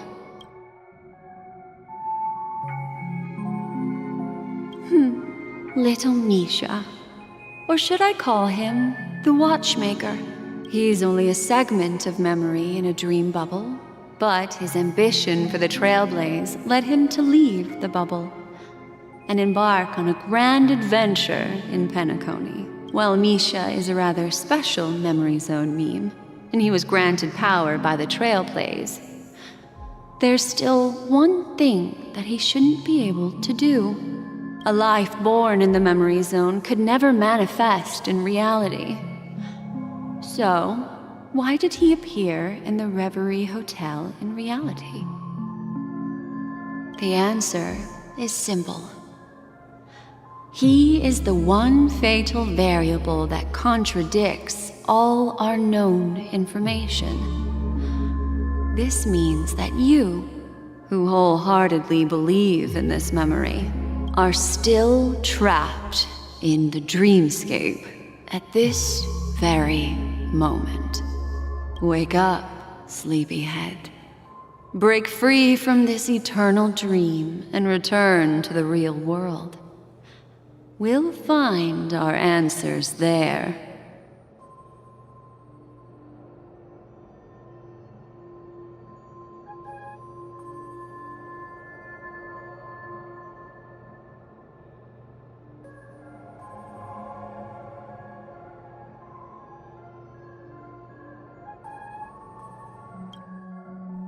The train is about to make the jump.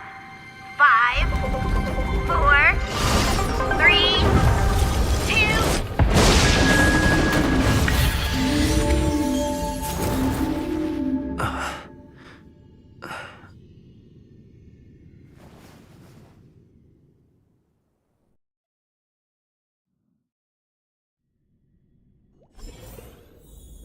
This way, darling.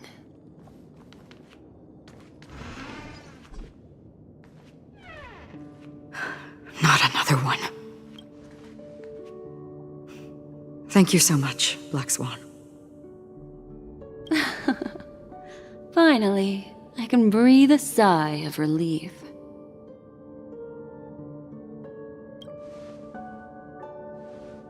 I understand you must be confused, and will do our best to shed light on the situation.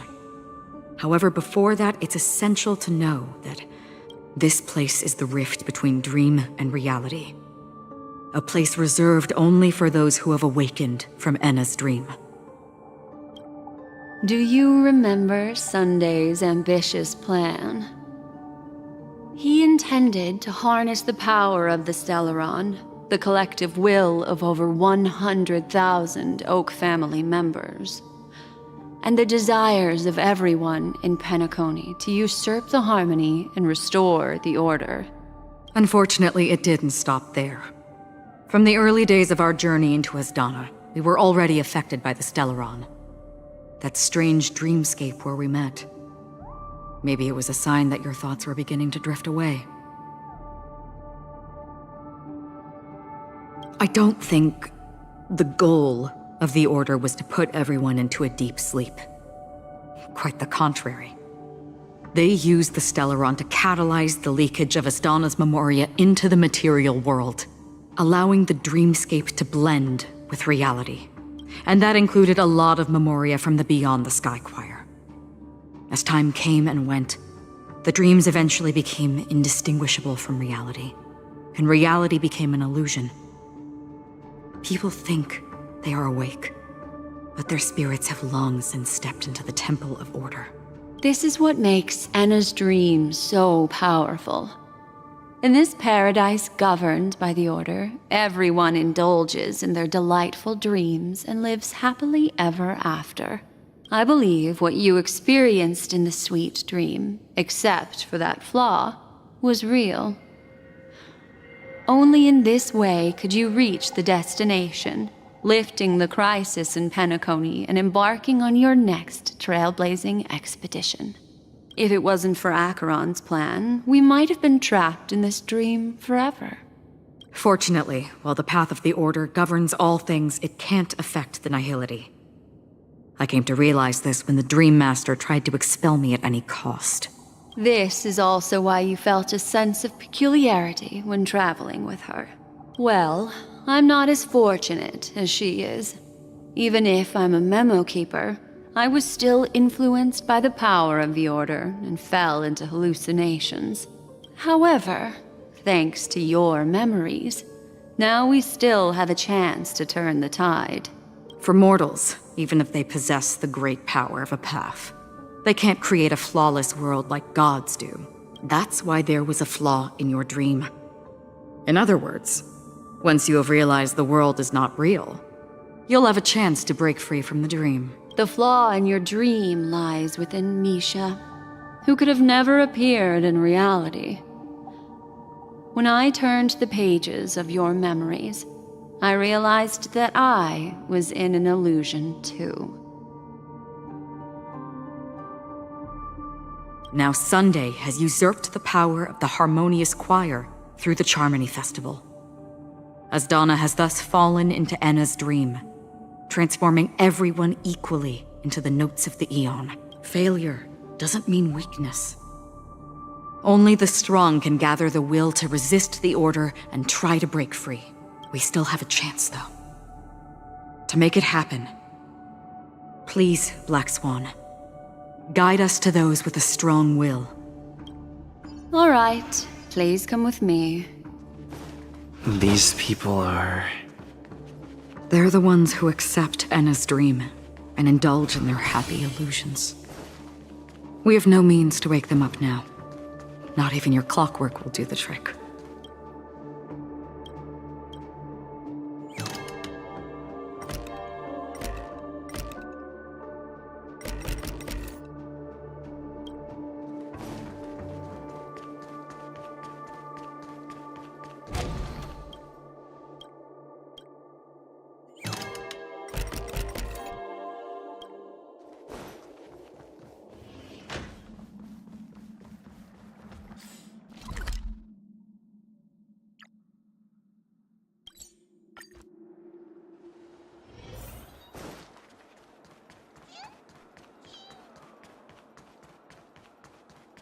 Here we are. It's Robin. Please stay tuned. Feeling lucky.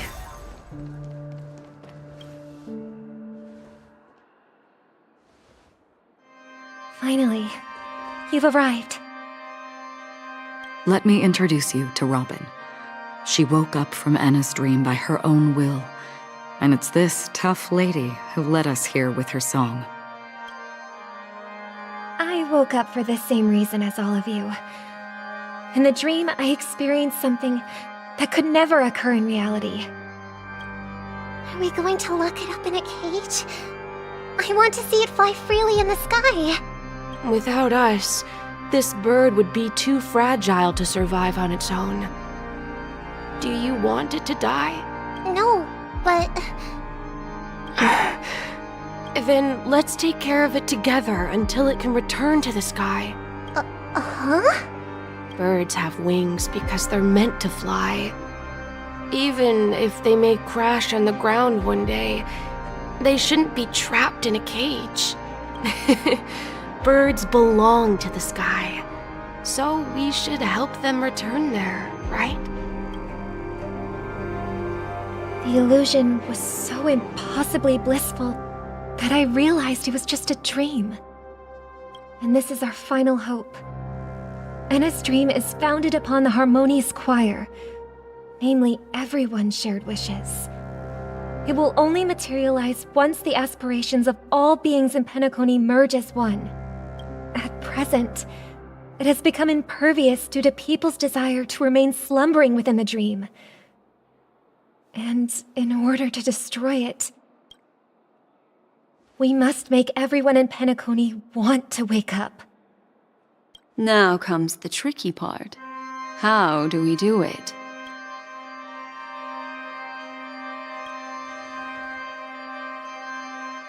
Humans' yearning for sweet illusions borders on obsession, leading them to subconsciously resist the harsh reality. Therefore, I carefully selected a moment where he was completely unguarded, guiding him to uncover the truth himself to make him regain his consciousness. However, to wake up everyone in Penacony and get them to share the same determination, that would be nearly impossible. Indeed. I'm afraid it's almost as difficult as resurrecting an Eon. But we can't just stay here and do nothing. This is a critical moment for the whole universe. Who cares about some dumb number? Thanks to Black Swan. You're welcome. And thanks to the memo keepers in Penacony, too. I believe your partners have also awakened from their dreams. This is the first step of our plan. With the assistance from the Garden of Recollection, those who possess a strong will, like you, will gradually awaken from the dream. These free wills are the discord that will sway Anna's dream. However, awakening a mere handful of individuals is insignificant compared to the vast number of people immersed in the dream. We must find other ways to awaken the free will of millions of people within a short period of time. If breaking through from the inside proves challenging, we can seek assistance from the outside. We've long been aware of a potential solution. Asdana is a galaxy known for its abundant memoria and the remarkable phenomenon known as synesthesia dreamscape. When people first enter this place, they often find themselves and others sharing a collective dream. At this very moment, There is only one dream, encompassing the entire Asdana system.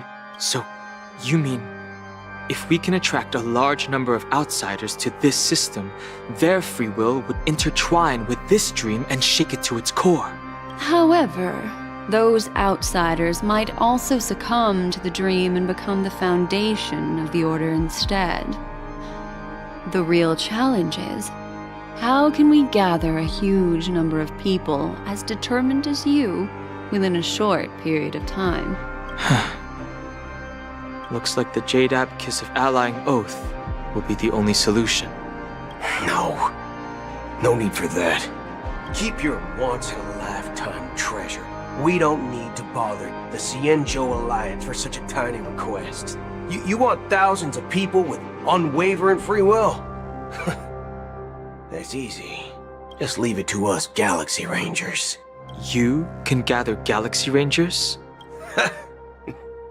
Outsiders may see Galaxy Rangers as elusive and disconnected individuals, and actually, they're right. And that's why we have a tacit understanding among us. Do you know what it is, Acheron? It's the relic I returned to you. Exactly. Its owner must have told you that it's meaningless to anyone other than a Galaxy Ranger, and that it can only fulfill its purpose when returned to its rightful owner, because it's a burial artifact, worthy only of a hero who has served the Galaxy Rangers with honor. When its light illuminates the universe, it means the fall of a hero, and in the direction it falls, countless meteors will streak across the sky. Those meteors are Galaxy Rangers, coming from all corners of the cosmos, driven by a shared purpose, without questioning the cause or counting the cost, because we abide by a common principle. The shooting stars of the hunt only descend on the longest night, and with them comes the dawn. We've stayed silent for far too long.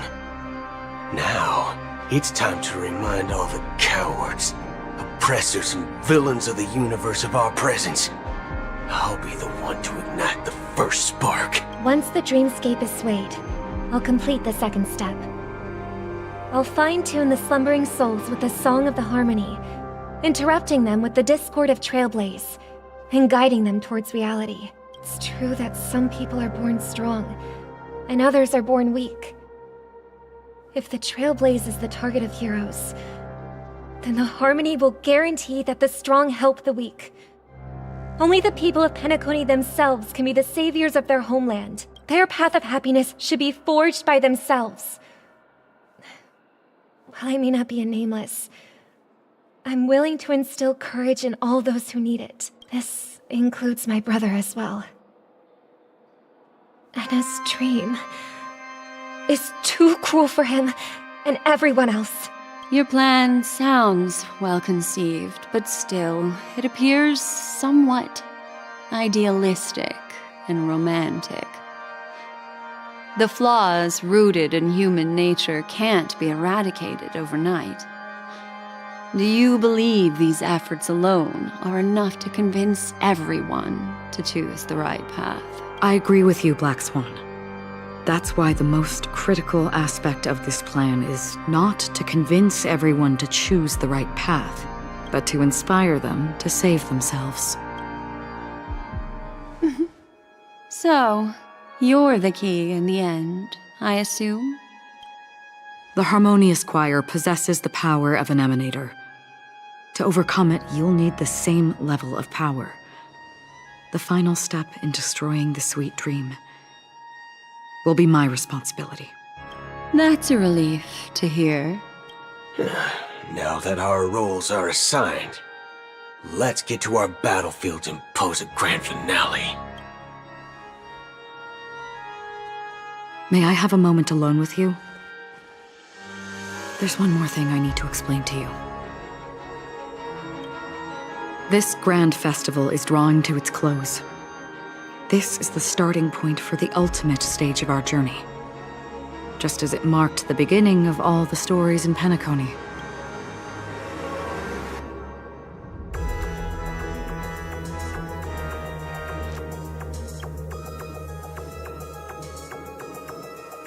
have faith in you. However, before we depart, there is one more thing I must tell you. There's something you should know. We were able to locate you within this boundless dream and find the key to breaking free from the dream. All because of one person's unwavering dedication. Firefly. She awakened from the dream ahead of others, discovered the Express amidst the stars, and brought us valuable information about the remnants of the Order. She may have been aided by the script, and it came at a cost. As you know, Firefly is a stowaway who entered the dreamscape in a different way from ours. Without the dream pool and the hotel or assistance from the family, she can only awaken from this dream in one way. A real death. We mustn't fail her determination. I'm not implying that we must win this fight no matter what, but our resolve should match that of that courageous lady. Are you ready?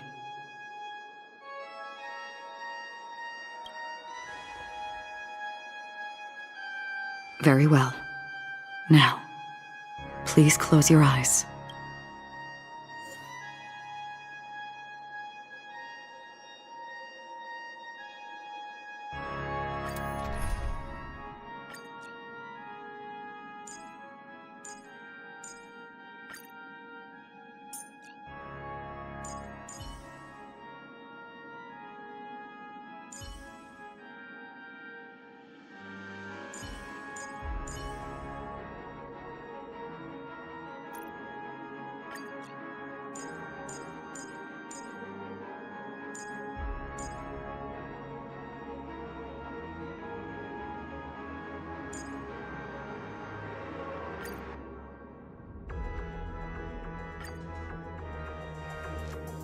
Oh, how long has this reign been ongoing? If I remember correctly, it has lasted for decades, or even centuries. The unwavering determination of the Hunt followers persists even in death. But thankfully, we've guided those lost souls to their lives beyond. They were heroes in their time. And they won't be reduced to puppets of the Nihility in their death. You see, the shadows on the sea have vanished. Do you remember? You once said that the sky would clear when the regrets of the departed had faded away. But it's still raining. I know. So, why is all this? Why did this rain choose me? Because someone's regrets haven't been fulfilled, perhaps. Mortals who walk the paths are like sailors on a vast ocean, leaving behind a trail that creates countless ripples of possibilities. These ripples last longer than the fleeting lifetimes of humans, and for some, their presence leaves such a strong mark that it's reflected in the waves. Sin-thirsters, the obsessions of the Pathstriders. They emerge from the depths of Ix, seeing themselves as masters of their own destiny, unknowingly repeating the actions of their past lives. They emerge from the Nihility and head toward it, leading purposeless lives. However, these hollow phantoms, they have journeyed with me for such a long time. Oh. So this is how it is. I'm already dead. Yes.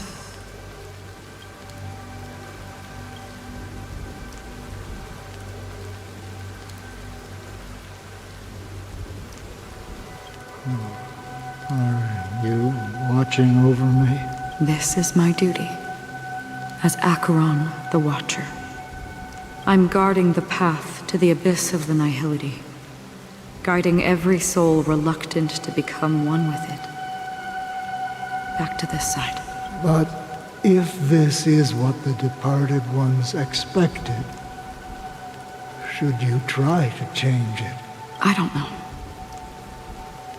But someone once told me that when the inevitable moment came, he hoped that someone would stand at his grave and place a bouquet of flowers. Even if it doesn't make sense at all? Some tasks have to be done, even if they are pointless.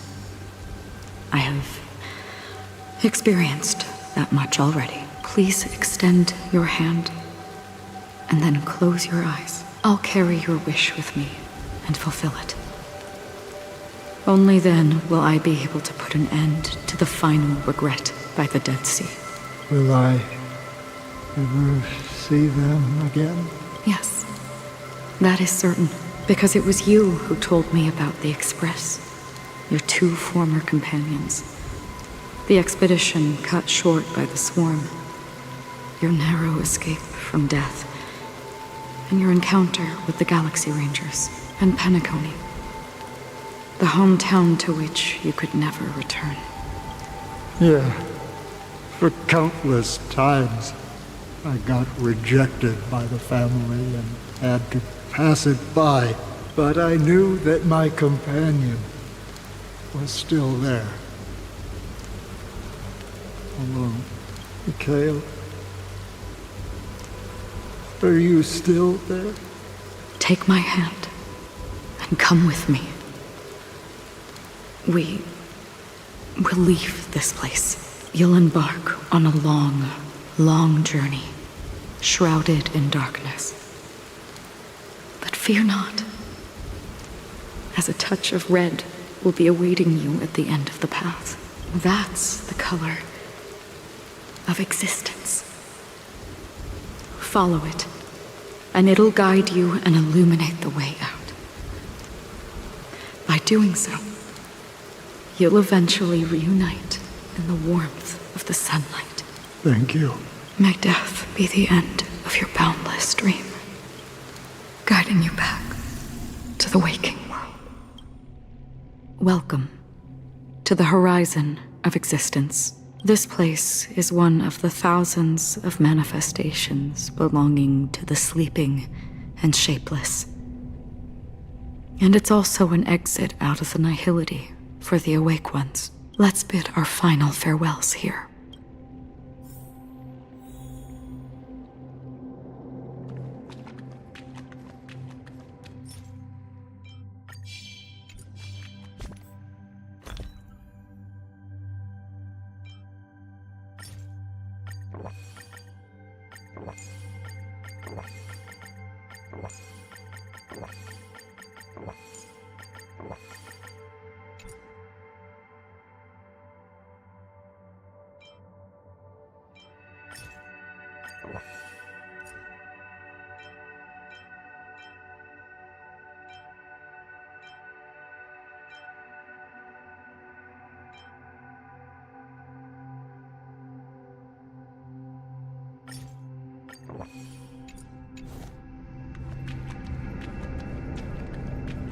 Always distinguish between reality and imagination.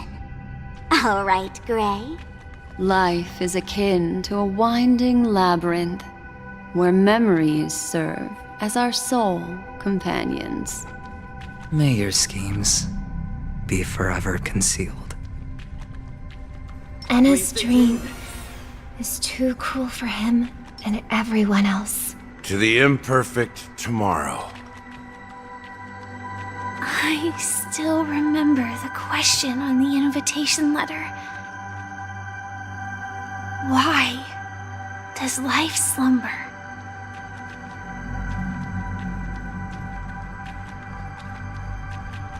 Why does life slumber? We don't know the answer yet, but we're about to awaken from this dream. Or perhaps such is the answer itself. Leave this place, return to where you belong, and awaken Penacony from this dream. As I said, our plan is not about convincing everyone to choose the right path, but about inspiring them to save themselves. So, when will people actively save themselves? The answer is when they are in desperate situations, like a drowning individual in the deep sea. When one's body and mind bear immense pressure, agony, confusion, and despair will follow. I firmly believe that the fragility of humankind often freezes them in their tracks. But in truly desperate situations, they will strive to save themselves. And now, Penacony has enough heroes to lead them forward. It's through this inherent, self-centered instinct that people exert their utmost effort, even when they know their struggle is fruitless. As absurd as it may seem, it's their resistance, as for now. It is time to guide them, not as a savior, but as a nameless among those mortals. In this way, you will reunite in the warmth of the sunlight.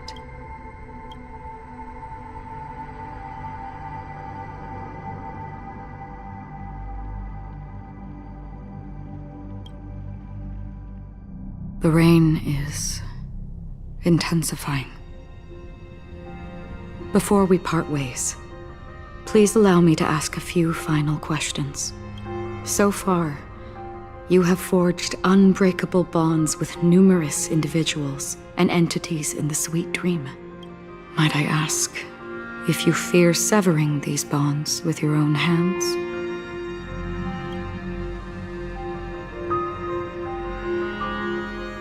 If there is a vast, lifelike dreamland that is virtually indistinguishable from reality, a realm without death, where everyone can attain the happiness and fulfillment they deserve, living blissfully ever after, I would ask, would you wish to stay?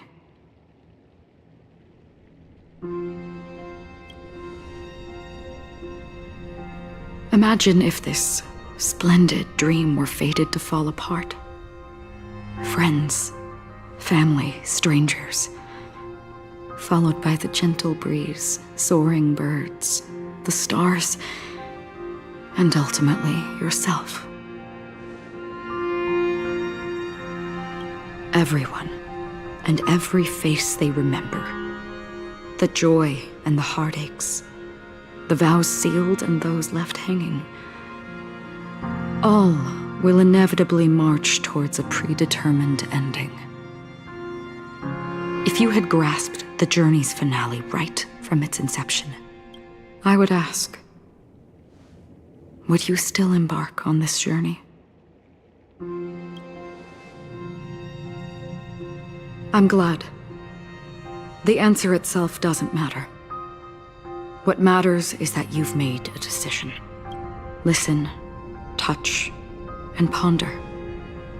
And therein lies the sensation. Cherish it, because that's what makes us exist.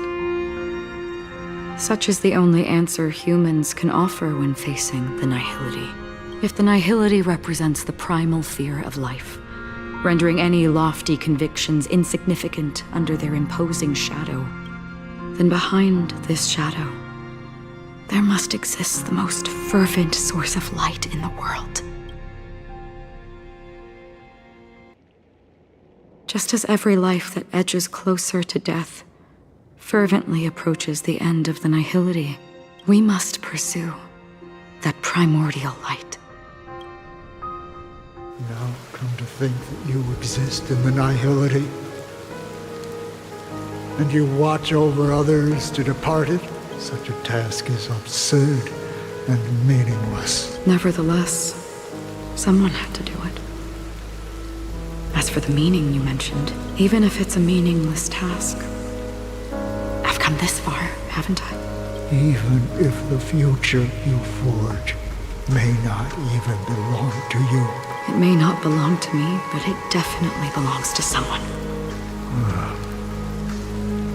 What hardships you must have experienced. In that case, allow me to do something meaningless too.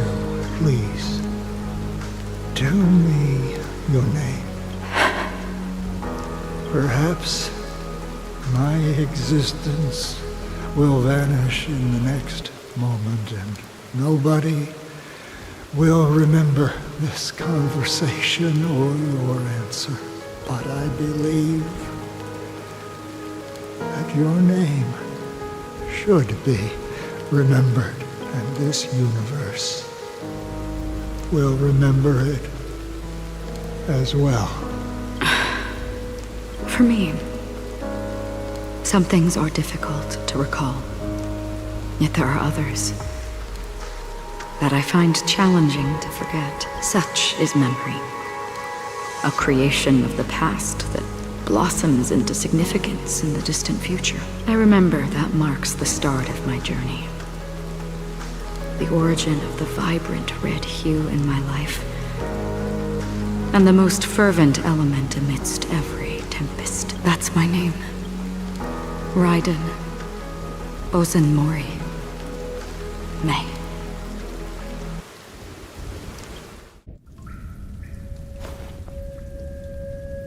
The Golden Dream is getting restless. In the coming long nights, I'm afraid you will face many setbacks and witness many tragedies. And in the end, you will only see in black and white. But please believe me, that in that monochrome world, there will be a glimpse of fleeting red. And when you make a choice, it will appear once more.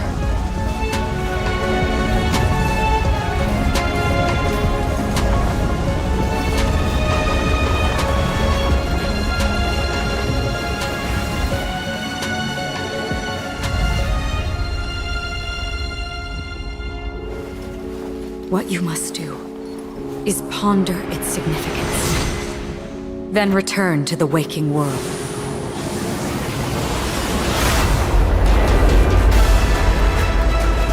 That's where we all find our answers.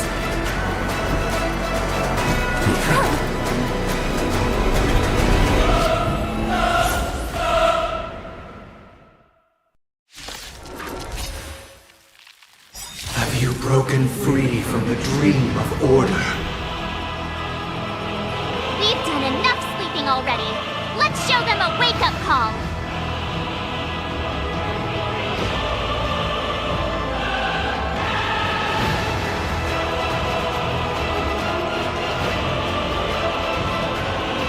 Listen to our song.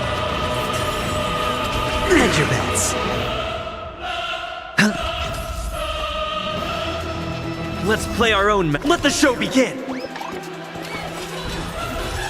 The dice have been cast. Bust. Or maybe I'll take it all.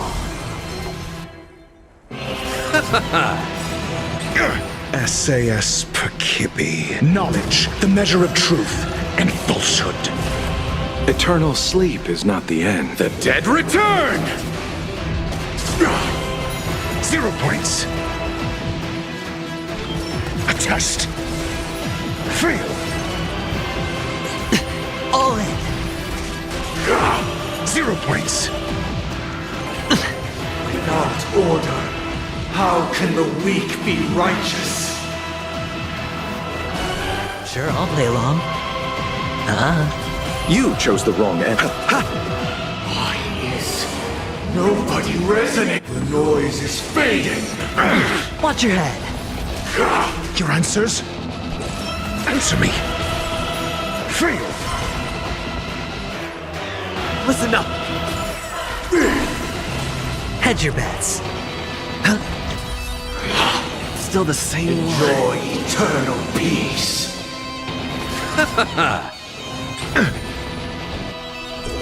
A test. Let's play our own melody. Let the show begin.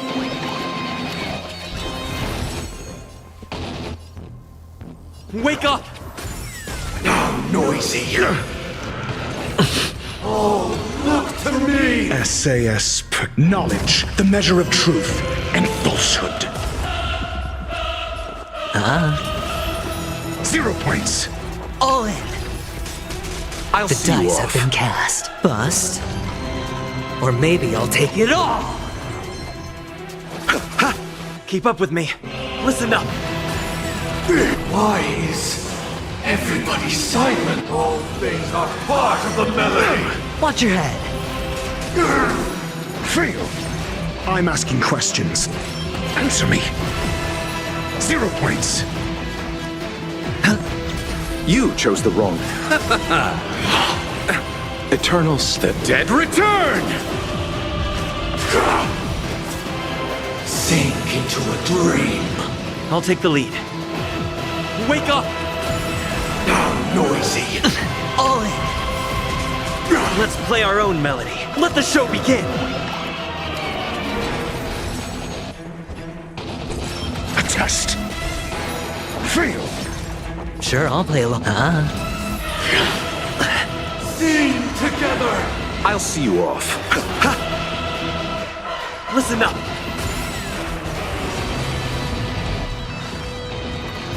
107,336 notes. I solemnly invite you to join the glorious chorus and ascend to the heavens!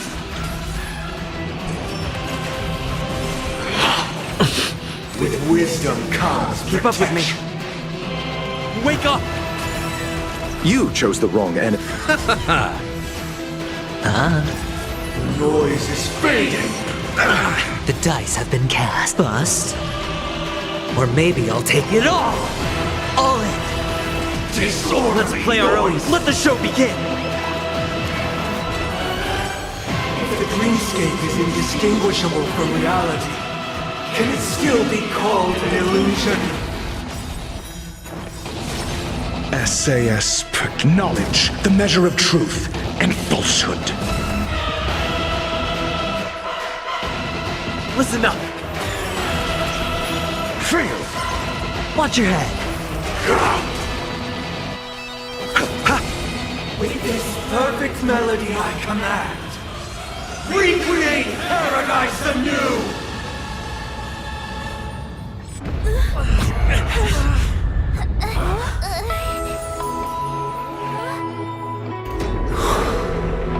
Music.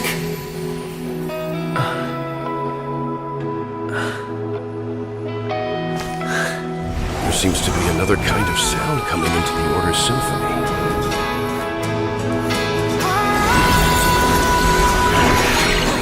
Penacony's first and last disharmony.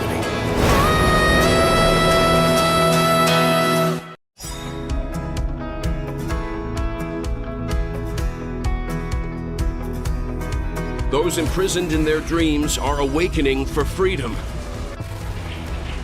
Oven, is that you singing? You have heard their cries. This is not the paradise they hoped for. Even so, they don't know where they should be heading. That's why I had to become the lone star in the sky to guide them. Even if that star must hang in a perpetual night of solitude.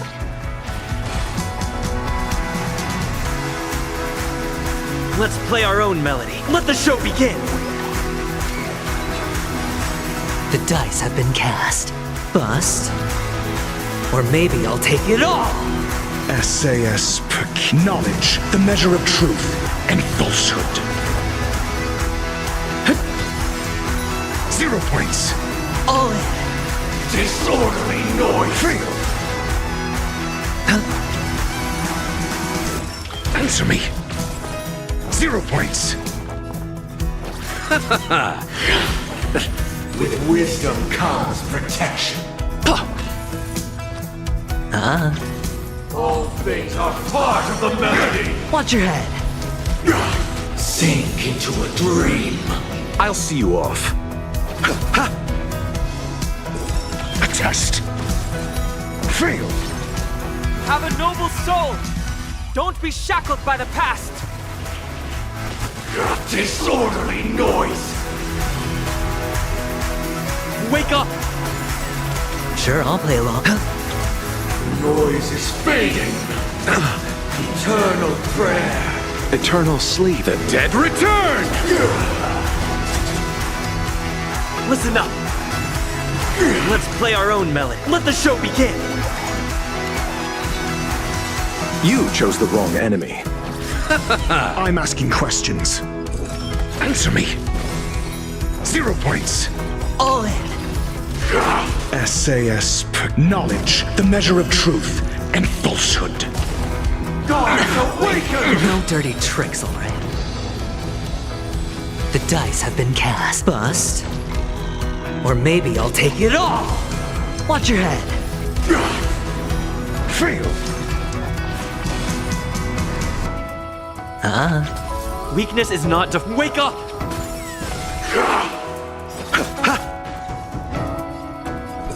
A test. If we had never experienced solitude, how could we have embarked on different paths? Now, our final talk has concluded. All the work of creation has been completed. The inevitable day has arrived. The embryo of philosophy will reshape for us all of reality. If your paradise can save more people, sever my path with your hands. 0 points. I swear on truth.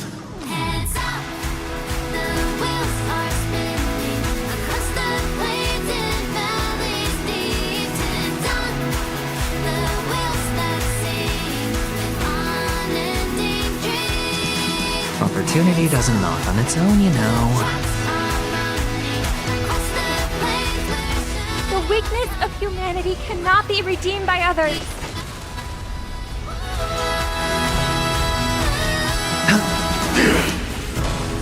Oh, fallen Eon, may I honor you. I swear on words. Let's play our own melody. Let the show begin. I'll see you off. With this 7-day vow, I command you to heed my Uh-oh. I have a bad feeling about this. How insolent! It was not you who created all things. It was humanity that created you! Your divine being will become the foundation of our paradise! Repay. All in. Hedge your bets. Spend freely. Witness the will of the weak!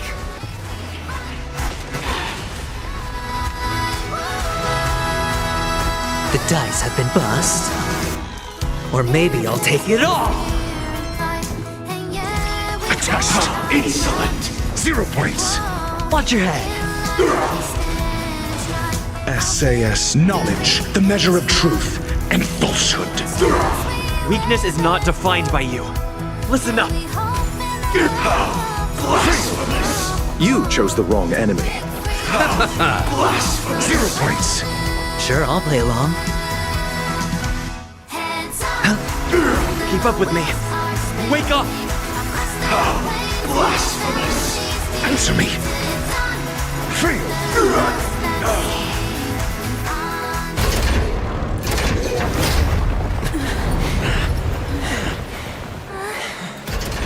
So, why does life slumber? Because someday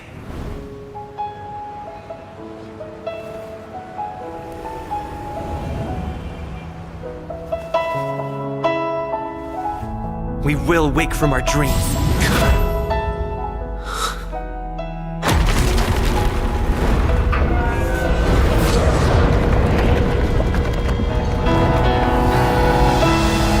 The night is still too short.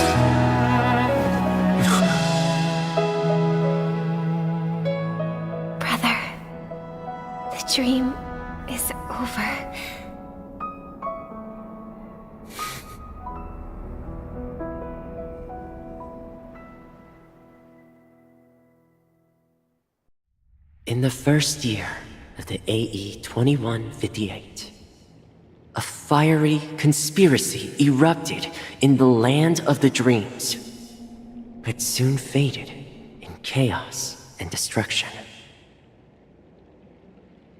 Whispers carried the tale of those fateful 48 system hours, when a sun teetered on the precipice of collapse. A paradise stood on the brink of destruction, and a world was poised to surrender to its new master. Amidst it all, a body decayed, a pack of vultures gathered, and a brother and sister were doomed for eternal separation. And so, an eon succumbed to slumber once more.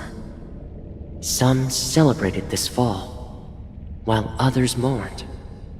Among the insignificant witnesses, mere specks in the vast tapestry of the universe, it was said that this time, the Eon met their demise with dignity. As the cosmos bathed in the radiance of a pure dawn, a tempestuous storm brewed on the horizon. The chant of everything for the Amber Lord grew ever louder. Yet, no matter how one contemplates it, time inexorably swings Klapot's colossal hammer in eternal cycles. The tale of the Astral Express reaches both its conclusion and a new beginning.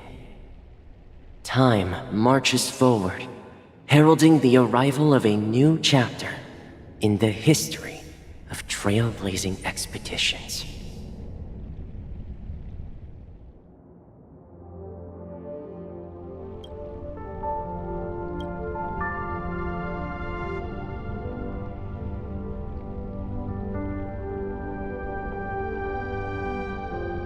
Brother, do you think the stars will fade away? Where did that come all of a sudden? Because the constellation that looks like a bird, the Torrent Eagles, looks a bit dim lately. It's the Dormant Eagles. Don't worry, it's still there. It's located in the inner ring of Penacony and can only be seen when spring and summer overlap. As for the question you asked, I think stars do die, just like people. But do you know, sister? No star actually belongs to the present. The light we see from them is from a long time ago. Even after the stars perish, their light will travel millions of light years, spanning countless years, to illuminate the night sky of another world. In our paradise, I believe there will be a star like that, shining with the same light. Its radiance will last forever, and its name will be happiness. No, not just one star. We should have 2 stars. Or maybe even more. Yeah, you're right. It's a deal. It's a deal, then. This is our promise, and nothing will sway our ideals. Yeah, you bet.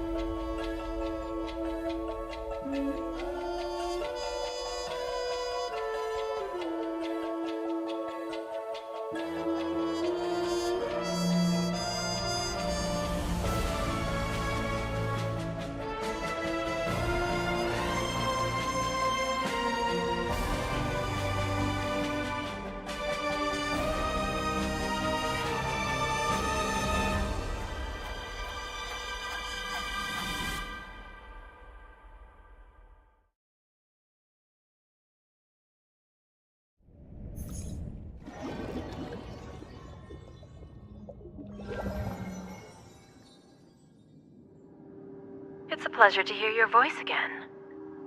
Congratulations. You've become the biggest winner of this festival. Are you calling just to poke fun at me? No. I'm just impressed. Not only did you venture alone into Penacony and discover the truth of Dreamflux Reef, but you also managed to escape with the help of that Knight of Beauty. Remember the recording you received from your Trailblaze friend? It's now the most valuable chip in this game. However, this came at a high cost. Losing a cornerstone is a hefty price to pay. Diamond just called a meeting to discuss what to do with you. Just as I expected. So is Diamond planning to demote me? Or kick me out of the 10 Stonehearts? Why don't you take a wild guess? Well, alright. Then I'll guess. He's going to promote me to P46? Alright. What will you wager? Are we talking about a real bet here? I don't want to wager anything just to escape your clutches. But if it's just a friendly bet, I'll put on the line what I did when we first met. I'll bet my life, ma'am. Interesting. But since it's Diamond's call, no one can predict the outcome. I'm on my way to Penacony. Once everyone is settled, we'll return to Pier Point for the final showdown. Sounds like I'll be out of the action for a while. Finally, a chance to kick back and relax. Yeah. Leave everything to me and Topaz, child. Thanks to you, as soon as the Jade Stone was delivered to the family's compound, we finished up our preparations.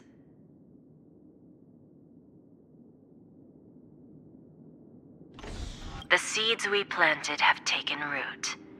Soon, it'll be time to reap the rewards. Huh?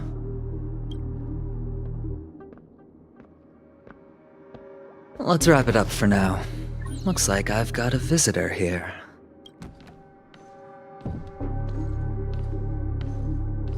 Oh, so many surprises today.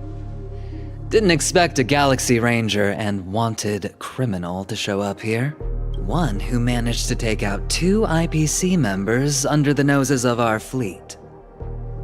Do you understand what that means? Screw wubba boo, I just put him to sleep.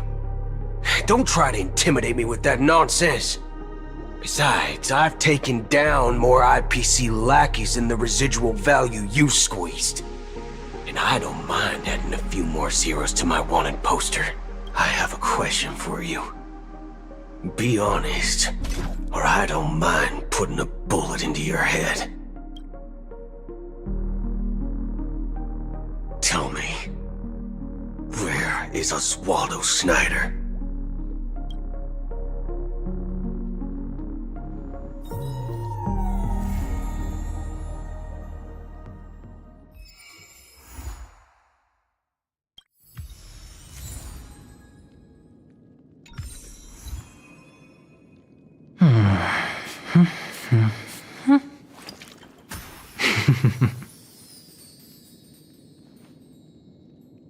Okay, that was so long and so good. Alright guys, let's end here and maybe I'll see you next time. Alright guys, thank you for tuning in. Feeling lucky. Please stay tuned.